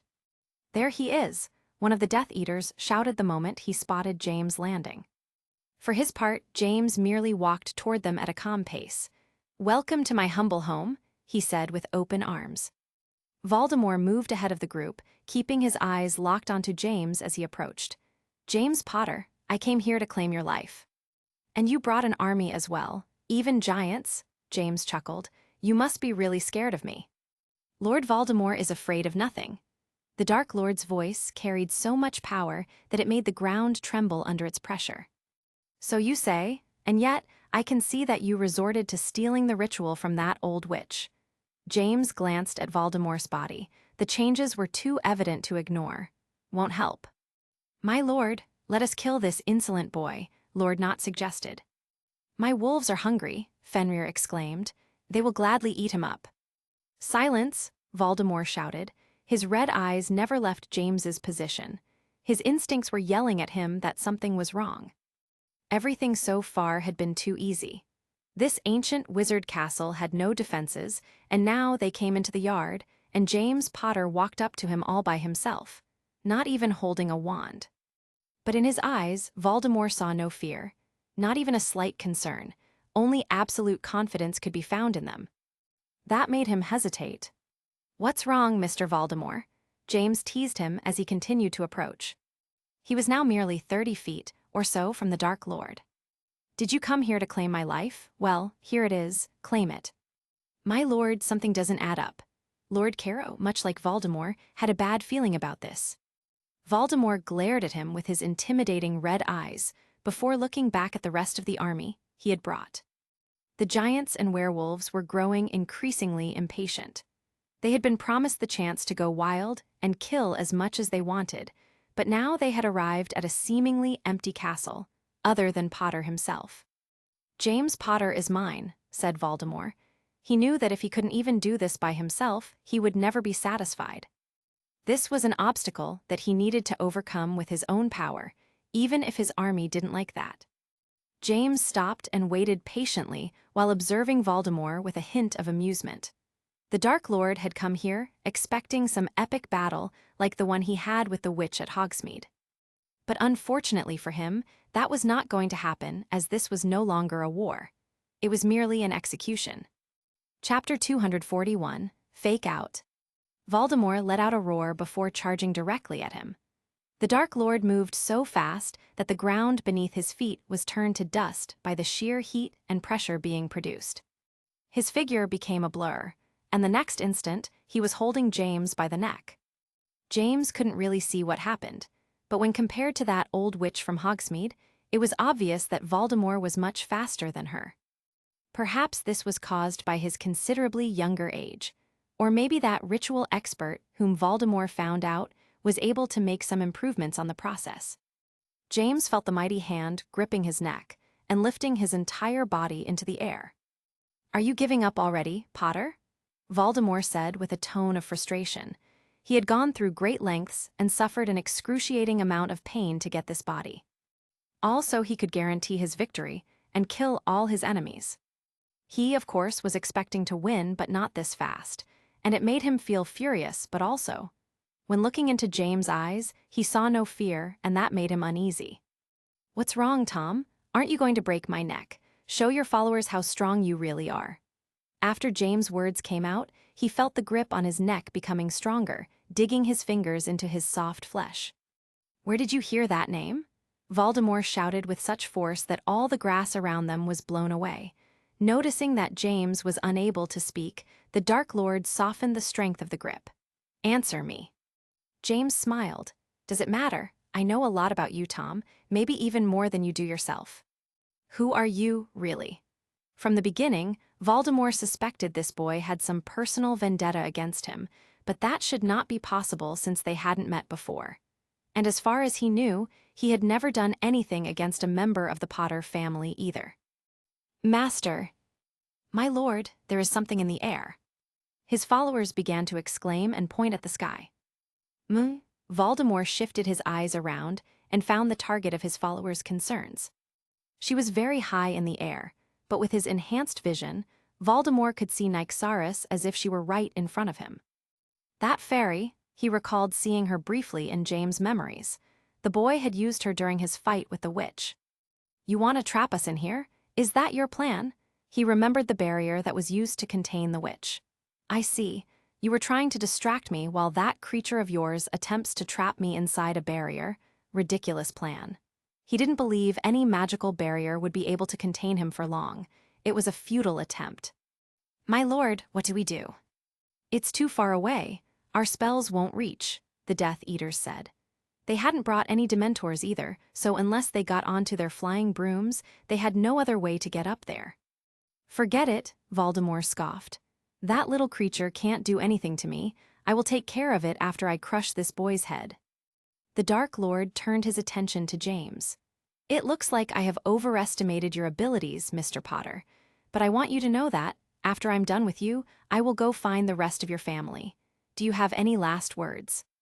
Yes, Tom, I do, said James in a soft tone. I hope you like my family fields, because this is going to be your final resting place. Voldemort scoffed at the brazen comment, but also wondered where all this confidence was coming from. He almost expected to find some resistance or for something to stop him from crushing the boy's neck, and yet, nothing did.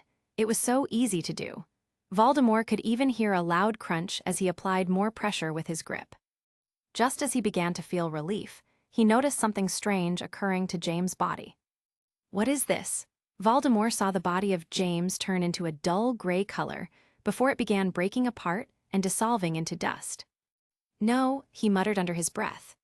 Now he finally understood why James didn't look concerned for his own safety. The thing that he had been holding in his grasp was never the real James Potter, but some sort of cheap copy made by magic. He then recalled that during his fight with the witch, James had used a spell to create duplicate bodies of himself. Tusk, where is the real one? He screamed. Where are you? The ground began to crack under his feet as his magic reacted to his own rage and lashed out against the environment. His followers trembled, and even the mighty giants looked concerned, wondering if the Dark Lord would turn his frustration on them. Voldemort's red eyes shifted to the large group he brought along. Find him, he must be somewhere in the castle. The werewolves were the first ones to run out. Under Fernir's command, the pack of beasts began running toward the Potter castle. I smell something up there, one of the men said while pointing at the repaired tower. Just then, they saw what looked like a person jumping off the tower. Is that him? Fernir asked, but there was no need to answer that, as they immediately realized that it was not. What landed on the ground, at the base of the tower, was a young girl with long black hair. And she was completely naked. I cannot make a naked version. Use your imagination. The entire pack of werewolves stopped in their tracks, and for a moment, they even forgot what they were supposed to be doing. A smirk appeared on Fernir's face as he stared at the stunning beauty in front of him. I hope the Lord doesn't mind if I play with this one for a bit, right? Chapter 242, The Second Target. Is this the house? Abraxas Malfoy turned to glare at the old woman. Walburga frowned and wondered if Malfoy was teasing her on purpose, as she had no way to know the answer to that question. Dolohov stepped forward. According to the registry handed down by Lord Black, this is the new location of the family manor. Ahead of them was a large house made with some dark type of wood and half hidden by the forest around it. The shadows from all the trees made the house seem almost black in color, giving it a very gloomy atmosphere. It could be a trick. Malfoy was looking at the house with suspicion. Lord Black must have known that we had members inside the Ministry of Magic, and we would know the location of any house he registered there. What do you think? Dolohov turned to the woman. You know the man better than we do. Walburga had been thinking the same thing. Pollux was a tricky old man, and after the attack on the previous house, she didn't think he was going to register another one. After all, he had no need to do that. The Ministry of Magic requires all families to have one registered address in their files, but the family is not forced to live there and could be somewhere else instead. This is what most wizard families did. It's probably empty, she finally said. That's what I was saying. Malfoy sounded irritated. Either that or a trap, Dolohov added, but we still need to check. It's not like we can ignore his order and come back empty-handed. He turned to the middle-aged man at his side. Did you detect anything odd? Travers was kneeling on the ground and tapping it with his wand. I detect some weak wards, but nothing I can't break in a few minutes. He wasn't as knowledgeable about ward breaking as Lord Caro, but he could still handle something like this. Weak wards, yes, it's definitely suspicious. Malfoy shook his head and continued to glance at the house. The mere fact that they could all see it without the need to use any spells was already an indication that it was not well protected. Fine, do it. Break those wards, Dolohov said. In the meantime, I will be placing some anti-apparition ones around the area. If someone is actually in there, we don't want them to escape. I'll help you with that. Lucius Malfoy was the youngest Death Eater there, so he felt the need to be useful. Also, he had a personal vendetta against this particular family and was eager to get some payback. Abraxas watched his son go with Dolohov and decided to say nothing, even though he didn't like the idea of having his heir here, even if it didn't seem like they were going to be in any danger. After what happened during the previous attack on the House of Black, he didn't want to risk losing his only son again. They were lucky that time that they had something Pollux would want to exchange with, but that won't happen again. The moment we are done, we all rush in. Malfoy turned around to look at the others. Make sure to keep those beasts in check. He glanced at the large creatures standing at the back. A dozen more Death Eaters were holding the same number of trolls. On top of that, they also had the majority of the Dementors with them. The sky was filled with dark shadows moving around. A bit too much, Abraxas muttered under his breath. In his opinion, their lord was being overly cautious with this approach, mobilizing most of his forces to deal with two families. I'm almost done, said Travers as his body trembled. Damn it! He shifted his look to the sky. Did we have to bring those things? They creep me out. Don't worry about them, Malfoy told him. We are unlikely to need them anyway. Even if Lord Black and a few more of his family members are in there, we would be enough to deal with them. They are here. Bella looked out from the window on the second floor. They brought trolls, Sirius exclaimed. Wow. Once they breached the entrance, Lord Pollux leaned closer to the window as well. I want you to stay on this floor. I will go meet them. What? No, that was not the plan, Bella said. I'm fighting too. The plan was never for either of you to be here, Pollux told them. I trained so hard for this, Bella huffed. I'm ready. She pointed at Sirius. But he isn't. Hey, I can handle myself as well, Sirius complained. Your grandkids have a lot of spirit, Pollux. An old man wearing a ragged set of robes looked outside the window. 12 trolls. Looks like they are taking you seriously. There are also a lot of Dementors in the sky above the house. Dementors? Bella and Sirius exclaimed together. Neither of them had noticed it. Lord Pollux turned to the old man. This was the owner of the Creeping Ivy, and they had known each other for many years. I was surprised when you offered to help us. I never thought you would get involved in a wizard war again after, well, you know. The old man smiled. I owed Mr. Potter a big favor, so here I am. Bella and Sirius exchanged a suspicious look. Neither of them knew the old man, but just going by looks alone, they didn't think he could do much. The man looked to be well over 100 years old, with a bald head, long gray beard, and hunched back. His robes already appeared to be older than their parents. The old man noticed their stares and looked back at them. You youngsters should never judge a book by its cover. I thought you would have learned that from Mr. Potter, he told them, as if he had guessed what they were thinking. Chapter 243, Who Are You? Who do you think he is? Sirius asked Bella after the old man and their grandfather went downstairs. I have no idea, but, Bella thought about something for a moment. Grandfather was very polite to him. Not many people would get to call Lord Pollux by his first name in such a casual tone. Must be someone important. He said he owed James a favor. I wonder what he did, Sirius said. Forget it, that's not what's important right now. Bella glanced at Sirius. I know why you were so insistent on being here. Do you? Bella shifted her attention to the window. The black-cloaked men were starting to make their way towards the house, meaning that the flimsy wards must have been broken apart. You're here in case Aunt Walburga shows up. Sirius did not respond. What are you planning on doing if you see her? Bella asked.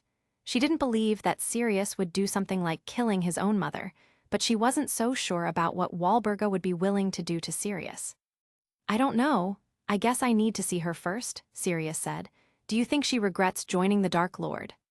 I wouldn't get my hopes up on that one. Bella shook her head. Get your wand ready because they are walking inside. From the window, she saw the trolls being brought to the front. A moment later, they heard the entrance of the house being destroyed by their mighty wooden clubs. Come on, stay close to me. Bella pulled on Sirius's robes. Did James give you one of his? Creatures, asked Sirius. He did notice that she was not wearing any rings this time. No creatures, Bella responded, but I do have a few tricks.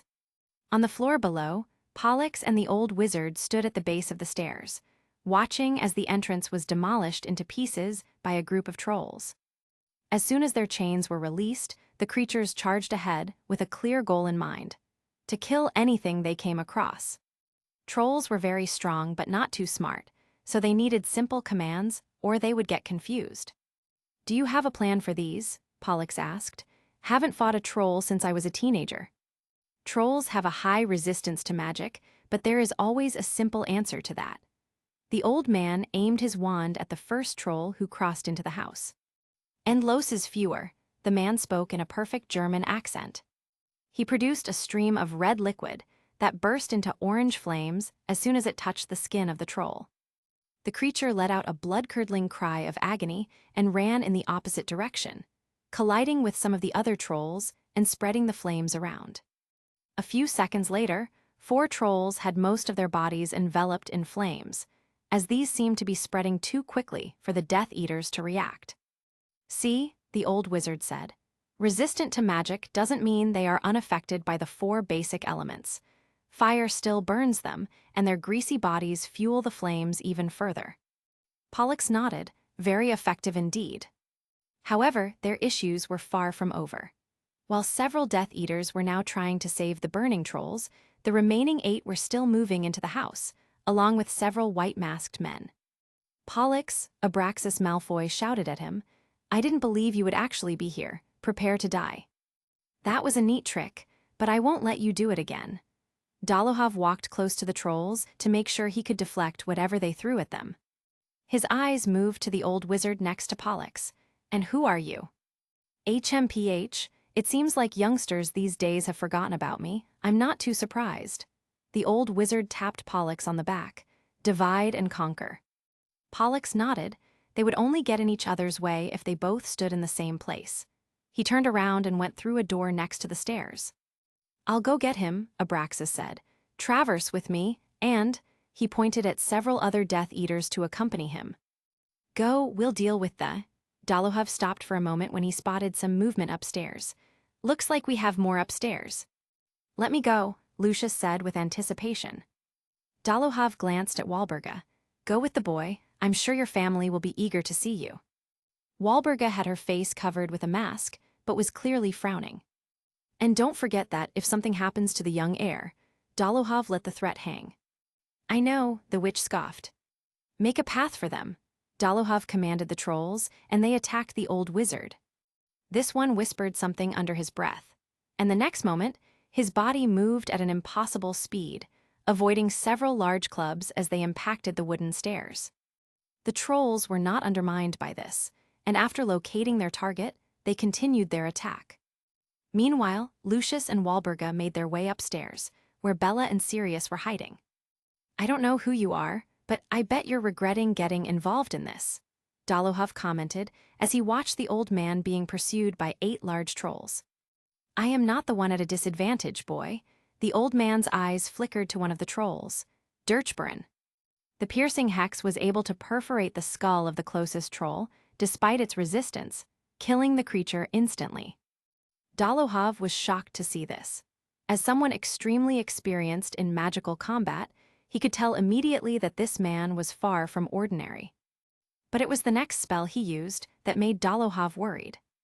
Pratigo diabolica. As the old wizard spoke those words, a circle of blue flames rose around him, preventing any of the trolls from approaching any further.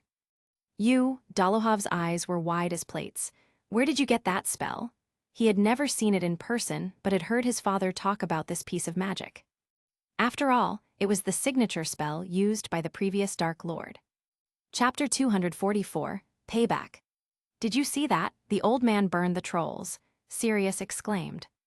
SHH, someone is coming upstairs. Bella dragged Sirius away from the stairs, and they hid inside a nearby room. Don't make any noise. Let's try to see how many there are, she whispered. By the sounds of the steps resounding on the wooden floor, it was easy to tell that there weren't too many. Bella lay on the floor and watched from the space beneath the door. She spotted 2 sets of legs walking by. One of them stopped in front of the door, leading to the bedroom where Bella and Sirius were hiding. The rats must be hiding in one of these, Lucius said. Walburga turned to look at him. Be careful, we don't know WH. HMPH? I don't need you to tell me. I've done this before, remember? Lucius had a cruel smirk as he made her recall the attack on her family, the one that ended with her husband dead and herself locked away in Azkaban. In the past, Walburga would never have tolerated a young boy speaking to her in such a disrespectful manner, but her position in the group was near the bottom at this point. Pollux wasted no time removing her name from the family, so even if everyone else died, she would have nothing to inherit. Right now, she was no longer a black, and thus held little value for the Dark Lord. Swallowing her pride, she controlled her anger towards Lucius before answering. Just stand back. She held her wand and aimed it at the door. I'm going to break it apart. No, I'll do it, Lucius said with eagerness while standing right in front of the door. I'm going to. He didn't get to finish his sentence, because the door flew off its hinges as if a powerful force had pushed it, and then hit Lucius, who had been standing between the door and the back of the hallway. The blonde boy grunted in pain as his body was crushed by the heavy wooden door, breaking his white mask and a few of his ribs in the process. Lucius, Walburga panicked, as she was supposed to be protecting this boy. If something happened to him, she would be the one to pay the price. Her eyes shifted to the room, as she could finally see who the attackers were. It's you too. She had been expecting to find Cygnus or maybe even Drula, but instead, she saw her own son and niece. Still, Walburga did not hesitate to fire a curse at them. Crucio, she aimed at her niece first, since she knew she was the most dangerous one. Ah! Bella screamed after receiving the brunt of the unforgivable curse on her body. Despite her training with James, she was not used to a real fight, and this made her freeze for a second. Enough time to get hit. Luckily, Sirius jumped immediately to her aid. Expel Hermes. This time, it was Walburga who let out a painful cry as she fell back, losing her wand in the process. The woman tumbled across the floor of the hallway, but was able to regain her balance, and after spotting her wand, she went for it. Stop! Sirius rushed after her. Meanwhile, Lucius got from behind the door. That bloody hurt. He was holding his bleeding nose with his left hand while still keeping his wand in the right. His blue eyes shifted to Bella, whose body was still trembling due to the effects of the Cruciatus. You are going to pay for this. Lucius's anger skyrocketed when he realized that the one who hurt him was none other than Bella Black. This is all your fault, and Potter's. You are both going to suffer today. Bella was trying to move, but every second, it felt like she was being stabbed by 1,000 burning needles all across her body. She needed a bit of time to recover. But then she heard James's voice inside her mind. You think Malfoy is going to give you time for that? Move already. I finally get to try this on someone. I'm glad it was you. Lucius gave her a cruel smirk. Avada Ked. Rage filled Bella's mind and pushed away the pain. Her wand was still being firmly gripped in her hand, as she never let it go, even after being under the effects of the Crucio. From a kneeling position, she made a cutting motion with her wand. No words were spoken, but she had poured as much of her magic and anger as she could into that spell. Her wand responded to her and manifested a powerful cutting charm that went through Lucius's shoulder, severing his entire right arm in the process and leaving a large gash on the wall behind. Lucius never got to finish his spell, as the flow of magic to his wand was interrupted. The light green spark fizzled from his wand as it fell to the floor, along with the hand that had been holding it. Wah, W, Lucius was in shock. His brain was still unable to process what had happened, and the pain was yet to be felt. However, Bella knew that she could not stop now. If she did, the adrenaline would pass and her pain would return. Gritting her teeth, she stood up. Wait, you can't. Lucius tried to back away from her, but his back was already pressing against the damaged wall. The wood creaked and bent under the weight. Bella was looking at him with cold eyes. There was no compassion there for Lucius to find. This is for Narcissa, you bastard. She jabbed her wand in his direction and focused all her magic and accumulated rage. Her violet eyes shone with unrestrained power as she unleashed everything onto Lucius. He only had time to feel an immense pressure hitting his chest, and a moment later, his body broke through the already weakened wall and went flying high into the air, falling to his death not long after. Bella took a second to enjoy the view with a faint smile on her face before turning her attention to her cousin. Sirius was kneeling next to his mother, after successfully restraining her with a set of conjured ropes. Chapter 245, A Promise Kept. The trolls cried in pain as the blue flames washed over them. All their magical resistance did was delay their deaths and increase their pain. Only 2 of the beasts were able to avoid being burned alive. From their desperation, they broke their enchanted chains and ran away from the house, never to be seen again. And just like that, Dalohav was left by himself, staring in shock at the old wizard. That spell, it belongs to Gellert Grindelwald.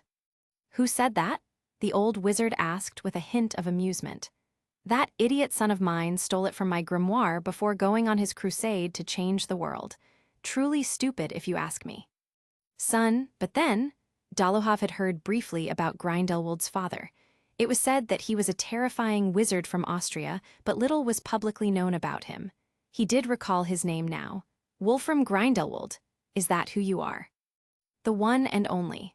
Wolfram had come to Britain after the mess that his son had made, not to hide himself, but to look after his granddaughter, who most people didn't know existed. If it wasn't for James's help, the girl would be dead by now, so he owes the boy a great favor. Otherwise, he would never have left his shop. The blue flames disappeared, and Wolfram walked forward.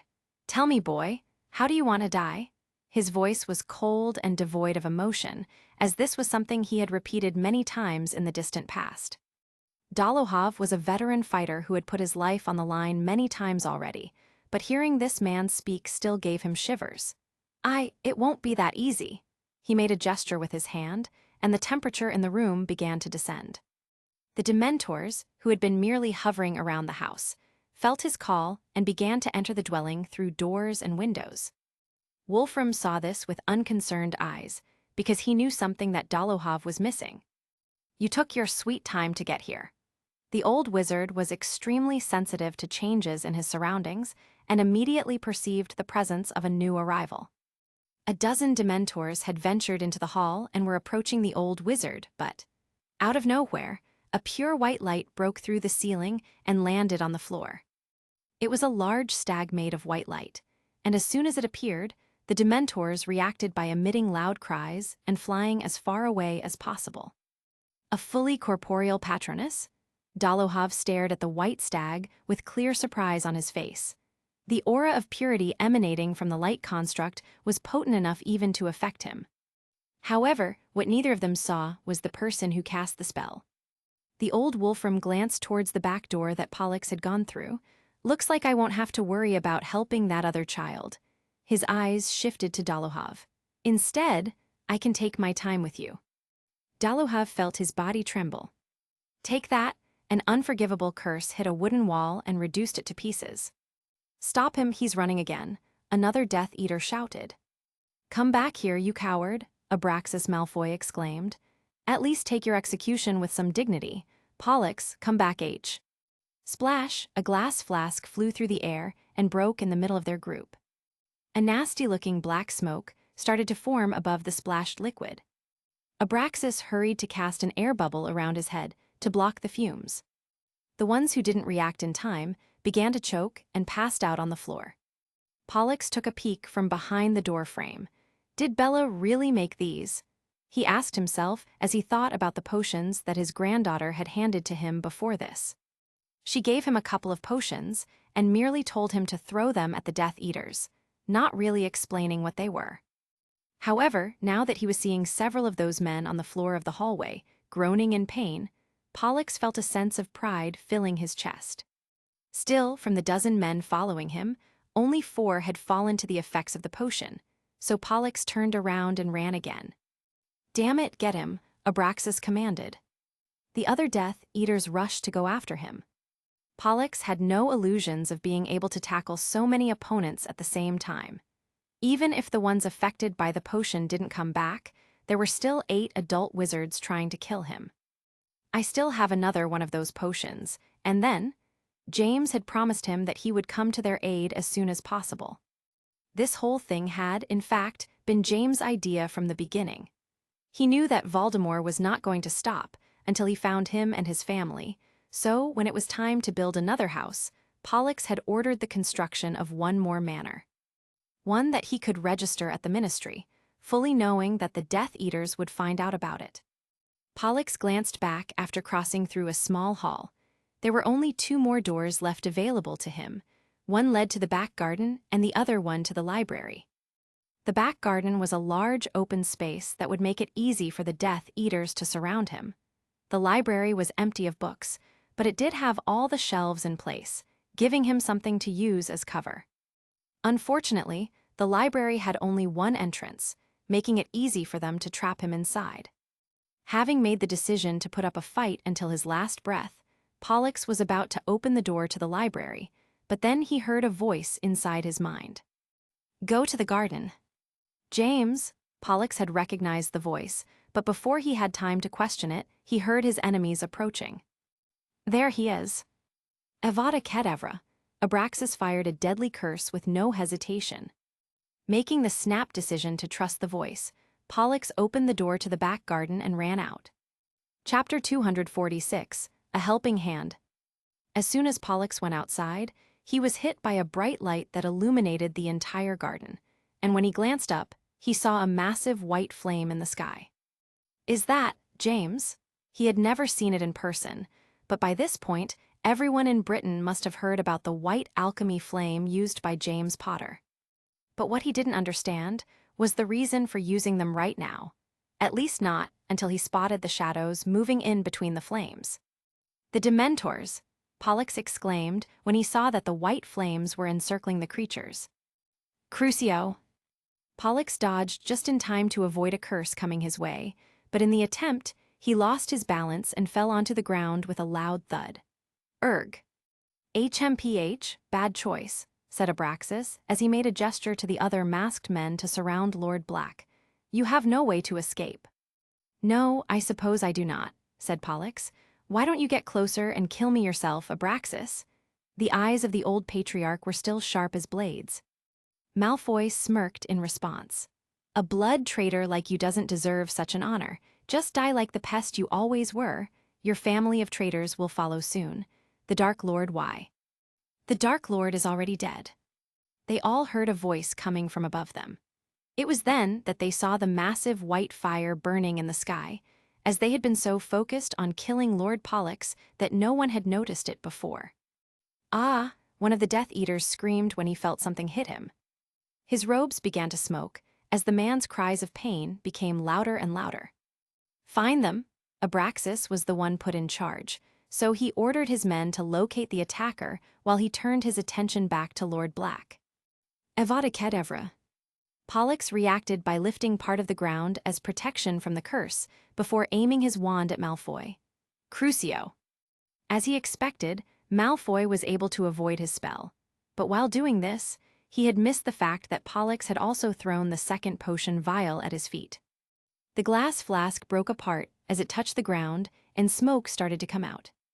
Abraxas gasped when he saw this and hurried to cover his mouth. This moment of distraction was what Pollux was counting on, and he took the chance to retaliate. Abraxas grunted in pain when some powerful force hit his wand hand, breaking some of his fingers as his wand was sent flying away. Now that he had him disarmed, Pollux went for the killing blow. With a swift jab of his wand, he sent a piercing hex through Malfoy's skull. But he could not relax yet, as there were many enemies still alive. However, he soon noticed that all around him, Death Eaters were screaming and falling down. They were desperately trying to find an invisible attacker. Homnum Revel Erg. The first Death Eater who thought about using the revealing charm was rewarded with a devastating exploding curse aimed at his head, leaving behind a gruesome vision of gore. Pollux could not help but be impressed. In the time it took him to kill Malfoy, James had already dispatched 6 men, leaving only 2 left. A bolt of lightning seemed to appear out of nowhere and killed one of them. The last Death Eater was now fully panicking. "W8, aye sir." Pollux wasn't even sure what curse had hit the man, but one moment he was alive, and the next, he dropped dead. Only then did James remove the invisibility and show himself to Lord Pollux. "I was starting to doubt that you were coming to help," Pollux told the young man after seeing him. "Had to take care of something important. I hope the old man was of some help." Pollux raised an eyebrow. "You do know who that is, right?" He didn't think someone who actually knew of the legendary Wolfram Grindelwald would just call him old man. James just responded with a mischievous smirk. "James." They both looked up, just in time to see someone jumping from the second-floor window. James used a wandless levitating charm to slow down her fall before catching Bella in his arms. "You reckless girl," Pollux exclaimed. "What did you do that for?" Bella had a wide smile on her face as she wrapped her arms around James's neck. "I just killed Lucius," she gushed. James made a complicated expression. "I'm not in any position to judge, but should you be that happy about killing someone?" Pollux sighed. She has always been an odd one, even by our family standards. "I cut his arm and pushed him out of a window," Bella felt the need to add. "Okay," James didn't know what he was supposed to say. "Wait, what about Sirius? Is he okay?" Pollux asked. "You brought Sirius too?" James looked surprised. He had expected Bella to be here, but not him. That was not the plan. He wanted to be here in case his mother showed up, which she did, Bella said, but he is fine. Aunt Walburga is now restrained, and Sirius is keeping an eye on her. "Are there no more enemies inside the mansion? Maybe I should go check," Pollux suggested. "I wouldn't do that if I were you," said James. "That old man can handle the rest." James put Bella back on the ground. He pointed at the sky with his thumb. "I'd better go finish the job up there." Pollux and Bella looked up at the sky and saw that the white flames were still moving around. They had been rounding up a massive number of Dementors. "So many," Bella exclaimed. "Can your flames damage those creatures?" Pollux asked. "Damage them, yes. Destroy them, no," James stated. "Then why are you bringing them all together?" Bella questioned. James pointed at a lower spot. "Because I brought someone who can get rid of them for good." Beneath the mass of Dementors, there was an elegantly dressed man, standing on top of a floating sword. Chapter 247, Two Flames. "Mr. Potter." The man standing on top of the flying sword glanced at James as this one floated to his side. James could comfortably lift his body with just his magic, so he had no need for a flying artifact. "Aim." James had just realized that he had never asked this man for his name. He only knew him as the Kunlun Chancellor. The old man seemed to realize his dilemma and smiled with amusement. "Mr. Lee will do." "Mr. Lee," James nodded. "I almost have them in place." He willed his flames to minimize the circle, forcing the Dementors to get closer to each other.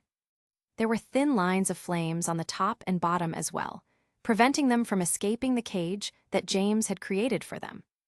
"I do have to say," Mr. Lee spoke, "I have never faced this type of creature before. Are you convinced that my flames will destroy them?" "I will admit that it is mostly speculation on my part. From what I know of the primordial jade flames, they are capable of destroying ethereal creatures like spirits and ghosts, as well as consuming souls," James said.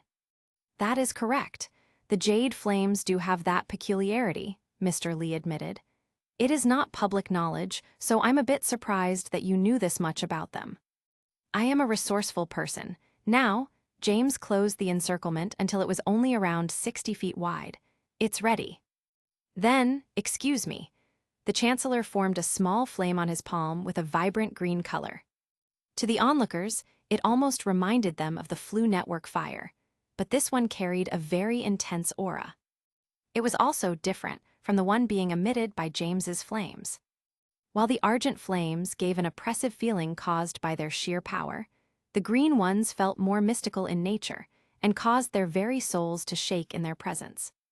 The Dementors were also able to feel the danger and tried to escape their cage, but the argent flames would not allow that. When they got too close to the fire, it burned their black cloaks and caused them immense pain. Mr. Lee released the whisper of green fire, and it began to slowly travel through the air, approaching the Dementor's cage.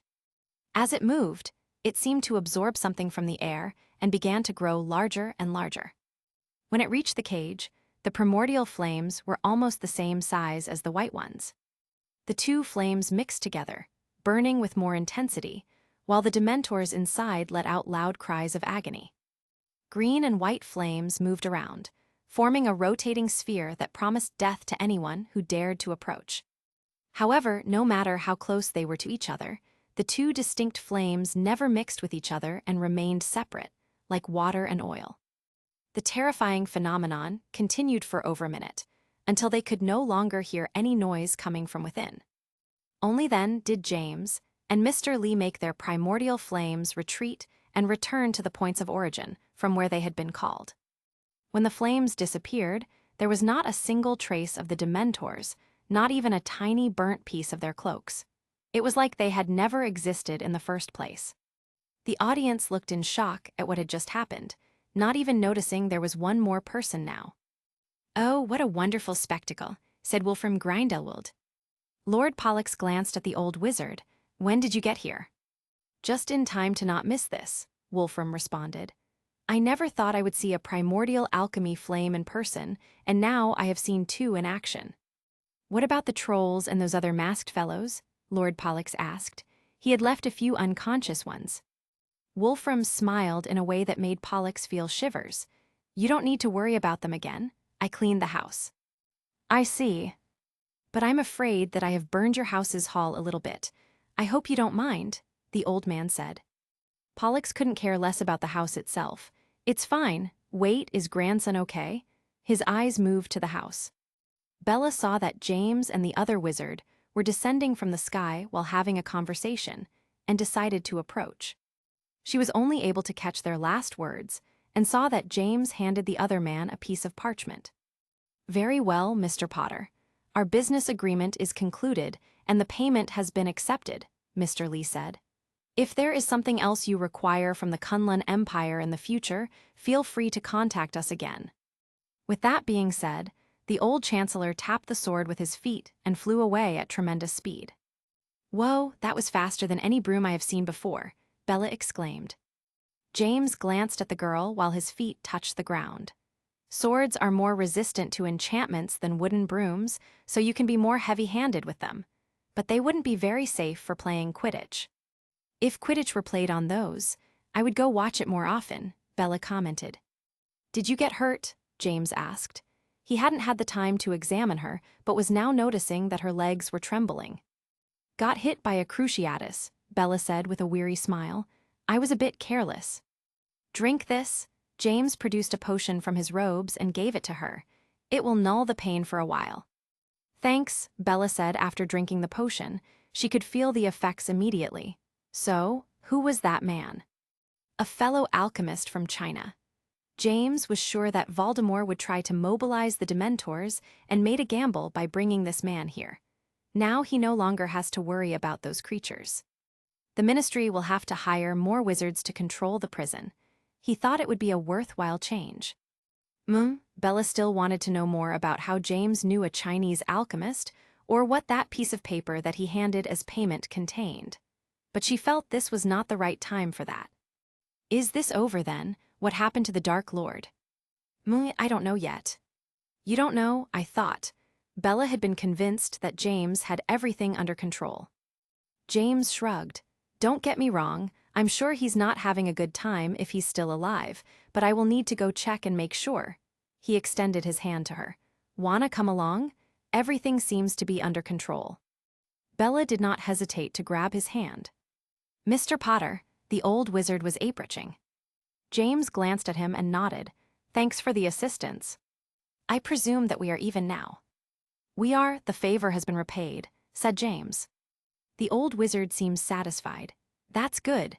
Are you still going after that Voldemort fellow?" James's eyes became colder.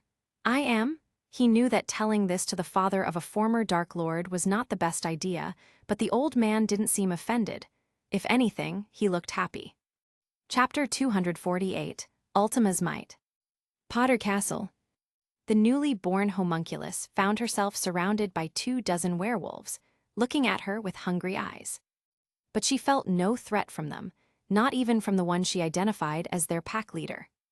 Her eyes scanned over the battlefield, while everything seemed to move in slow motion. She stopped for a moment on Voldemort and realized he was the biggest threat. Her master had left a large number of memories for her to assimilate, and they also contained some information about the men in the courtyard. She was very clear on what she had to do with them: eliminate all hostiles and prevent their escape. Up in the sky, she detected the form of Nyxaris and the activation of her magic. The fairy would soon erect a barrier that would deter anyone from leaving, but in the meantime, she would have to use physical means for that. Rara, the werewolf leader, had jumped at her. Ultima understood that he was moving fairly fast for human standards. His body was greatly enhanced by the werewolf curse, even showing some clear physical changes. However, from her point of view, Fenrir was as slow as a snail, if not more. While the pack leader was still in the air with his claws and fangs ready to rip her apart, Ultima threw a light jab with her right hand. Her fist never touched the man, but the friction generated by her motion was enough to form a high-pressure blast of air that was powerful enough to destroy the integrity of Fenrir's head. The other werewolves were still smiling and staring at her body with barely contained lust when, all of a sudden, they were splashed with blood. Soon after, they saw the headless corpse of Fenrir touch the ground. Leaving Voldemort aside, it took a moment for the other onlookers to understand what had transpired, as it all went too quickly for their minds to process. The horror then began to sink in. "Boss." "No." "What happened to him?" Ultima's attention shifted to the little creature on her wrist when it began to wiggle. "Right, I'm sorry for not using you, Turtiver." Her master had given her several companions to assist in her task, so she had no reason to be fighting alone.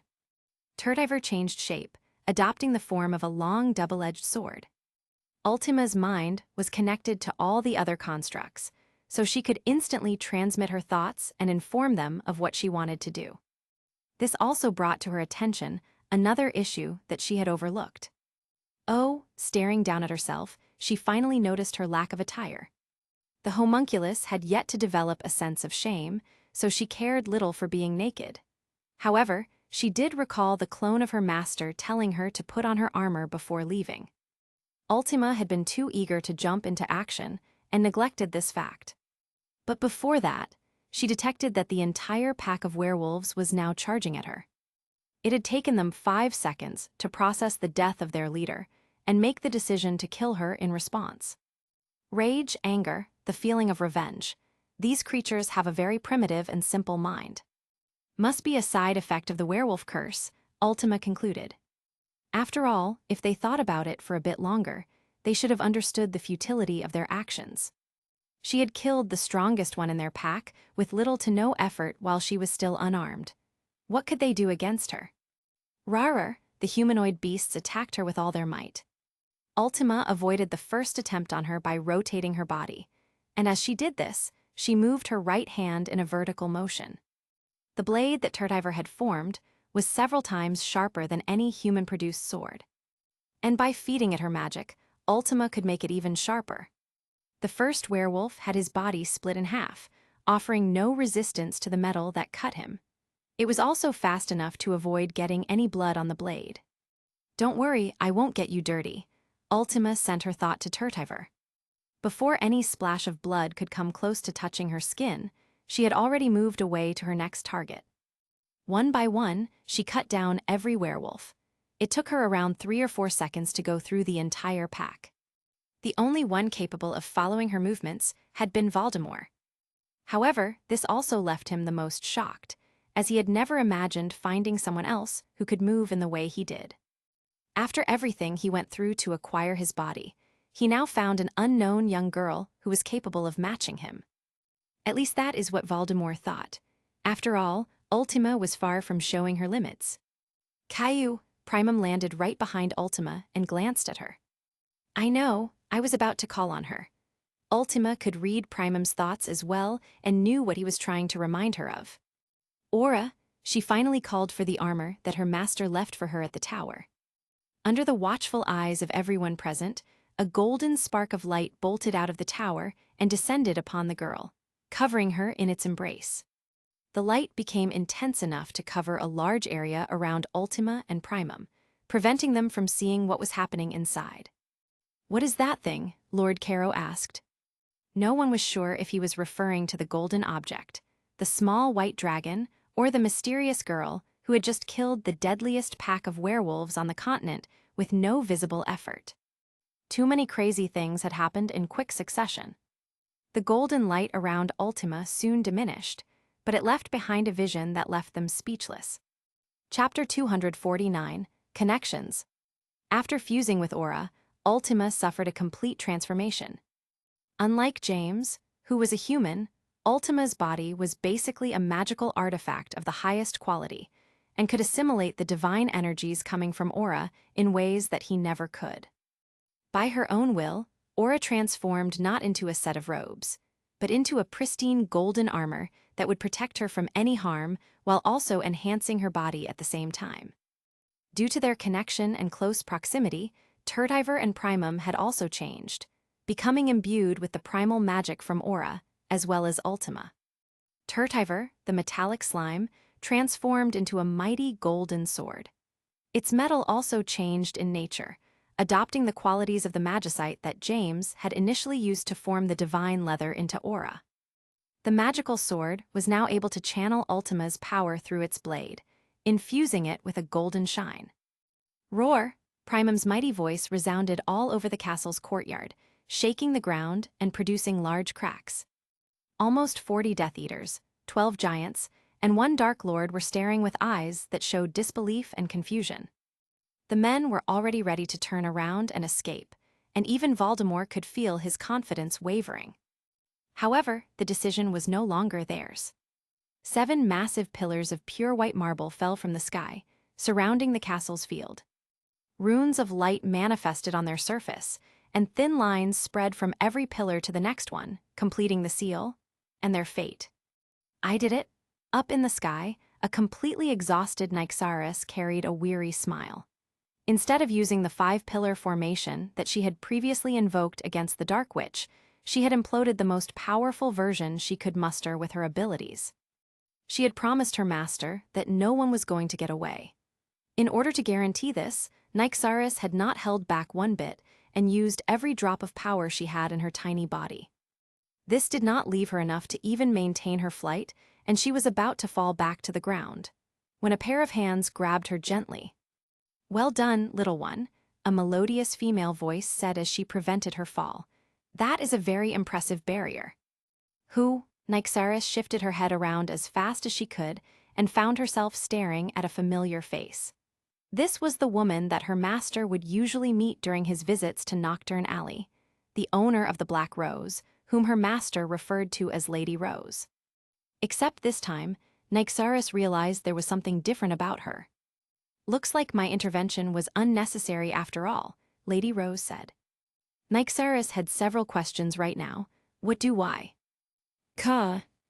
Before she could even ask one, the little fairy was startled by a loud sound coming from beneath them, and as she poked her head from the border of Lady Rose's hands, she discovered that the woman had been standing on top of a gigantic black crow.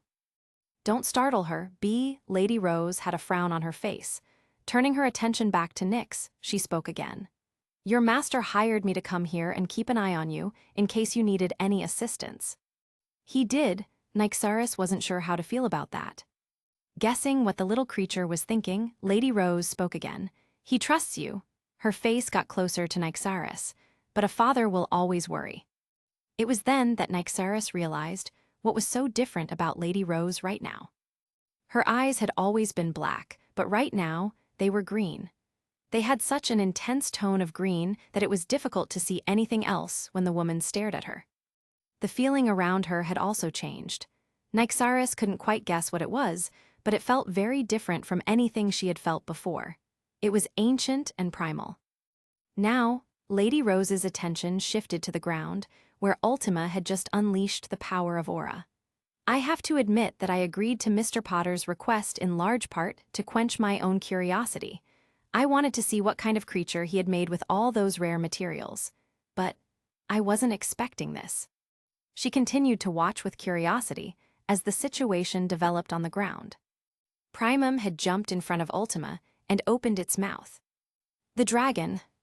Careful, everyone began to panic. Voldemort clenched his fists and tensed his legs. He was not going to allow the enemy to continue to act with impunity. A moment later, he disappeared from the spot and moved as fast as he could toward the dragon. No. The Dark Lord heard the voice from the now blonde girl, but did not see her. What he did see was a golden sword barely missing his head. If it wasn't for his inhuman reflexes, he could never have avoided that attack and would have likely ended up in the same state as the werewolf pack.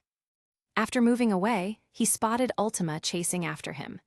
Meanwhile, the dragon fired what looked like a white beam of light from its mouth, aimed directly at the core of his army. The Death Eaters had conjured magical shields to protect themselves from the dragon's flames. Unfortunately for them, what Primum shot was nothing like fire. That white beam that Voldemort saw was, in actuality, a pale yellow liquid. The thick liquid washed over a large group of Death Eaters and some of the giants. "Ah, it burns." No, the men began to scream. Their shields had proven to be useless against the attack. The liquid splashed everywhere, touching their clothes, shoes, and skin. Everything that was merely grazed by it began to melt away. Chapter 250, on another level. Voldemort groaned after receiving a kick aimed at his chest, sending him crashing against some trees on the other side of the pond. Ultima stood there, watching him attentively with her intense blue eyes. "You are the one known as Lord Voldemort, correct?" James had left her information about her targets, and this one was supposed to be the most dangerous of the bunch.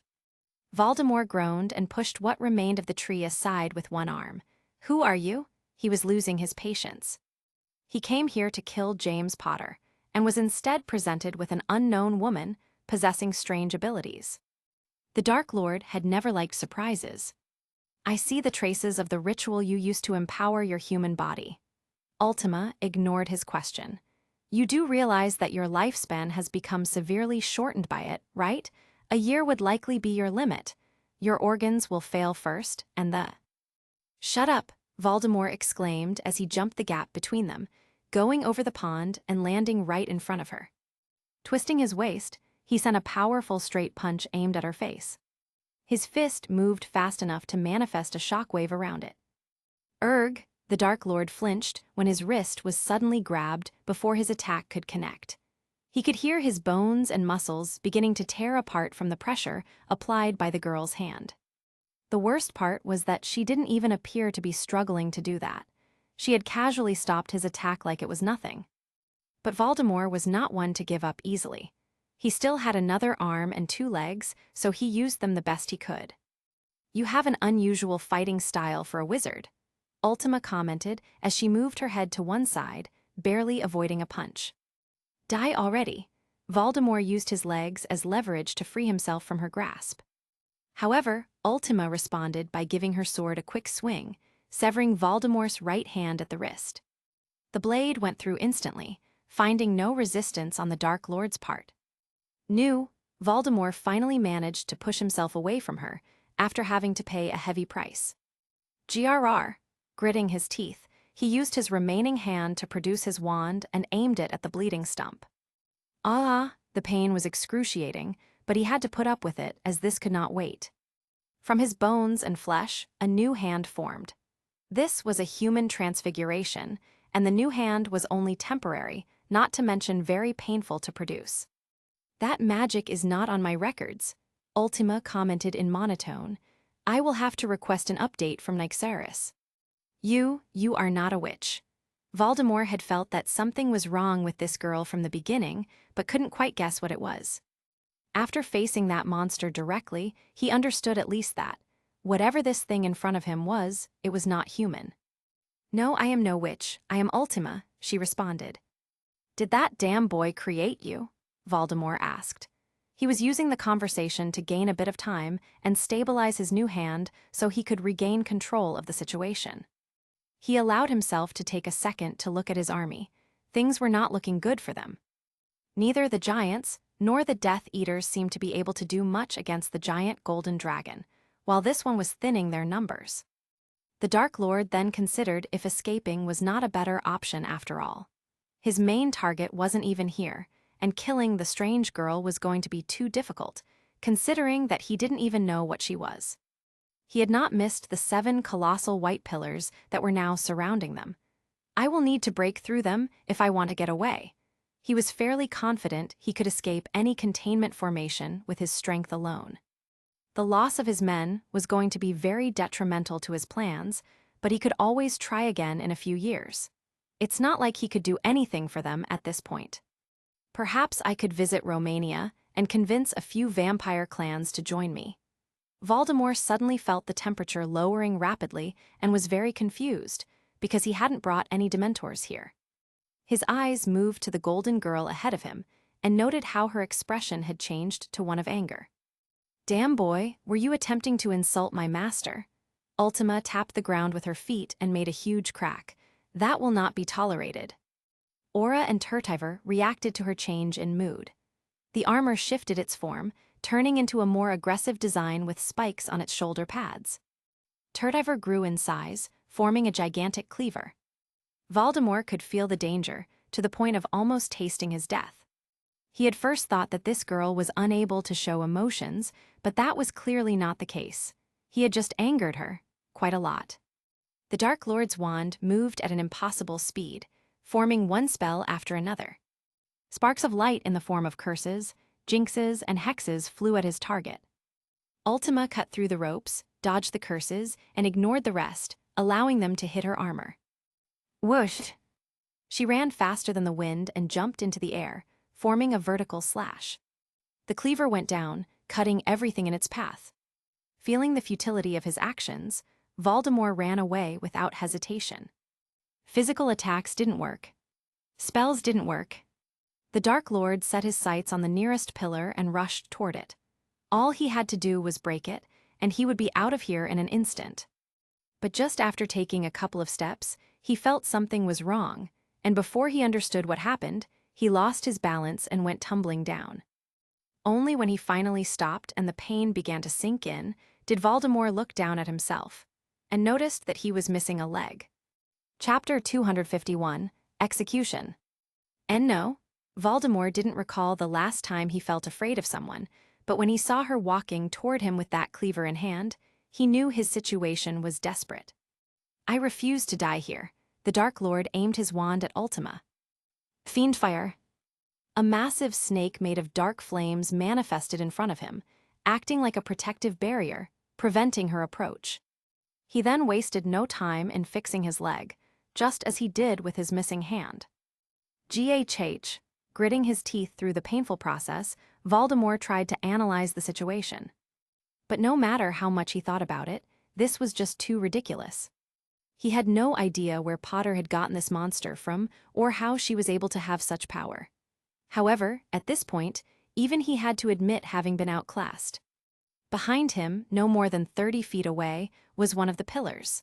All he had to do was cross it and apparate away from here. His opponent was still trying to get rid of his Fiendfire construct.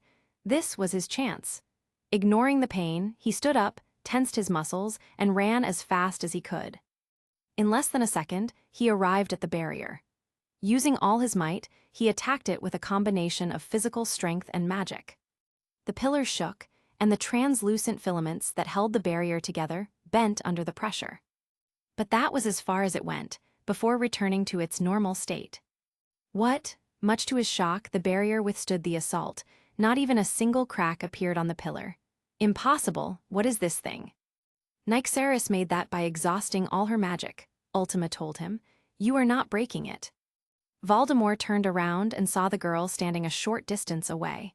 The fiery snake was nowhere to be seen, and she looked to be completely unscathed. What are you? I am Ultima. She offered the same unsatisfying answer as before. Tusk, feeling extremely frustrated and enraged, Voldemort flicked his wand in her direction, pouring all his hatred into his magic. Avada Kedavra. The Dark Lord expected Ultima to make use of her superior speed to avoid the curse, and was ready for it. But instead, he saw her charge directly at the green flash of light. The unforgivable curse hit her chest. It was a clean hit. And it didn't even manage to slow her down. Impossible. Voldemort was too shocked to react in time as she got in front of him, sword in hand. The Dark Lord would never come to understand why his curse didn't work, because he had no way to know that Ultima was not a human with a normal soul that the curse could separate from her body, making her incredibly resistant to this type of attack. And if that wasn't enough, the protection of the divine armor would guarantee that she suffered no damage whatsoever. Voldemort saw the golden blade rise above his head before coming down in a vertical slash, but his body was too slow to react in time. However, even during his last seconds, his eyes still held hope, because he had long prepared for such a scenario. The Horcruxes, Voldemort remembers. He couldn't complete the 7, just as he originally intended, but he still had more than enough of them to prevent his complete death. He went through a lot of difficulties to create them, and hid them in well-secured spots, leaving instructions for his few remaining followers to guarantee his return in the future. I will be back. He was thinking about that as the blade cleaved his body in twain. It may take him years or even decades, but time was on his side. One day, he would return to the realm of the living, and he would make them all pay. Especially the Potters and that sword-wielding monster. Unfortunately for Voldemort, that would never come to be. James had already destroyed all the pieces of his soul that he had stored away. Had he known this, he would have hesitated before venturing into the Potter's castle. But being completely unaware, the Dark Lord walked into his own execution with a smile on his face. Once Ultima had cut him in two, she continued slashing with her sword at lightning speed, turning the Dark Lord's body into small chunks of meat and bone. She did not stop until what remained looked more like minced meat than a person. It is done, Master, she said it mostly to herself. As she turned around and scanned the rest of the field, Ultima spotted Primum on the other side. The Chimera was walking around a smoking pile of remnants that had been dissolved beyond recognition. Primum, you didn't leave any for me. She could not help but say it, feeling somewhat dissatisfied by the fact that her companion had killed dozens of the intruders while she was busy with a single one. As if he could read her thoughts, Primum stopped his pacing and looked at her before flying to her side. Caillou. Ultima frowned. I am aware it was the leader, but... She stopped speaking all of a sudden. Nyxaris. During the fight, she had not paid much attention to their mental connection, but now that the distractions were gone, she did just that, and realized that despite exhausting her magic, the fairy never left the sky. Caillou, Primum's tone changed to one of wariness. Just like Ultima, the Chimera had detected that they had one more intruder, and they were currently holding Nyxaris in their hands. Ultima jumped on top of Primum, her power manifested again, creating a golden aura that enveloped them both. Bring me up there. Not wasting a second, Primum launched into the air and flew directly to the gigantic black crow, and the woman standing on top. Chapter 252, The Mysterious Lady. Lady Rose watched Ultima approaching, flying on top of Primum while holding Turtiver in its sword form in her right hand. Very impressive, you took care of that arrogant child in a moment. Ultima ignored her words, but became alert when she got close to this person. Her senses were warning her that the being in front of her was not a human, but something much more ancient and dangerous. She pointed at Lady Rose's hands. Release Nyxaris. Does it look like I'm holding her prisoner? Lady Rose glanced down at the fairy and noted that it had begun to change. Once Ultima was near enough, her connection began to infuse Nyxaris with her power, just as it had done before with Turtiver and Primum. The exhausted fairy recovered instantly, and her small body started to emit the same golden aura, to the point of even changing the color of her hair. Oh, I see. Nyxaris, who was completely unable to move until now, stood up and flew away, hovering near Ultima. Are you okay? Ultima asked, even though their mental connection already told her everything she needed to know. It still felt better to say some things out loud. I'm better now, Nyxaris responded while her body was still adapting to the changes. So you are all connected, and the source of this strange energy is there. Lady Rose was now staring at Ultima, but mostly at her golden armor. Master sent you to assist us, Ultima asked, having received some bits of information from Nyxaris. He hired me to keep an eye on you.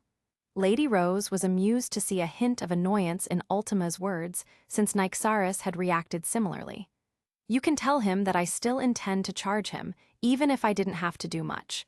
I don't leave my shop for free, see? Ultima had nothing to say in response, but didn't like the way that Lady Rose was staring at her.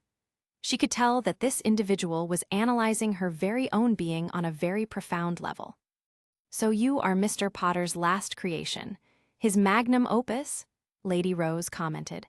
I was very curious to see with my own eyes what that person was going to create with such incredible materials. Didn't expect him to make a homunculus. Ultima is much more than that. Nyxaris landed on Ultima's shoulder. Indeed, I can see that, Lady Rose nodded. Every single one of his creations was meant to complement each other. She pointed at Primum. A mighty mount. The chimera could serve as much more than just a mount, as its fighting capabilities were superior to any other magical beast. She pointed at Aura. A divine armor. Aura could not just protect Ultima, but also enhance all her abilities and do the same to the others, thanks to their connection. She pointed at Turtiver. The most versatile weapon. Turtiver could change shapes and transform into any weapon that Ultima could think about. Swords, sabers, spears, shields, bows, etc. She pointed at Nyxaris. The best magical support. The fairy had access to a massive archive of spells and could quickly assimilate new ones if necessary. With her incredibly high intelligence and perfect memory, there would be no better advisor and companion for Ultima to have around. Lady Rose finally pointed at Ultima, and the perfect warrior to wield all these tools.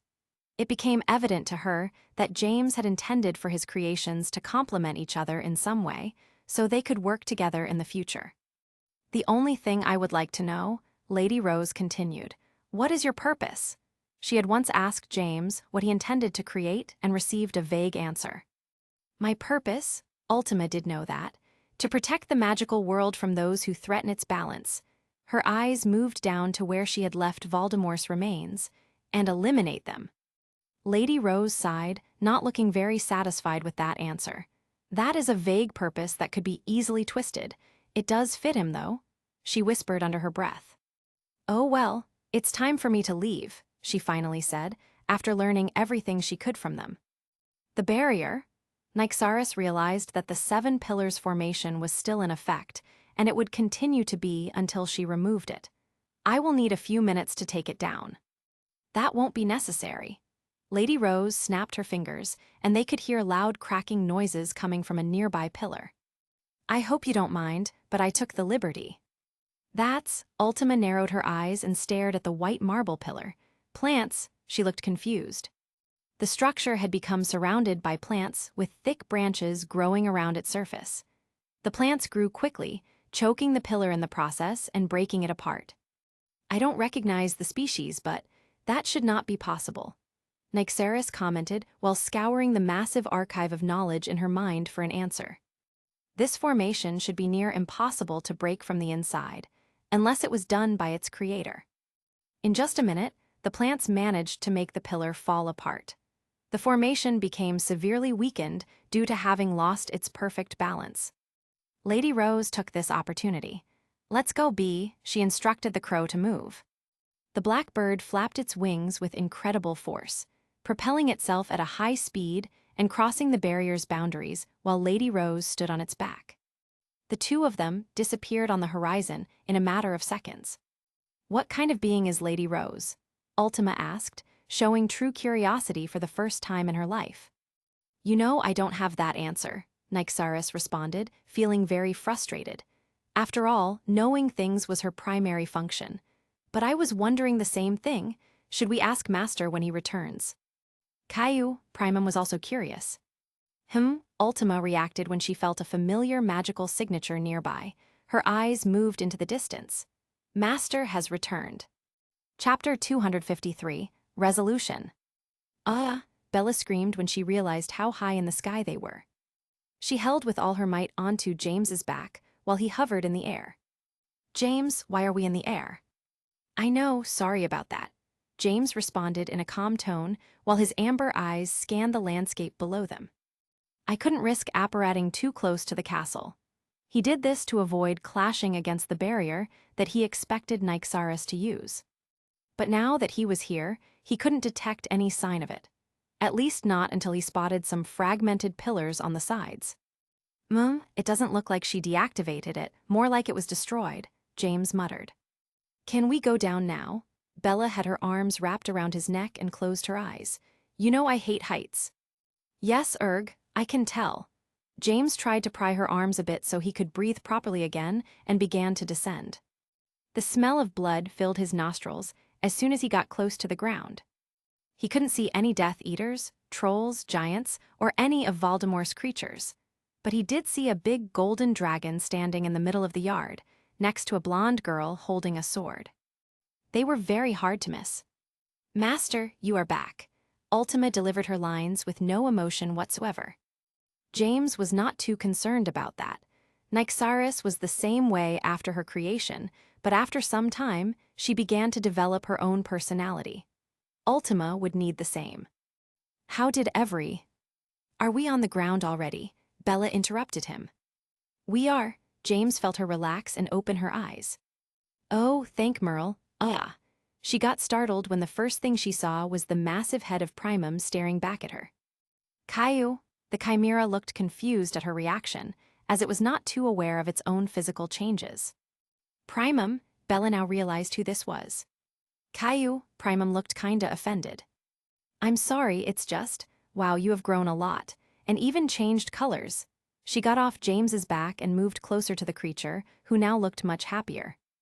Meanwhile, James returned his attention to Ultima. "Tell me, how did everything go?" Ultima nodded. "The mission Master left me has been completed with no issues. The wizard known as Lord Voldemort has been eliminated. Along with every other living being he brought into the Master's property." James was trying to find where Voldemort's corpse was. Master," Nyxaris called for him. "He is over there, but—" She pointed into the distance. "But if Master is trying to locate his body," Ultima intervened, "it has been dissected into many pieces. I can locate them for Master if that is what you wish." "No, that won't be necessary," James hurried to say. Looking at the sword in her hands, he got a better idea of the fate Voldemort had suffered. "Hold on," Bella turned to them. "Did you say that the Dark Lord is dead already?" She looked around. "Did he bring a large army with him? Did anyone get away?" Harry asked, although he could already tell what the answer was. "No one got away," Nyxaris said firmly. Ultima began to recount the number of werewolves, giants, and Death Eaters that were accompanying the Dark Lord in as much detail as she could recall. After all, it had been Primum who handled the bulk of the army. "I understand." He glanced at the pile of smoking bodies near the entrance of the property. This was no doubt the work of Primum's potent poison. Unfortunately, this would make it impossible for James to discover the identities of everyone who came in here, and he could only hope that things would be easier at the other location. He wanted to make sure that no other Death Eaters were still around. That is going to take some time. It wasn't like he knew the names of every single one of Voldemort's followers, but he did know most of the family names. James noticed that Ultima was staring at him with expectant eyes. "You all did a great job. Well done." "Caillou," Primum exclaimed loudly. but it was evident that Nyxaris and Ultima were also happy at hearing those words. By the way, who is the blonde girl? Bella finally decided to ask. I am Ultima, the homunculus responded. Ulti, wait, is that the girl who was inside the glass container? Bella asked James. Didn't she have black hair? Ultima reacted by looking at her own hair, not having been able to pay attention to her changes either. Yes, that's her. James glanced at the golden armor that Ultima was wearing. I believe the changes have been caused by her connection with Aura, and his eyes moved to Primum, Turtiver, and Nyxaris. The same could be said about the others. Oh, you are blonde too. Bella pointed at the fairy. This is very interesting, said James while observing his creation. He had, of course, planned for all of them to work together, but this level of synchronization exceeded his expectations. I will need to perform a few tests. Shall I remove the armor for Master's tests? Ultima asked. Whoa, hold on, Bella exclaimed. Don't remove anything. Master, Ultima pointed at Bella. Who is the human female? That is Bella, Master's fiancée. Nyxaris was pleased to know the answer. Fiancé, Ultima seemed to be searching for its significance in her memories. I see, this is Master's copulation mate. What? Bella shouted. No, I don't think they have gone that far yet, Nyxaris corrected her. Fiancé just means they will get married in the future. I still have much to learn, Ultima realized. Yes, well, let's leave this conversation for later. James felt Bella's eyes on him, or never. Excuse me, Master, Nyxaris called for him. Ahem.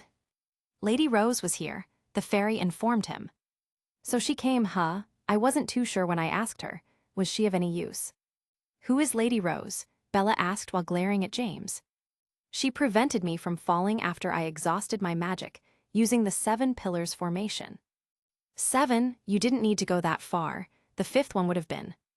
Who is Lady Rose? Bella interrupted him. Master, Ultima called. That female is very dangerous. I could not measure her strength, but she destroyed Nyxaris barrier by using some form of plants. So that's what happened to the barrier? James had been wondering about that. There was no chance that Voldemort had been capable of doing, even with his recent enhancement. Master, what is she? Nyxaris asked, as it became clear that the woman was not human. Well, James looked pensive for a moment. Who is Lady Rose? Bella shook him violently. Calm down, she is just a shopkeeper from the alley. I asked her to come here and give a hand if necessary. James tried to explain to Bella before turning his attention back to Nyx. As for what she is, I have no idea. Master doesn't know. Nyxaris appeared to be shocked. James shrugged. Hey, I don't have all the answers. I do know that she is some ancient magical creature. I didn't know she had an affinity for plants, so maybe a dryad. You know a dryad? Bella asked. I thought they went extinct. Master is just guessing, Ultima pointed out. He cleared his throat. In any case, don't worry about Lady Rose, she is not your enemy. Lady Rose said that she was going to charge you, even if she didn't do much, Nyxaris informed him. James chuckled. Yeah, I imagined that was going to be the case. What did you promise her? You gave that other man a piece of paper. Bella was curious about it. I just told her that I would help her in a future project, that's all, said James, not wanting to get into details. Anyway, I should go pick up my parents and bring them back. Gotta make sure that they don't come into the garden until the house elves have had a chance to clean. Chapter 254, One War Ended. The next day. So, that's basically it. James finished his explanation while the headmaster listened to everything attentively. I can't believe it, Dumbledore muttered while hunching over his desk. Excuse me, James raised an eyebrow. No, I don't mean it like that. Dumbledore corrected himself. It's just, I thought this was going to be a much bigger crisis. His mind went back to several decades ago when he was forced to abandon his comfortable position as a professor to fight against a former friend who had decided to start a wizard war. Dumbledore was dreading having to go through something like that again, but just when things appeared to be reaching a tipping point, it was all over in one day. And he didn't even have to raise a finger. I feel a bit useless here. I couldn't do anything to help. You did enough. You are the headmaster of Hogwarts. and fairly old, but James would rather avoid saying that.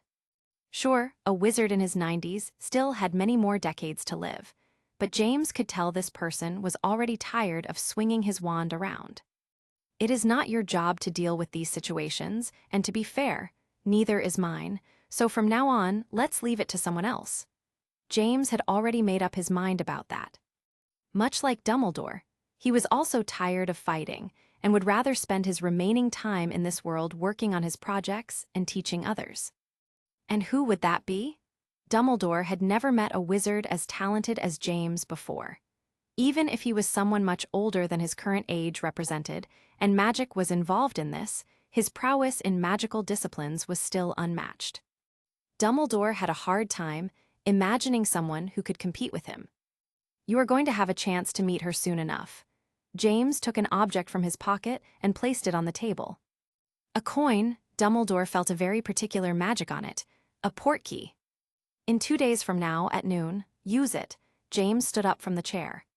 Hold on, James. We still need to speak about your work as an apprentice professor. The start of school is less than a week away, Dumbledore said. We can talk about it by then. James pointed at the coin. I have some urgent matters to attend to now. He walked to the window, and before Dumbledore could stop him, he jumped and flew away. You could have used the fireplace, Dumbledore muttered before turning his attention back to the coin James left him. What could be so urgent? The war is over. Right. Not that it lasted that long to begin with. Still smells funny, Sirius said to James while covering his nose. My mother made the same complaint, but we can't help it. Dipsy and Laurie did their best, but... James glanced around the garden. The stench of blood and death could still be felt, although it was much fainter now. I think it was mostly because of Primum's venom. All that dissolved flesh must have seeped into the ground and... Okay, let me stop you there. I don't need the gruesome details about what happened here, Sirius frowned. I'm just glad that it's over. He turned to look at James. It's over, right? James shrugged. This one? Sure, but there may be more in the future. Wizards are still humans, flawed and greedy. We'll always want more, and that leads to trouble. Dark Lords, discrimination, wars, etc. Mate, that sounds very pessimistic. I thought that was Peter's thing, Sirius commented. I'm just being realistic, that's all, James responded. By the way, how is your mother doing? Sirius's expression immediately changed at the mention. I don't know. Last time I saw her, they were taking her to the Ministry of Magic. Regulus wants to visit her again before we go back to school. The Ministry? Oh, right. The woman had escaped Azkaban once, and now that they had lost the Dementors, the people at the Ministry must be considering a way to increase security at the prison. As far as James was concerned, this was a good thing. They should never have relied on those creatures in the first place. But it didn't help that very few people even knew what went down with the Dementors, Voldemort, and his followers. The Aura Department must be going crazy, trying to find all of the members from important pureblood families who disappeared. James thought. In the original timeline, magical Britain would soon become embroiled in a bloody civil war. But thanks to James's intervention, the attack on Diagon Alley was the first and last indication that something was even happening. The citizens would live completely unaware of how different their lives could have been. Guys, come on. What are you doing down there? Sirius and James heard the shouts coming from above them and looked up. How impatient they are, James muttered, glancing at the figures of Remus and Peter, who were sitting on their flying brooms. You are the one who invited them to play some Quidditch, Sirius reminded him. I just felt that it would be nice to get together before classes start. I mean, things are going to be different this year, James said as he mounted his broom. What do you mean? Have you forgotten? James glanced at his friend. His broom began to levitate. I'm no longer a student, remember? I passed all my tests already. When did you have time to do that? Sirius looked shocked. I have gotten really good at multitasking. James avoided mentioning his overuse of magical clones and pepper-up potions during the summer. There they are, Peter pointed at him. I'm with James. I have to play with this moron then. Remus gave Sirius a smirk. Who is the moron? And I'm the only one here who plays professionally. Now that James has retired, so you are very lucky to have me on your team," Sirius said with an air of superiority. "Professionally, you are just on the school team," Peter said. "Okay, let's get this over with." James stretched his arms. "I hope you don't have that attitude when you start working as a professor," Remus pointed out. "Professor, oh that's right," Peter exclaimed. "See, I wasn't the only one who forgot," Sirius chuckled. "Well, you better pay attention in class, or I'll have to give you an F," James said. "You wouldn't do that, would you?" Sirius asked dubiously. James did not respond. Chapter 255, Plans for the Future Part 1. 2 days later, Dumbledore noticed the portkey that James had given him becoming active. "It's time." He wondered what James had planned this time. The boy liked to keep secrets a bit too much for his taste. After activating the coin, he felt a strong pull, and the next instant, he was in front of a large castle. He was not familiar with this property, but then he spotted a symbol engraved over the main gates. "This is the Potter's Castle," a female voice was heard behind him. Dumbledore turned around and was pleased to see an old friend. "Amelia, did they invite you as well?" Amelia Bones gave him a soft nod. "Albus, what is this about? When Lord Black handed me the portkey, he gave no explanation, and I definitely did not expect to appear in such a place." Lord Black? Dumbledore was surprised to hear this, as he had no idea that Pollux Black was also involved. "I suppose there is no point in waiting outside. We will find out soon enough." Just as Dumbledore finished speaking, the door opened up and they were greeted by a house elf. "Welcome, sir and madam. Master Potter is waiting for you at the small hall. I will guide you there." Dumbledore and Amelia exchanged a glance before walking inside the castle. "It's the first time I visited this place," Dumbledore commented, despite having been fairly close to the Potters as of recently. "Me as well," Amelia added. "Fleamont Potter is not exactly fond of inviting guests to his castle. I believe the previous Lord Potter used to host many parties here, but that was before my era." The house elf guided them through several long corridors until they reached a small door at the end, which she promptly opened for them. Neither Dumbledore nor Amelia made a comment on it, but they found it strange to be guided to such an isolated room. Normally, when a lord invited important guests to their houses, they would be taken to the main hall of the manor as a sign of respect, as well as a way to show their wealth. Now this was feeling more like a secret meeting that Lord Potter didn't want others to know about. The first person they found was none other than Pollux Black, who was sitting in front of a small round table and sipping some tea. "Looks like we are all here." Lord Black gave them a gesture to approach. As they did, they also found Lord Potter sitting on the other side of the table, as well as his son, James, who was standing a bit further apart. Amelia looked around, stopping for a moment on James, whose presence in this meeting she found particularly out of place. "May I know why we were called with such short notice? You are aware that I am a very busy person." Pollux noticed that her stare was on him and smiled. "This was not my idea, Amelia." She flinched, but then her eyes went to Fleamont Potter. "I see so, Lord Potter." "No, it's not me either." Fleamont pointed at the boy behind him. "Dipsy, that will be all," James said. "Close the door. We won't have any more guests." "Yes, Master Harry." The small elf gave him a short bow and proceeded to close the door behind her. Dumbledore mumbled something under his breath before walking up to the table and sitting down between the other two lords. "James has invited the members of the group I had put together," the headmaster noticed. He never got around to giving it a proper name. James had called it the Order of the Phoenix. However, since the Dark Lord's defeat, this group had lost its meaning, so he wondered about the reason behind all of this. Amelia looked a bit confused at the strange situation. In this room, there were 4 of the most powerful individuals in magical Britain, but she somehow felt that young James Potter was the one in charge. "Madam Bones," James called. "Why, yes?" Amelia felt those amber eyes focus on her, and it made her nervous. As a veteran Auror, she had gotten really good at measuring a wizard's level of danger with a quick glance. But when she looked at James, she was unable to size him up, and this put her on edge. "There is no need to be anxious, Madam Bones. Please, take a seat." He made a gesture toward the last available chair at the table. I wanted you all together to speak a bit about the future of this country. The future, Madame Bones sat down before asking. She thought it was a bit ridiculous that the youngest person here would bring up something like this to them.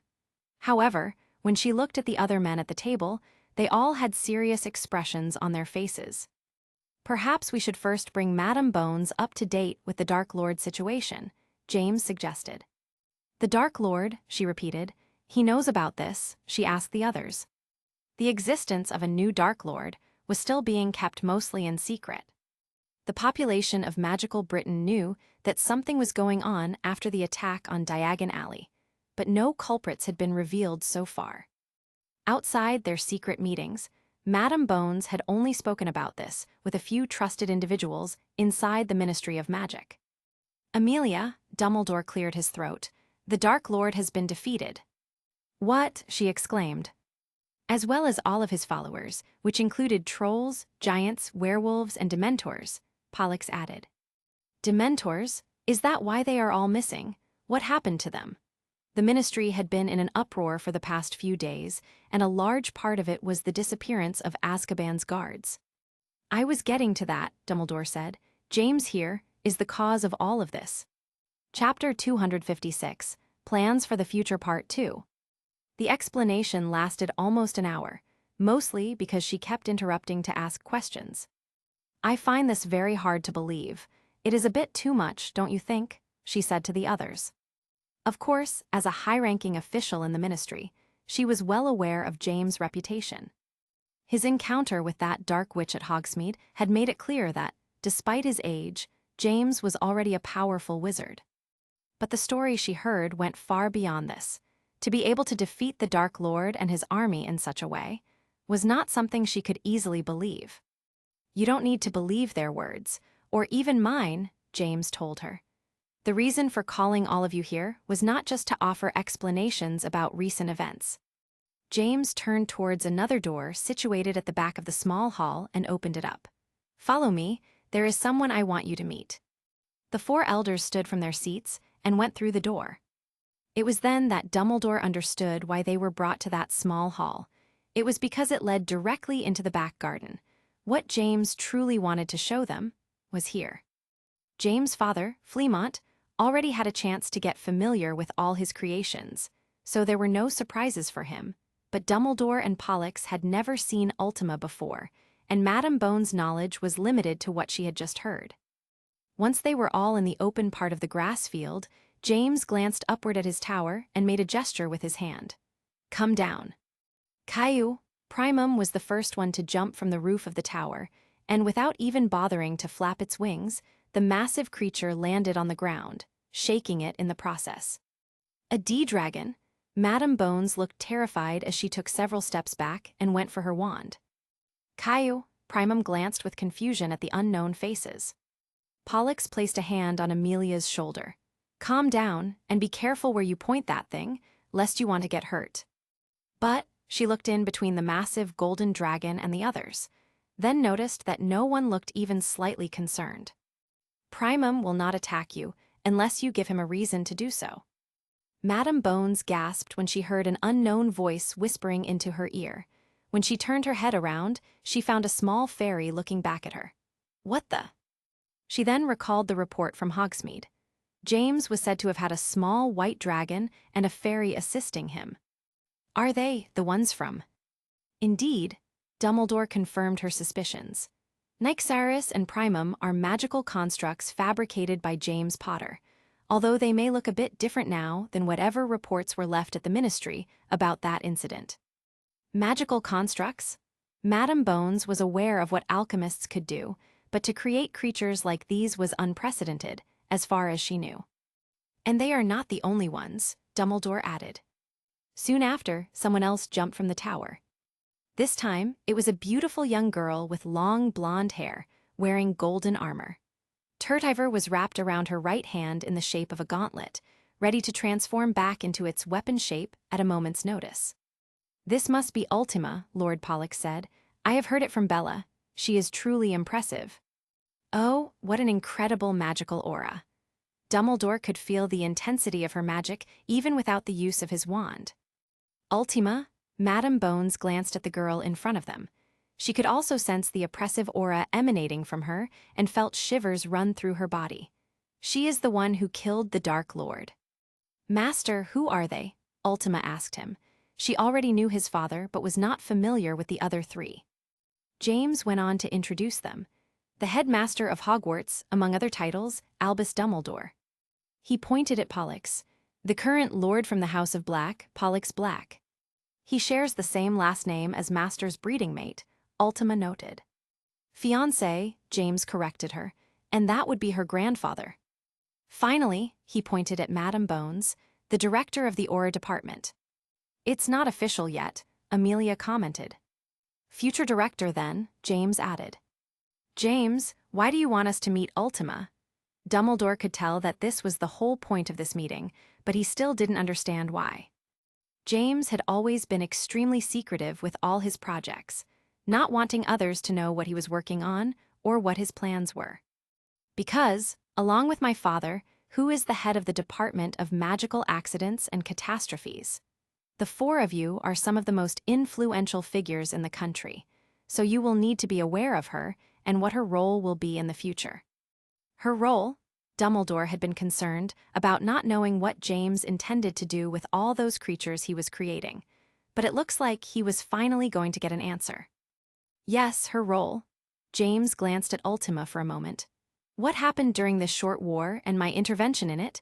To be honest, I only took action because it affected me directly, as Voldemort was a threat to those close to me. I have no idea of going around the world, taking care of every Dark Lord that pops up. That's what I created them for. They will do that. Hold on, what other Dark Lords? Am I missing something important here? Madame Bones asked. I was merely talking about the future, Madame Bones, James said. He had tried to eliminate as many Death Eaters as he could, but there was no way for him to know what would happen in the future at this point. Much has changed already, so it has become unpredictable. As uncertain as it may be, I have made some preparations, said James. Let's talk about them. Chapter 257, New Year, New Professor. September 1975, Hogwarts Welcoming Ceremony. The students were quietly listening to the headmaster perform his usual welcoming speech before they could all have dinner. However, some of the Gryffindor ones were paying more attention to someone who was sitting at the professor's table. Is it true then, James is going to be a professor? Charlie Bell, the current Quidditch captain, asked the boys in front of him. Of course it's true, why would we make up something like that? Sirius responded. I can't believe he said nothing to us, Alice complained. Did you know something about this? She asked her boyfriend. No, I didn't see him during the entire summer, Frank Longbottom answered. I swear, he added after seeing his girlfriend's doubtful expression. I knew he was ahead, but, Lily muttered. Was he able to pass all the tests during the summer and graduate? She was looking at Remus, who was sitting at her side. I have no idea. James doesn't seem like speaking about details, Remus said. He just came to us one day and said, hey, I might be a professor next year. That's all. We were as surprised as you all are, Peter added. Yeah, he is always so secretive about stuff, isn't he? Lily had to agree. He was supposed to be an assistant professor during his first year, but Sirius looked around. Who is he assisting? SHHH, Alice made a gesture with her hand. I think the headmaster is about to talk about it. Ahem, Dumbledore cleared his throat. This year, we have something very special to announce. He indicated for James to approach the podium. A former student from this school was able to graduate early, thanks to his tremendous skills and effort. And because of that, he will be rejoining us this year as the new assistant professor for defense against the dark arts. Please, let's give a warm welcome to James Potter. I wanted potions, though, James muttered under his breath as he walked closer. Most of the students present were too shocked to clap, but the ones at the Gryffindor table made enough noise to fill the entire hall. It's too bad that Professor Slughorn had no thoughts of retirement this time around, James thought. The main cause for that had been his fear of Voldemort and his Death Eaters, and his guilt about having helped Tom Riddle when he was his student. Since the war ended early, the true identity of the Dark Lord had never become public knowledge, so that particular scenario had not taken place. At least I don't have to worry about the curse on the DADA position, James figured. With Voldemort being dead for good, any curse he may have cast would have lost its effect. Mr. Potter, Dumbledore said with a smile on his face, would you like to say a few words to your future students? Sure, James nodded and approached the podium before looking at the crowded hall. He cleared his throat before speaking again. I won't go easy on any of you, that is all. There was deep silence in the hall. Thank you, Mr. Potter, Dumbledore said. I suppose that will be all for the announcements, and now we can start with the feast. Enjoy. With a gesture of his hand, trays filled with food appeared in the middle of the tables. Your fiancé is a man of few words, Andromeda pointed out to her sister. I think he is just disappointed for not being able to teach potions, Bella commented. He wanted to teach potions? HMPH, how arrogant, Severus Snape scoffed. Does he think he is better than Professor Slughorn? Bella glanced over at the black-haired boy. Did it look like I was inviting you to join our conversation? Mind your own business, Snape. Come on, Bella, don't be mean. He must be feeling lonely over there. Andromeda pointed out the fact that Snape was sitting at the corner of the table, which was pretty much empty. Almost half of the Slytherin table was, in fact, empty, since a lot of students from families who had joined the Dark Lord never came back to school this year. Some of those old wizarding houses had either been killed off or driven out of the country, for fear of retaliation by Voldemort's enemies or even the Ministry itself. Snape, however, could not afford the luxury of moving to a different country to attend another magical school, so he had to remain here. Although after what happened in Hogsmeade, Snape had already started to put some distance between himself and Lucius Malfoy's group. Why don't you come sit with us? Andromeda suggested, feeling honestly bad for the boy. If he didn't make any more friends, he was looking at 3 very lonely years ahead of him. I'm fine, Snape huffed and turned his attention to the food instead. Leave him, Bella said. And what about you? Andromeda asked. Are you going to be okay? Most of your classmates seem to be missing. Won't you get bored? No, I don't think so. A mischievous smile appeared on Andromeda's face. Is it because you are planning on sneaking around with the new professor? I would advise you against it, unless you're trying to get him fired. A hint of redness appeared on her cheeks. I would never do something so shameful as those seniors. She took a badge from her robes and showed it to her sister. They made you a prefect. Andromeda was surprised for a second, until she realized that the school didn't have that many alternatives, as the Slytherin population had been reduced to half of what it used to be, even with the new students coming in. Well, I suppose this is going to be a quiet year, Andromeda commented. You know what, Bella said, I'm fine with quiet. She had more than enough action during the summer. Chapter 258, Doubts. Fleamont Potter was busy working on his paperwork. The end of the war may have gone unnoticed by most citizens, but the death of so many members of their high society at the same time had put a heavy load on the ministry workers from all branches.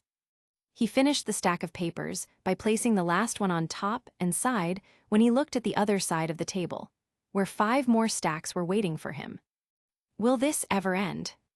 A soft knock was heard on his door, followed by a Mr. Potter. Fleamont recognized the voice of his assistant. She knew better than to bother him at this moment, so it must be important. Yes. Madam Bones is here, sir. She insists that she must speak with you. Should I as? It's fine. Let her in, Fleamont said, and the door was promptly opened. The middle-aged, red-headed woman walked past his assistant and went inside with an apologetic expression on her face. Fleamont glanced at his young assistant and nodded. You can leave us now. When the door was closed, Madam Bones sat down in front of his desk. I know you are very busy, so. Everyone in the ministry is busy these days. Including you, I presume, Fleamont spoke calmly. This visit was far from unexpected after all.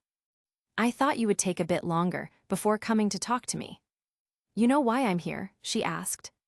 Well, I know for a fact that there have been no incidents that would require my department to intervene, and surely nothing that would call for the next head of the Aurors to come in person to meet me.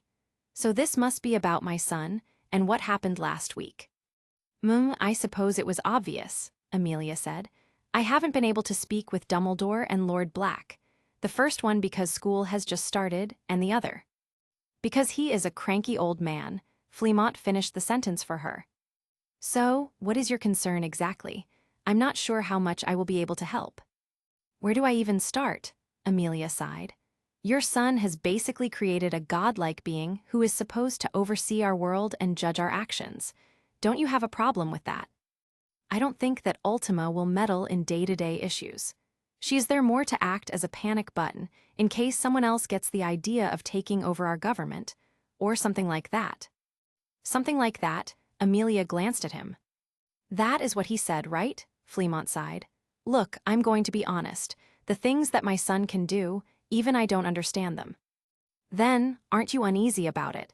I don't doubt that his intentions are good, but just because you can create something doesn't mean that you should, Amelia said. Worried, not at all, Fleamont said with absolute confidence. He is my son and I trust him, but you don't have to take my word for it.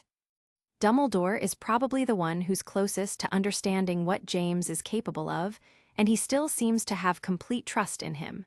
And Pollux, I don't know how James did it, but he managed to also earn that bitter old man's affection. I see, Amelia seemed to be considering something for a minute. Thank you for your time. She stood up from her chair. Has this talk been of any help at all? I would recommend you speak with the headmaster when you both have the time, Fleamont suggested. Yes, I think I will do that, Amelia responded. And yes, your words were very reassuring. I think I am willing to wait and see what happens. I wish to see if this supposed guardian that James Potter has created for us is just what he says. After saying that, Amelia left the office, leaving Fleamont alone once more. Okay now, 5 more stacks to go. Hogwarts headmaster's office. Albus, how could you do this without even consulting me? He is still a child, McGonagall complained.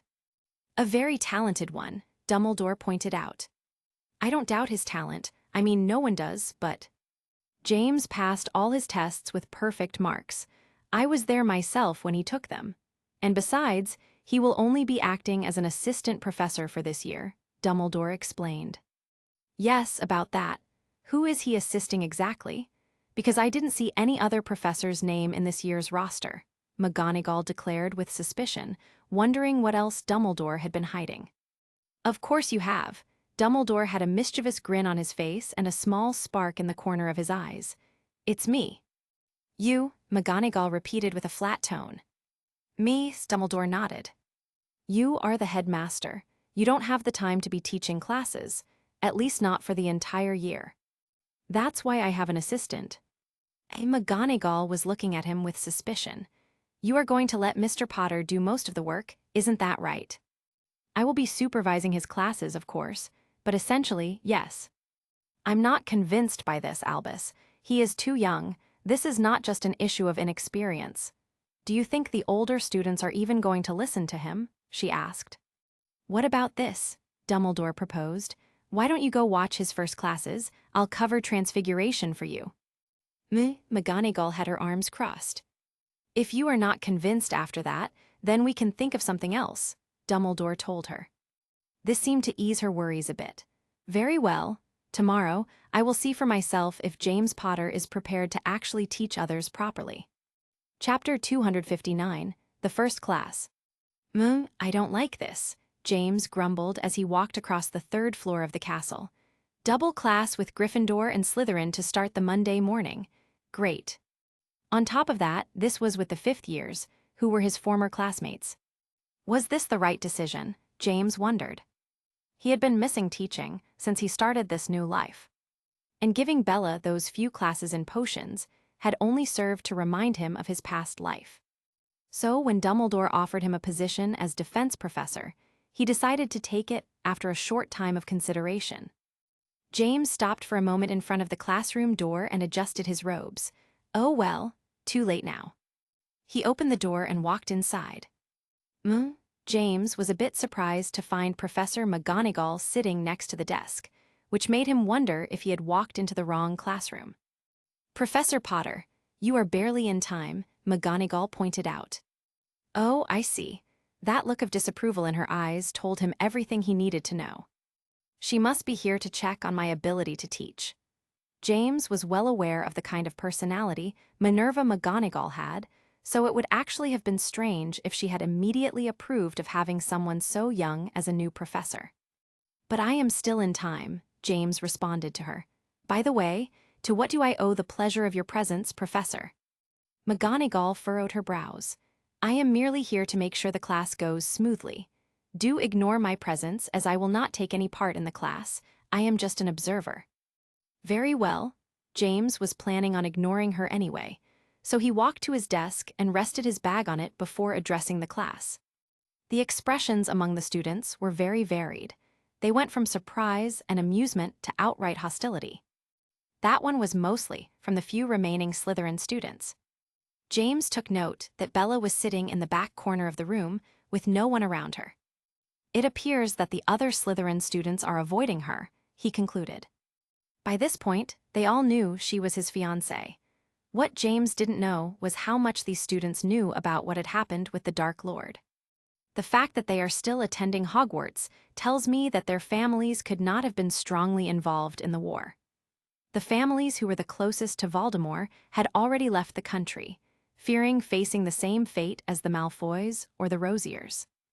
Many old wizard families had gone extinct this time, while many others had left British territory.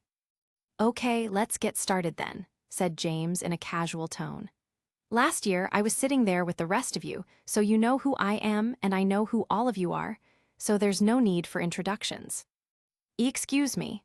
One of the girls on the Slytherin side raised her hand hesitantly.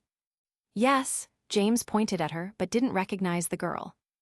Are you really qualified to teach us? She asked with some hesitation.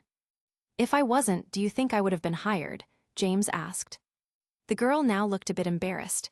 And no, I don't. Good, if anyone has a question that is non-stupid, I can answer them now, James suggested. Mr. Potter, McGonagall threw him a harsh glare. Fine, I'll also answer the stupid ones. Even though James relented, no one else seemed to have more questions for him. He did note that Sirius and Peter looked very amused, while Remus was not too pleased. Then we can get the class started. James snapped his fingers, and a piece of chalk flew to the board, writing something on it. Last year, you all learned about the silencing charm and how effective it was in a real battle. Why is that? Because you can't use spells without pronouncing the chant, the same girl as before responded. Maybe you can't. I just used a chantless spell on that piece of chalk, didn't I? James pointed at the words written on the board, voice and wand. If you lose one of those and are completely unable to cast any magic, then you are useless in a fight. Even if you have learned 1,000 different combat spells, it won't matter when you can no longer use them. Mr. Potter, McGonagall spoke. Chantless magic belongs to 6th year. It is considered to be on NEWT level. As for wandless magic, that's not even covered in the school curriculum. I thought you were going to remain as a silent observer, James pointed out. I never said silent, the other professor said. James ignored the comment and continued his explanation. I'll be honest, I don't expect even half of you to learn what I will teach you over the next 3 years, but those who do will gain a foundation that very few individuals have, and you will feel proud to do so. The students didn't seem too convinced by his words. After all, what he was proposing for them to learn was something too advanced. Now shush and just listen. James sat down at his desk and began his lesson properly. The expressions on the students gradually changed. The more they listened to James, the more inspired and confident they became. The next hour flew by, and even Professor McGonagall had become so entranced by James's words that she didn't notice how much time had passed. By the end of the lesson, many of the students no longer felt like it was an impossible task, and thought that perhaps they could master something that very few had been able to do. What the? McGonagall stared at James with shock. She could never have imagined that a new professor, on their first day on the job, would be able to teach in such a clear and efficient manner. Okay, we have less than an hour left, said James. We'll move to some practice now. Chapter 260, Gift. That same day, during dinner time in the hall. "So, what did you think?" Dumbledore leaned over and asked the other professor in a soft tone. "About?" McGonagall glanced over at the other side of the professor's table and saw that James was having a conversation with the groundskeeper, Hagrid. After making sure that he was not paying attention to them, she returned her attention to the headmaster. "You mean about Potter?" "Who else? You have accompanied him to every class today. I want to hear what you think about his teaching methods." This was an actual concern for the headmaster, because as much as he knew how overly qualified James was for the position in question, this did not mean that he would be good at imparting his knowledge onto others. McGonagall took a moment to think. Dumbledore frowned. "Is he not good?" McGonagall placed down her fork and sighed. "Albus, he is incredible." "Oh, that good."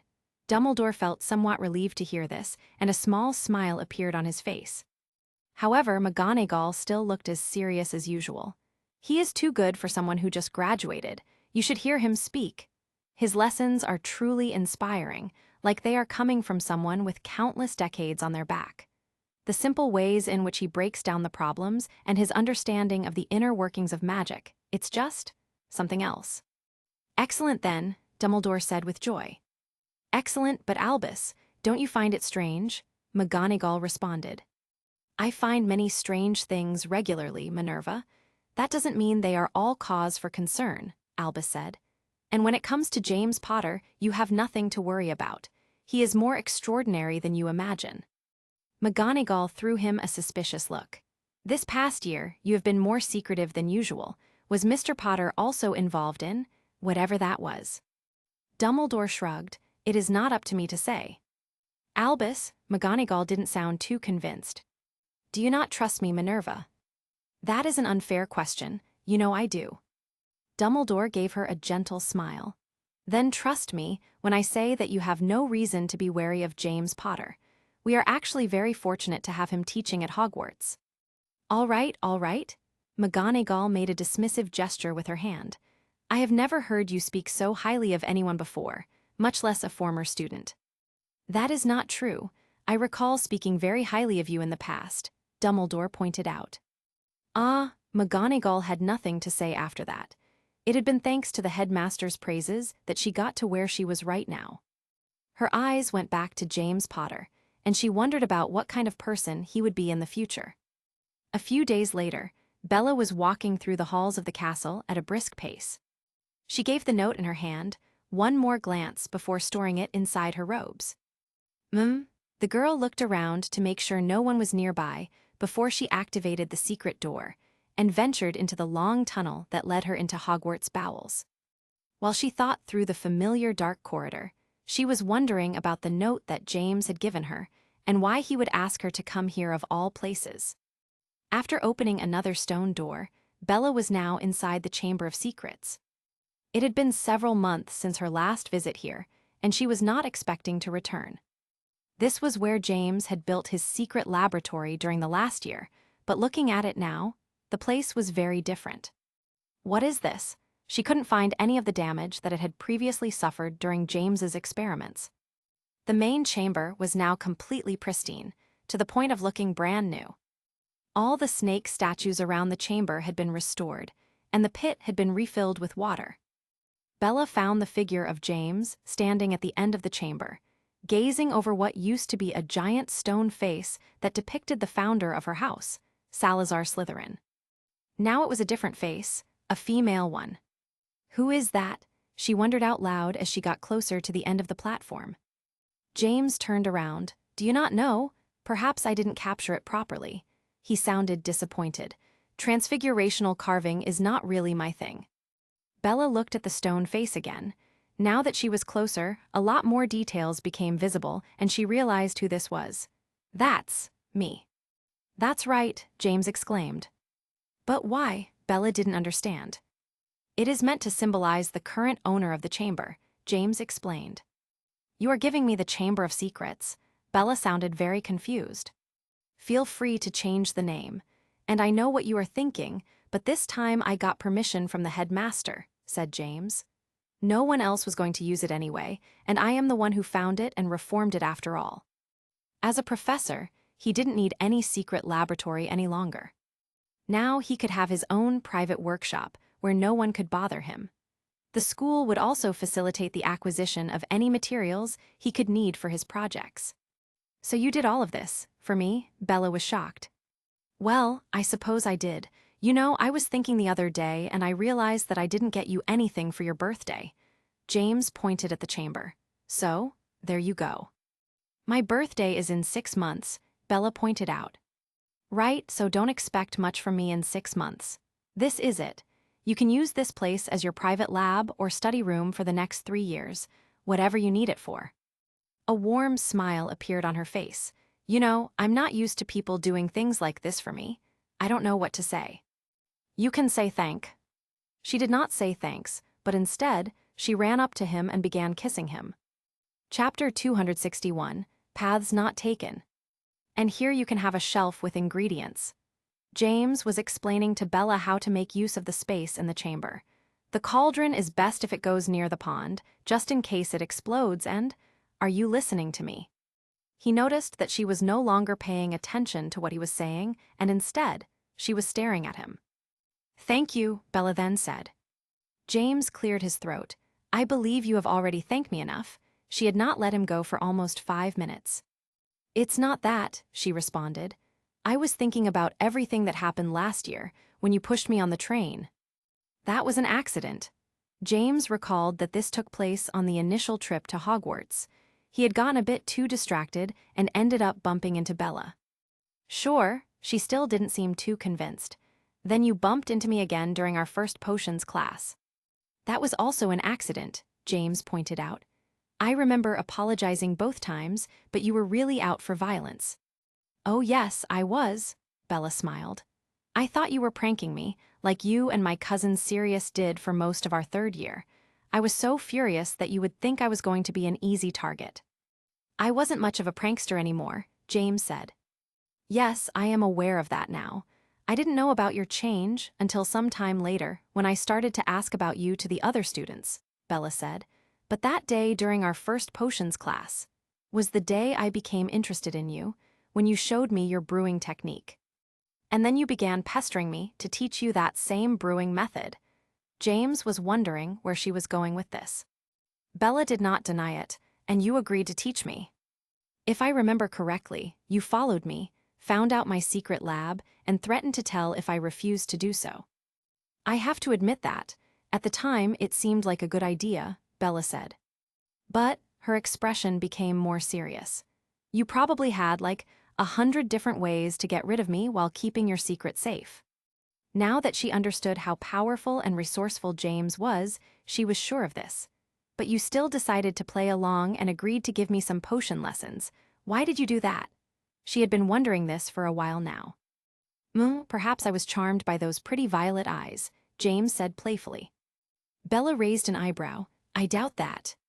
"Maybe," James began.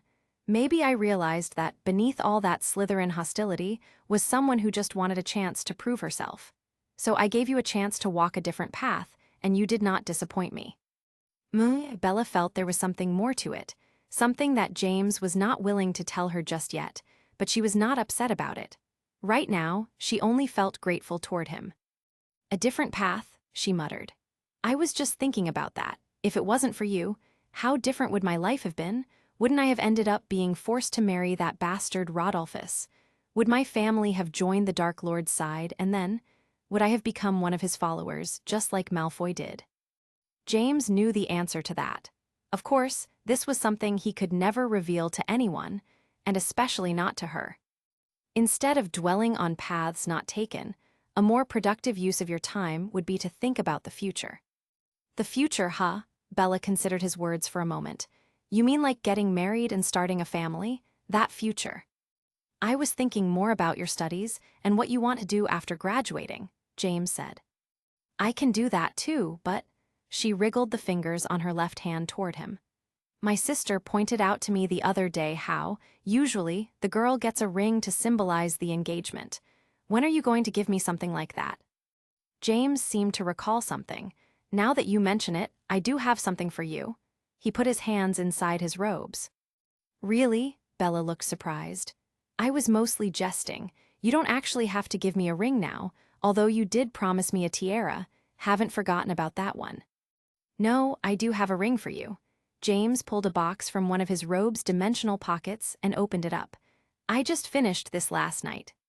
Bella glanced over at the box. Inside, it was indeed a ring, but it didn't look like an engagement one. This one had a completely black surface and looked like polished obsidian. You actually made a ring for me? Bella asked. Wait, this is not just a ring, right? The feeling this ring was giving her was very familiar, as she had used them before. Of course it's not just a ring. Do I look like a jeweler to you? James looked offended at the implication that he would create something so useless. He handed her the ring, as well as a small conjured blade. Put a drop of your blood on it. That way, it will become bonded to you. A year ago, Bella would have questioned this, but she had grown accustomed to this kind of thing from James, so she did as told. She poked her index finger and allowed one drop of her blood to fall on top of the black ring. The blood was immediately absorbed into the ring, and it seemed to react. Bella felt an immediate connection and heard the sound of a palpitating heart being sent directly into her mind.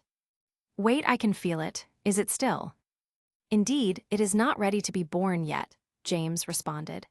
I have been able to modify the incubation process so it can take place in its ring form. All you have to do is wear it on your finger at all times. The chimera will take a tiny amount of your magic and become attuned to you. Once it's ready to be born, you will know. Bella glanced down at the living ring in front of her. You really give the strangest presents. Chapter 262, The Pass of Time. 10 years later. Remus Lupin was at his desk, finishing the revision of the last tests of the year. Sigh, it's finally over. He leaned back on his chair and relaxed for a bit. I don't know how James has been doing this for a decade already. For Remus, it's only been 2 years since he became a professor. After graduating, he spent some time earning his title as Rune Master in Germany. Normally, registered werewolves were not allowed to travel abroad, but thanks to James's last iteration of the Wolfsbane potion, and how accessible he made it for the masses, some of those laws had been rewritten. Because of this, he was able to pursue his passion instead of having to settle for a different subject. This was just one more thing that Remus would never be able to repay James for. He was starting to reminisce about the past when someone knocked on the door. Yes. Professor Lupin, there's a letter for you before the door. Remus recognized the voice. This was one of his students. Miss Blake, would you mind passing it under the door? He figured that the poor owl must have waited for him to open the door and eventually gave up, leaving it there. He had been extremely focused on the evaluations. A moment later, a small letter appeared on his office floor. Thank you. Remus stood up from his chair and went to pick it up. Oh, finally! A smile appeared on his face when he realized who this letter was from. Sirius is coming back. I need to go tell the others. Their friend Sirius was now a fully fledged cursebreaker and was working for Gringotts as a freelancer. His last mission had been apparently very difficult, and they hadn't received any communication from him in almost a year. Honestly, he got me worried this time.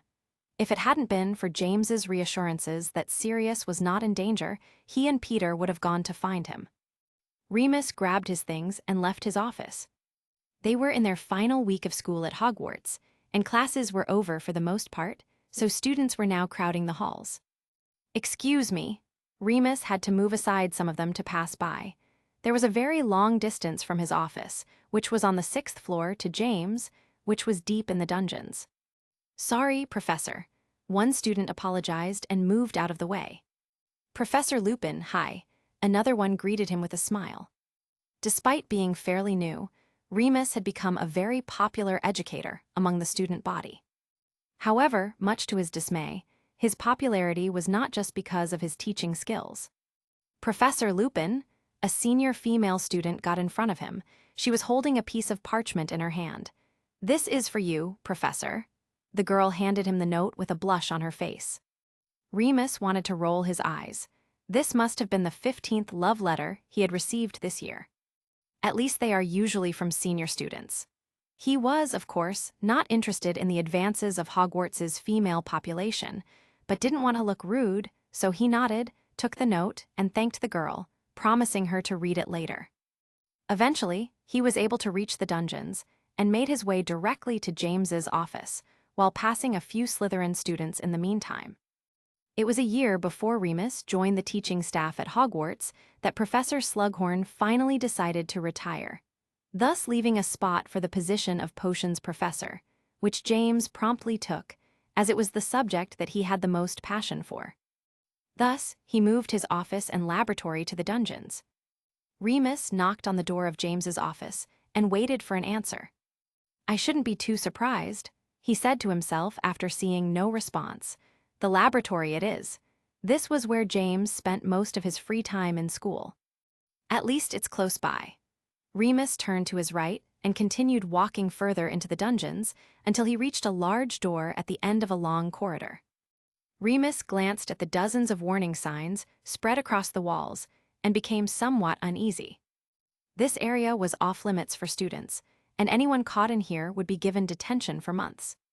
This was for their own safety, as there had been a few incidents in the past that involved toxic fumes and/or explosions.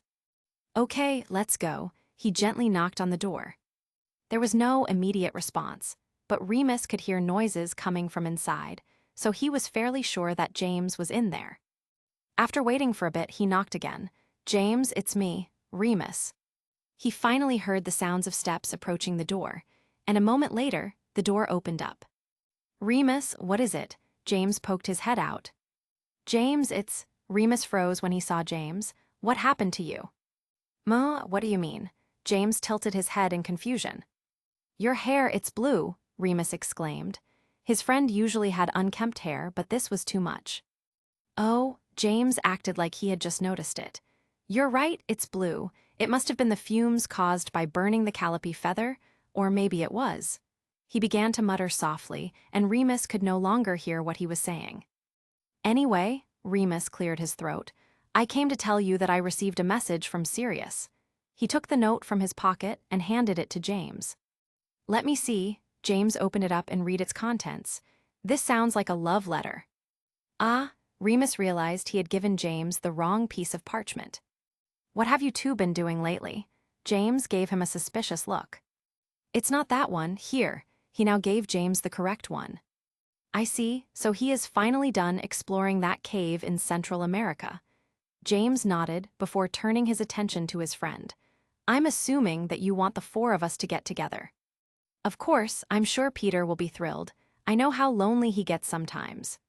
Remus and James spent most of the year at Hogwarts, and with Sirius traveling so much, Peter doesn't get to see them often. "All right, I suppose I could postpone my project for a bit," said James. "Let me contact Sirius and Peter. Where should we meet?" "We have to wait for the students to leave, so what about next week at Hogsmeade?" Remus proposed. Chapter 263, Family. A young couple, along with their little child, were having a peaceful walk through the main road in Diagon Alley. People who saw them would often recognize them and greet them politely. "Papa, can we go there?" The little girl was pointing at Florian's ice cream parlor. James glanced down at his excited daughter. She was barely 6 years old, but the more she grew, the more she started to resemble her mother, Bella, with that long black hair and those beautiful purple eyes. "Where did my jeans go?" James wondered about it sometimes. "Are you asking me because you know your mother would say no?" James asked the little girl, who responded by puffing her cheeks and looking away. "You had ice cream at home after lunch," Bella frowned. "Can we go there then?" The girl was now pointing at the Quidditch shop.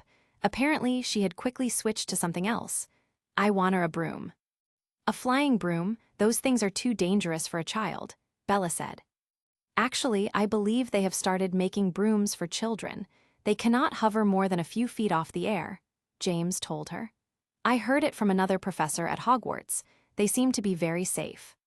"Really, Bella seemed to be considering it. "I will have to look at them first." "Yeah," the girl jumped with excitement and took off running towards the shop. "Violet, wait for us." Bella was scolding her daughter when her sharp eyes spotted something suspicious going on inside the Quidditch shop. "James," she shouted. "Got it." James casually activated his half-animagus form. His hair turned silver, and sparks of electricity ran across his body. In an instant, he was already next to his daughter, who had managed to almost reach the door of the shop. He grabbed her and moved out of the way just as someone slammed the door open and rushed outside. From the sidelines, James saw two suspicious men holding bags. His daughter Violet was safely secured in his arms. "Thieves!" the owner of the shop was now yelling. "Help, thieves!" "Papa," Violet exclaimed. "It's okay, SHH, stay with me," James reassured the little girl. "Your mother can handle this." Bella already had her wand in her right hand, while at the same time she ran some magic through the black ring on her left one. Etha. As she called its name, the creature transformed from a simple ring into a large winged serpent. This had been the chimera that James had gifted to her 10 years ago. Much like Primum, this chimera had been made by combining several magical creatures, and right now, it was Bella's most loyal companion. "Aura department, stop," Bella shouted at the two thieves as she showed them her badge. After joining the Aura forces, Bella had made a name for herself in a very short amount of time. James didn't initially like the idea of her joining the forces, as it was a dangerous job. However, he understood Bella's nature better than most. That girl was made for action. It was something she craved and would never have been happy with a common desk job or being a housewife. So after much deliberation, they came up with the idea of becoming an Auror. It was the only job where she could legally throw curses at people and be as violent as she wanted. And oh boy, she was violent. Even the most hardcore dark wizards would tremble when they saw her. They weren't afraid of her just for her combat skills either. James was not willing to lose her, so when she became an Auror, it came with the condition that she would carry some extra protections that he would make for her.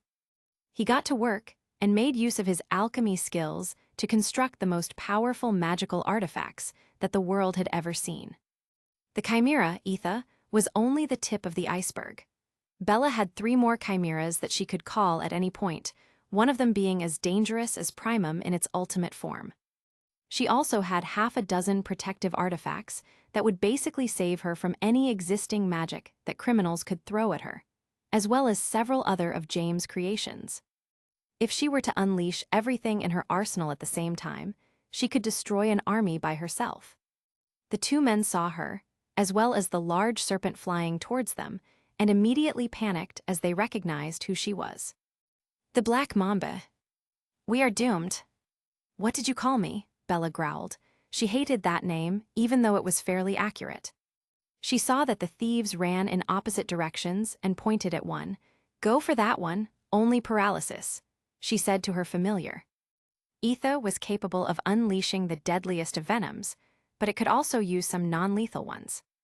In an instant, the flying snake had wrapped around the body of one of the thieves and bitten into his neck. The paralyzing effects were instant, and the man was out of commission just like that. Meanwhile, Bella had already caught the other thief, disarmed him, and was now bashing his head against the road. "Yay!" James heard his daughter cheering as he held her. "You bastard!" Bella grabbed the man's head and pushed him down. "How dare you commit a crime in front of my sweet, innocent daughter?" "Erg," the poor thief groaned. "Mercy." "Bella, dear, why not just stun him and be done with it?" James asked as he approached. He was sure that she could have taken that man down with just a flick of her wand. Is this all because they dared to use her moniker? James knew she didn't like it, but he had to admit that it was appropriate. "Mama is so strong," Violet exclaimed with her arms in the air and a wide smile on her face. Bella saw this and puffed her chest. "You're damn right, your mama is the strongest," she said proudly while holding the head of the now unconscious thief against the stone road. James sighed in defeat. It looks like my daughter has inherited more than just her looks from her mother. Chapter 264, Friends. James appeared at the entrance of Hogsmeade. "Tempus." He lifted the palm of his hand, and some glowing numbers indicated the time for him. A bit late, he hoped his friends would understand. Recently, he had been more engrossed than usual in one of his projects. He went ahead and located the Hog's Head Tavern, where Remus and the others were waiting for him. "Mr. Potter, it's good to see you." Aberforth Dumbledore greeted him with a smile from behind the counter. James returned the greeting with a polite gesture. Haven't seen you much over this past year. Are your students keeping you too busy, or are you working on another one of those inventions? Aberforth asked. Over the past decade, James had shared many of his creations with the public. Not the more dangerous ones, but things like the wolfsbane potion had been given away for free. Many have called him an idiot for not trying to earn a fortune with his inventions, but the truth was that James already had more than enough money to last him 5 lifetimes. He also cared little about fame, though his altruism ended up making him even more well-known than in his previous life. As you know, Abe, I am always working on something, James told the man, but before you ask me about it. I know, Aberforth nodded. You are even more crafty than my brother, the old man sighed. Your friends are on the first floor. Thank you, James turned around and went upstairs. It was easy to find his friends, as they were the only ones on the entire floor. After all, not many people came here in the middle of the week. Look who finally decided to show up. Sirius spotted him and pointed at James using his jar of beer. James, it's been so long, Peter called for him. James observed the two of them as he approached. He saw Remus almost every day, but Peter and Sirius were a different case. Peter had not changed much since the last time he saw him, although he looked very tired. If James had to guess, it was because he came here right after finishing his work at the ministry. Sirius was in a much more jovial mood, since he had several days to rest after returning from his expedition. James could tell that his friend had changed a bit from their last encounter. Your magic feels sharper, Sirius, James pointed out as he went to take a seat. I take it your visit to those tombs was not a peaceful one. Sirius raised an eyebrow. You can say that again. And I would like to hear about that in more detail, but first, James poured himself some beer and glanced at Peter. How is married life treating you, Peter? You look exhausted. It's only been a year since he got married to a nice girl called Leora Honeywick. Oh, do tell, Peter. Is Miss Pettigrew not letting you rest at night? Sirius had a mischievous grin on his face. Peter became clearly embarrassed. It's not like that. Come on, stop teasing him about that, Remus said. Otherwise, he may not share the news with you all. News? This piqued James' interest. What happened? Sirius leaned forward. Come on, tell us. Peter took another sip from his glass. I'm going to be a dad very soon. Wow, James looked shocked. Congratulations, Peter. For a moment, his mind began to recall memories of the old Peter, the one he originally met during his previous life. That man had lived a miserable life, always hiding, always afraid. But most of all, he was always being tortured with guilt, knowing that his actions had ruined the lives of so many people who used to be so important to him. James now observed this version of Peter. He was a happy man with friends, a good job, a nice wife, and who would soon be a father. He still didn't know how or why he ended up waking up in this world, but it was moments like this that made him feel grateful for it. A father already, Sirius exclaimed. Are you really ready for that? Sirius, Remus gave him a glare. Of course he is ready. Peter is much more responsible than you are. That's not what I meant, Sirius responded. It's just a big commitment. I'm ready for it, Sirius, Peter said with determination in his eyes. And besides, I know I can count on my friends. Peter, Sirius muttered, that is so corny, man.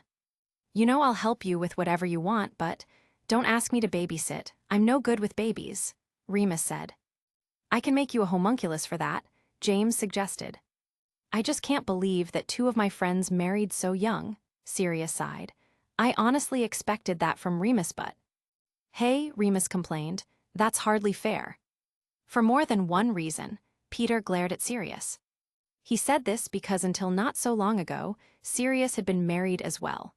However, his marriage to Marlene McKinnon had not lasted too long. They were always in some sort of disagreement. The final nail in the coffin was when Sirius announced he was going to become a curse breaker, meaning that he would be traveling all over the world for most of the year.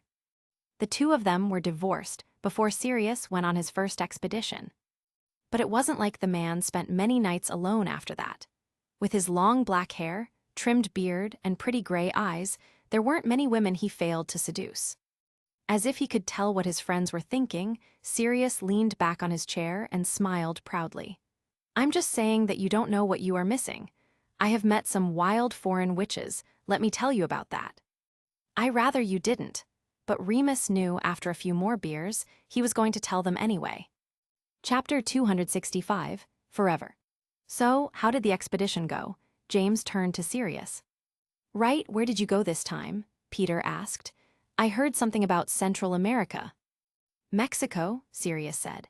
Gringotts received a request from a private client who had information about an unexplored underground ruin inside the jungle of Chiapas.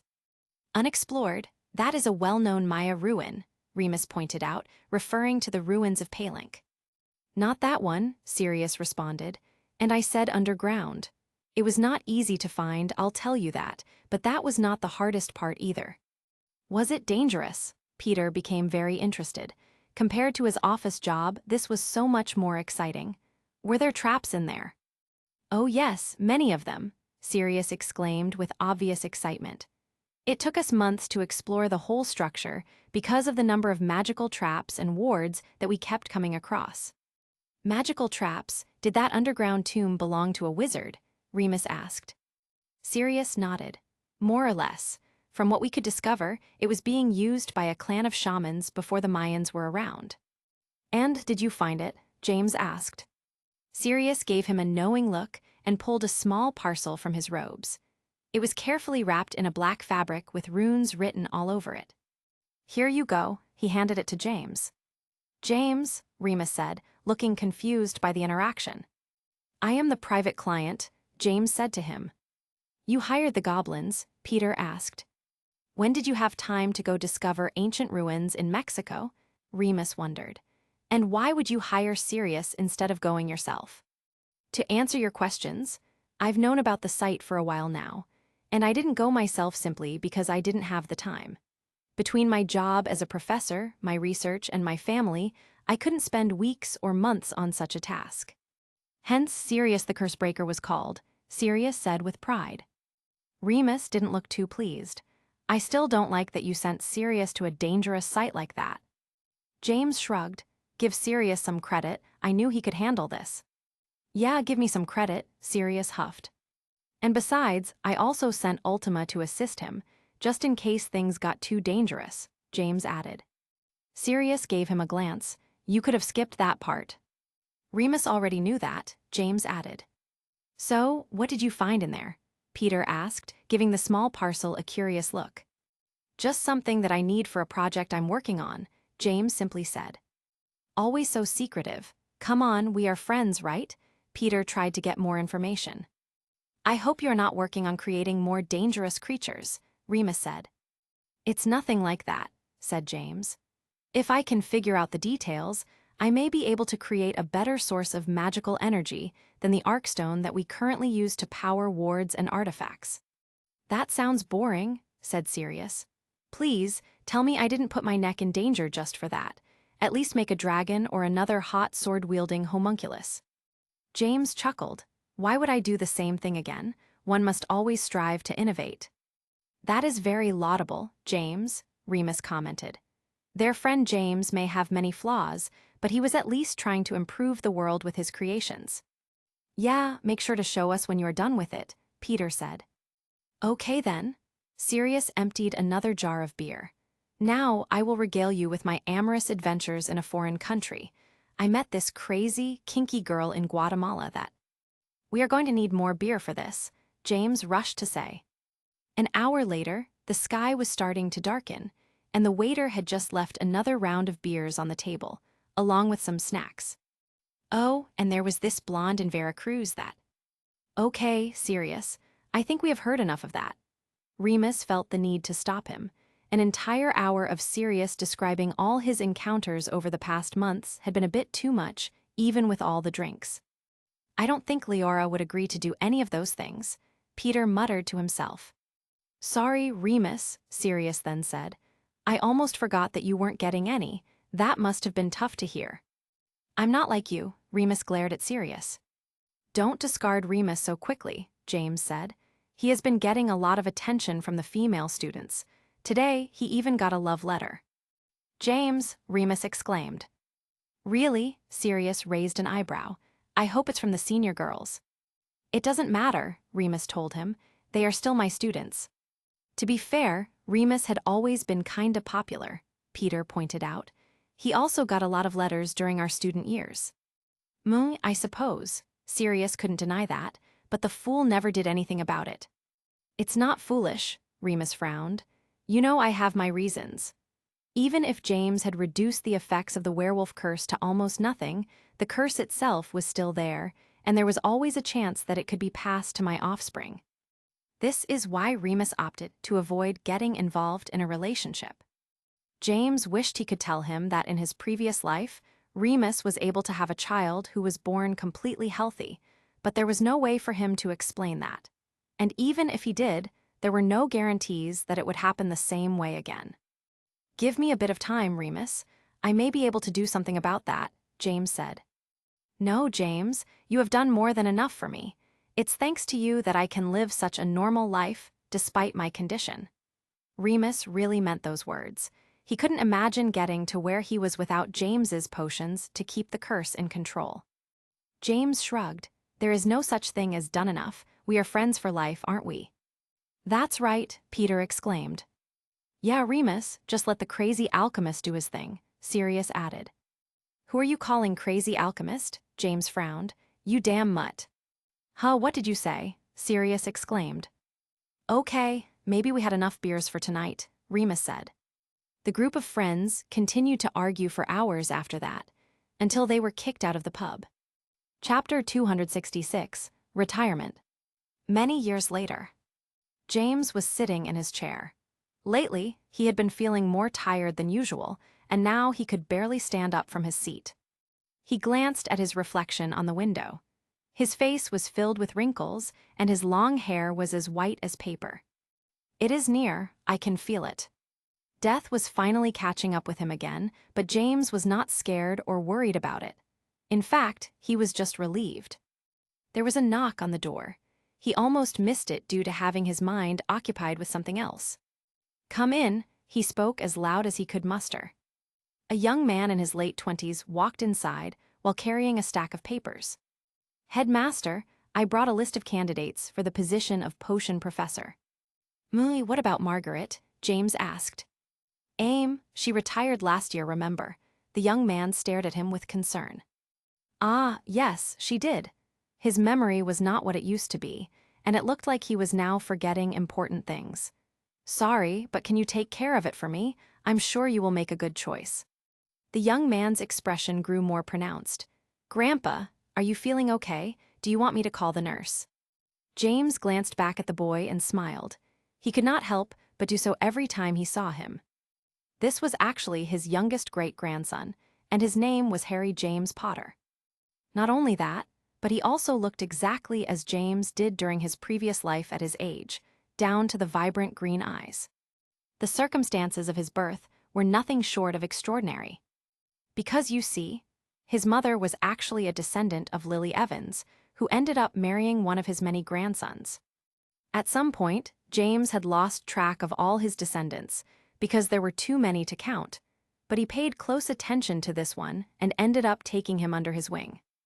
Perhaps it was fate that a Harry James Potter had to be born at some point, so even with my meddling, it ended up happening anyway. James had considered this many times. Fate and prophecies had been an important part of his life, so it wasn't something he could ignore. Grandpa, Harry called for him, noticing his absent eyes. Sorry, what were you saying? Do you need me to call the nurse? You look a bit pale, Harry noted. James made a gesture with his hand. No need for that. I'm just a bit tired, that's all. Harry didn't seem too convinced but still nodded slightly. Okay, then get some rest. Leave the paperwork to me, and I will check on you a bit later, okay? Sounds good.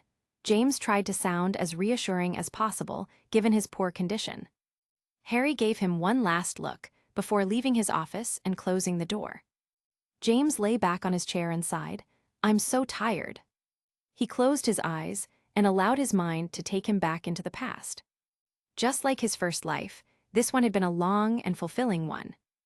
Thanks to him, the magical world had progressed quite a bit, making everyone's life easier. He ended up earning even more titles than Albus Dumbledore, and the name of James Potter became renowned everywhere. His legacy would live for many centuries after he was gone. However, what James cared about the most were all the connections he had created in this life. His friends, his wife, children, and grandchildren, as well as the many students he had educated over the course of his long life. Sirius, his best friend, kept living like a daredevil until well into his late 40s, when he finally met a woman who could keep up with him and finally settled down. The two of them never had any children, but lived happily until their later years. Peter, he was one of the kindest people James had ever met, and much to everyone's surprise, extremely fertile apparently. He went on to have 8 children, surpassing the Weasleys' record. He lived comfortably with his massive family in a large house that James made for them off the coast of Scotland. Remus, the always calm and wise Remus. It took James a few years of work, but eventually he found a way to completely remove the curse from his friend and many others afterwards. The werewolf condition was no longer a life-changing affliction. And it was thanks to this that Remus finally felt like he could live a full life. It did not take him long to find a woman to fall in love with. The man had never been short of candidates. He went on to have a son and a daughter, while he continued to work at Hogwarts as a professor. Bella, his lovely wife, had stayed at his side for almost 80 years, and he was grateful for every moment they spent together. If someone had told him in his previous life that he would end up marrying Bellatrix and have a happy life together, he would have taken them as completely insane. They never had more children after Violet, as they were both too busy with their jobs. And soon after her graduation from Hogwarts, Violet went on to get married and give birth to a couple of twins, soon followed by another one. The girl wanted a big family, and she certainly got that. At that point, they decided that Potter Manor was full enough. James even had to repair the other 3 towers and expand them in order to house the families of his grandchildren. Their daughter Violet was an old lady now, but was still around. She was now retired and living quietly at the Potter Castle. James was happy that he didn't have to live to see her die as well. Hopefully, this time I get to see them all, he thought. Master. James heard a familiar voice call for him and glanced over at the window, where he saw her. Ultima. Chapter 267, The Next Great Adventure. James took a moment to observe her. Ultima was standing on top of a golden dragon. Turdiver was wrapped around her wrist in the shape of a bracelet, and Nyxaris rested on her right shoulder. They looked exactly like the day Voldemort was killed. As artificial magical constructs, they had the advantage of being eternal. As long as they don't suffer irreparable damage or become unable to recharge their energy, they will continue to function forever. James tried to recall the last time he had seen them. It took him a moment to remember that it must have been the day his wife died. That felt like it was an eternity ago, though, he thought. Why did you come to see me, Ultima? James asked. I felt that Master's vitality is nearly gone, she said. Master? Nyxaris flew from Ultima's shoulder and landed on the desk to look at him better. Caillou, Primum let out a sad cry. I see you came to say goodbye. A warm smile appeared on James's face. Don't be sad, my children. I have lived more than enough. Master, I don't understand. You have the methods to extend your lifespan, Ultima said. You could even have used my blood foe. No, James's tone was firm. I never intended to extend my time in this world. This is what I want. But what are we going to do without you, Master? Nyxaris asked. Caillou, Primum complained as well. You did not need me for decades. Why would that change after I'm gone? The whole purpose of your creation was so you keep everyone safe long after my death. James had to speak slowly, as the mere action of moving his mouth was already exhausting him. He felt his eyelids becoming heavy and knew that his moment was near. Ultima stared at him with her intense golden eyes. Our purpose. That's right, and from what I have heard, you have all been doing a great job so far. James did not miss the news that arrived in his ears about their battles all over the world. Ultima and his other creations had fought against countless dangerous individuals since their creation. Thanks to them, There are no Dark Lords anywhere in the world, and when someone tries to break this peace, they will soon receive a visit from them. Master, we shall continue to carry out our mission, Ultima said with her usual serious expression. That is fine, but before I go, I want to give all of you one more mission to complete, said James. The words felt so heavy that he had to use all his remaining strength to get them out. Another mission, Ultima said. Caillou, Primum tilted his head. What do you require from us, Master? Nyxeris asked.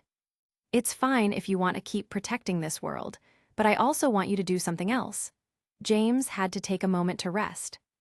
I want you to find happiness for yourselves. Happiness? Ultima looked confused. How are we to do that? Nyxeris, despite the immense amount of knowledge he had accumulated, did not have the answer to that. I'm sure you can figure it out. Unlike us fragile mortals, you have still plenty of time ahead of you. I know that. James flinched in pain and grasped his chest. Master, Nyxeris hurried to perform a magical scan. It's his heart, it's stopping. I have some potent healing medicine on me, Ultima said while taking something out of her bag. James raised his trembling hand in the air. And no.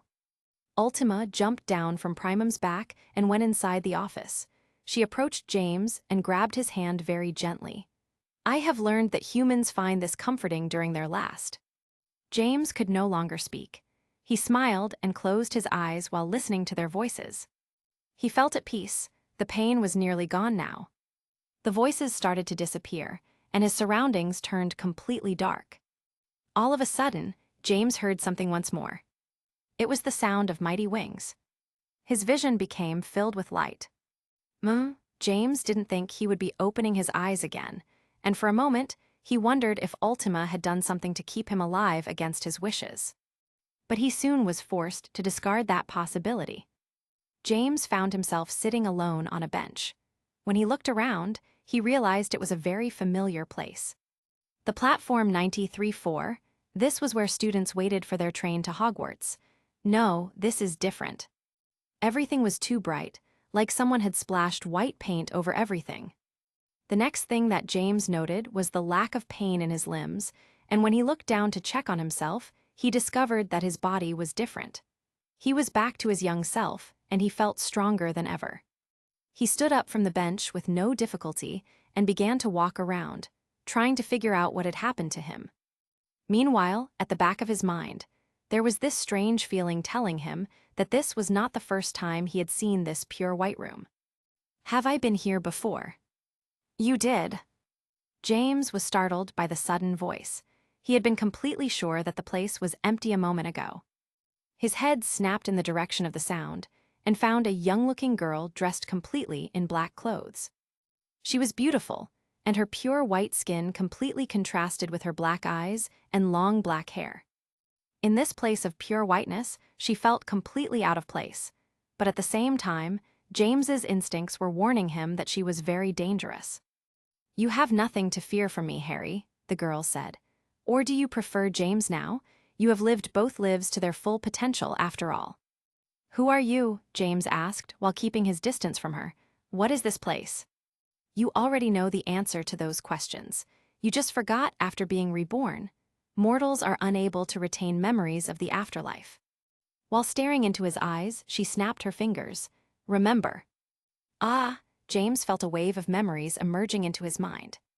After dying as Harry Potter, he appeared in the same white station and had a conversation with this girl, whose real identity was death. You didn't let me board the train the last time. James frowned as he realized that she was the whole reason for what happened to him.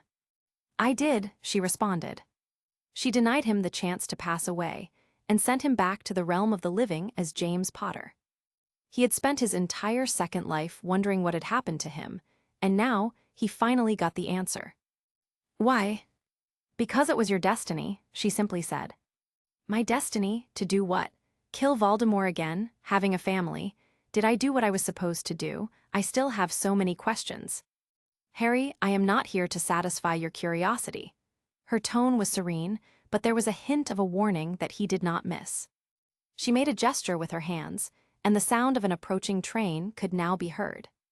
In just a short moment, A large train that resembled the Hogwarts Express had stopped at the station. James was unable to see anything inside the windows, and when the doors opened, there was a blinding white light coming from inside. "I am here to send you on your way," Death told him, pointing at the train. A smile appeared on James's face. "So, this is it. What happens then? Will I see my loved ones as Harry Potter or James Potter? Or maybe none," but he didn't want to think about that possibility. Death stared at him for a moment before speaking again. "Everyone." James felt an immense relief washing over him. He knew that he was not going to get more explanations than that, so with nothing else to do here, he walked up to the train and went inside. Once he crossed the doors and ventured into the light, he expected to find himself inside the train, but that was not the case. What is this?" He looked around and found nothing but a white void all around him. It was then that James understood that the whole station and the train were nothing more than shapes constructed for his benefit. The afterlife did not need such things. "James!" He heard someone call for him and immediately turned around. A gorgeous girl with black hair and violet eyes was staring back at him now. "Bella." James saw that she looked just as young and beautiful as the day they got married. She offered him a warm smile. "I was sent to get you." She extended her hand to him. James took her hand. "Get me." She made a gesture with her head, pulling him away. "Come on, everyone has been waiting for you." James and Bella walked together into the white void. He finally felt at peace. At the end,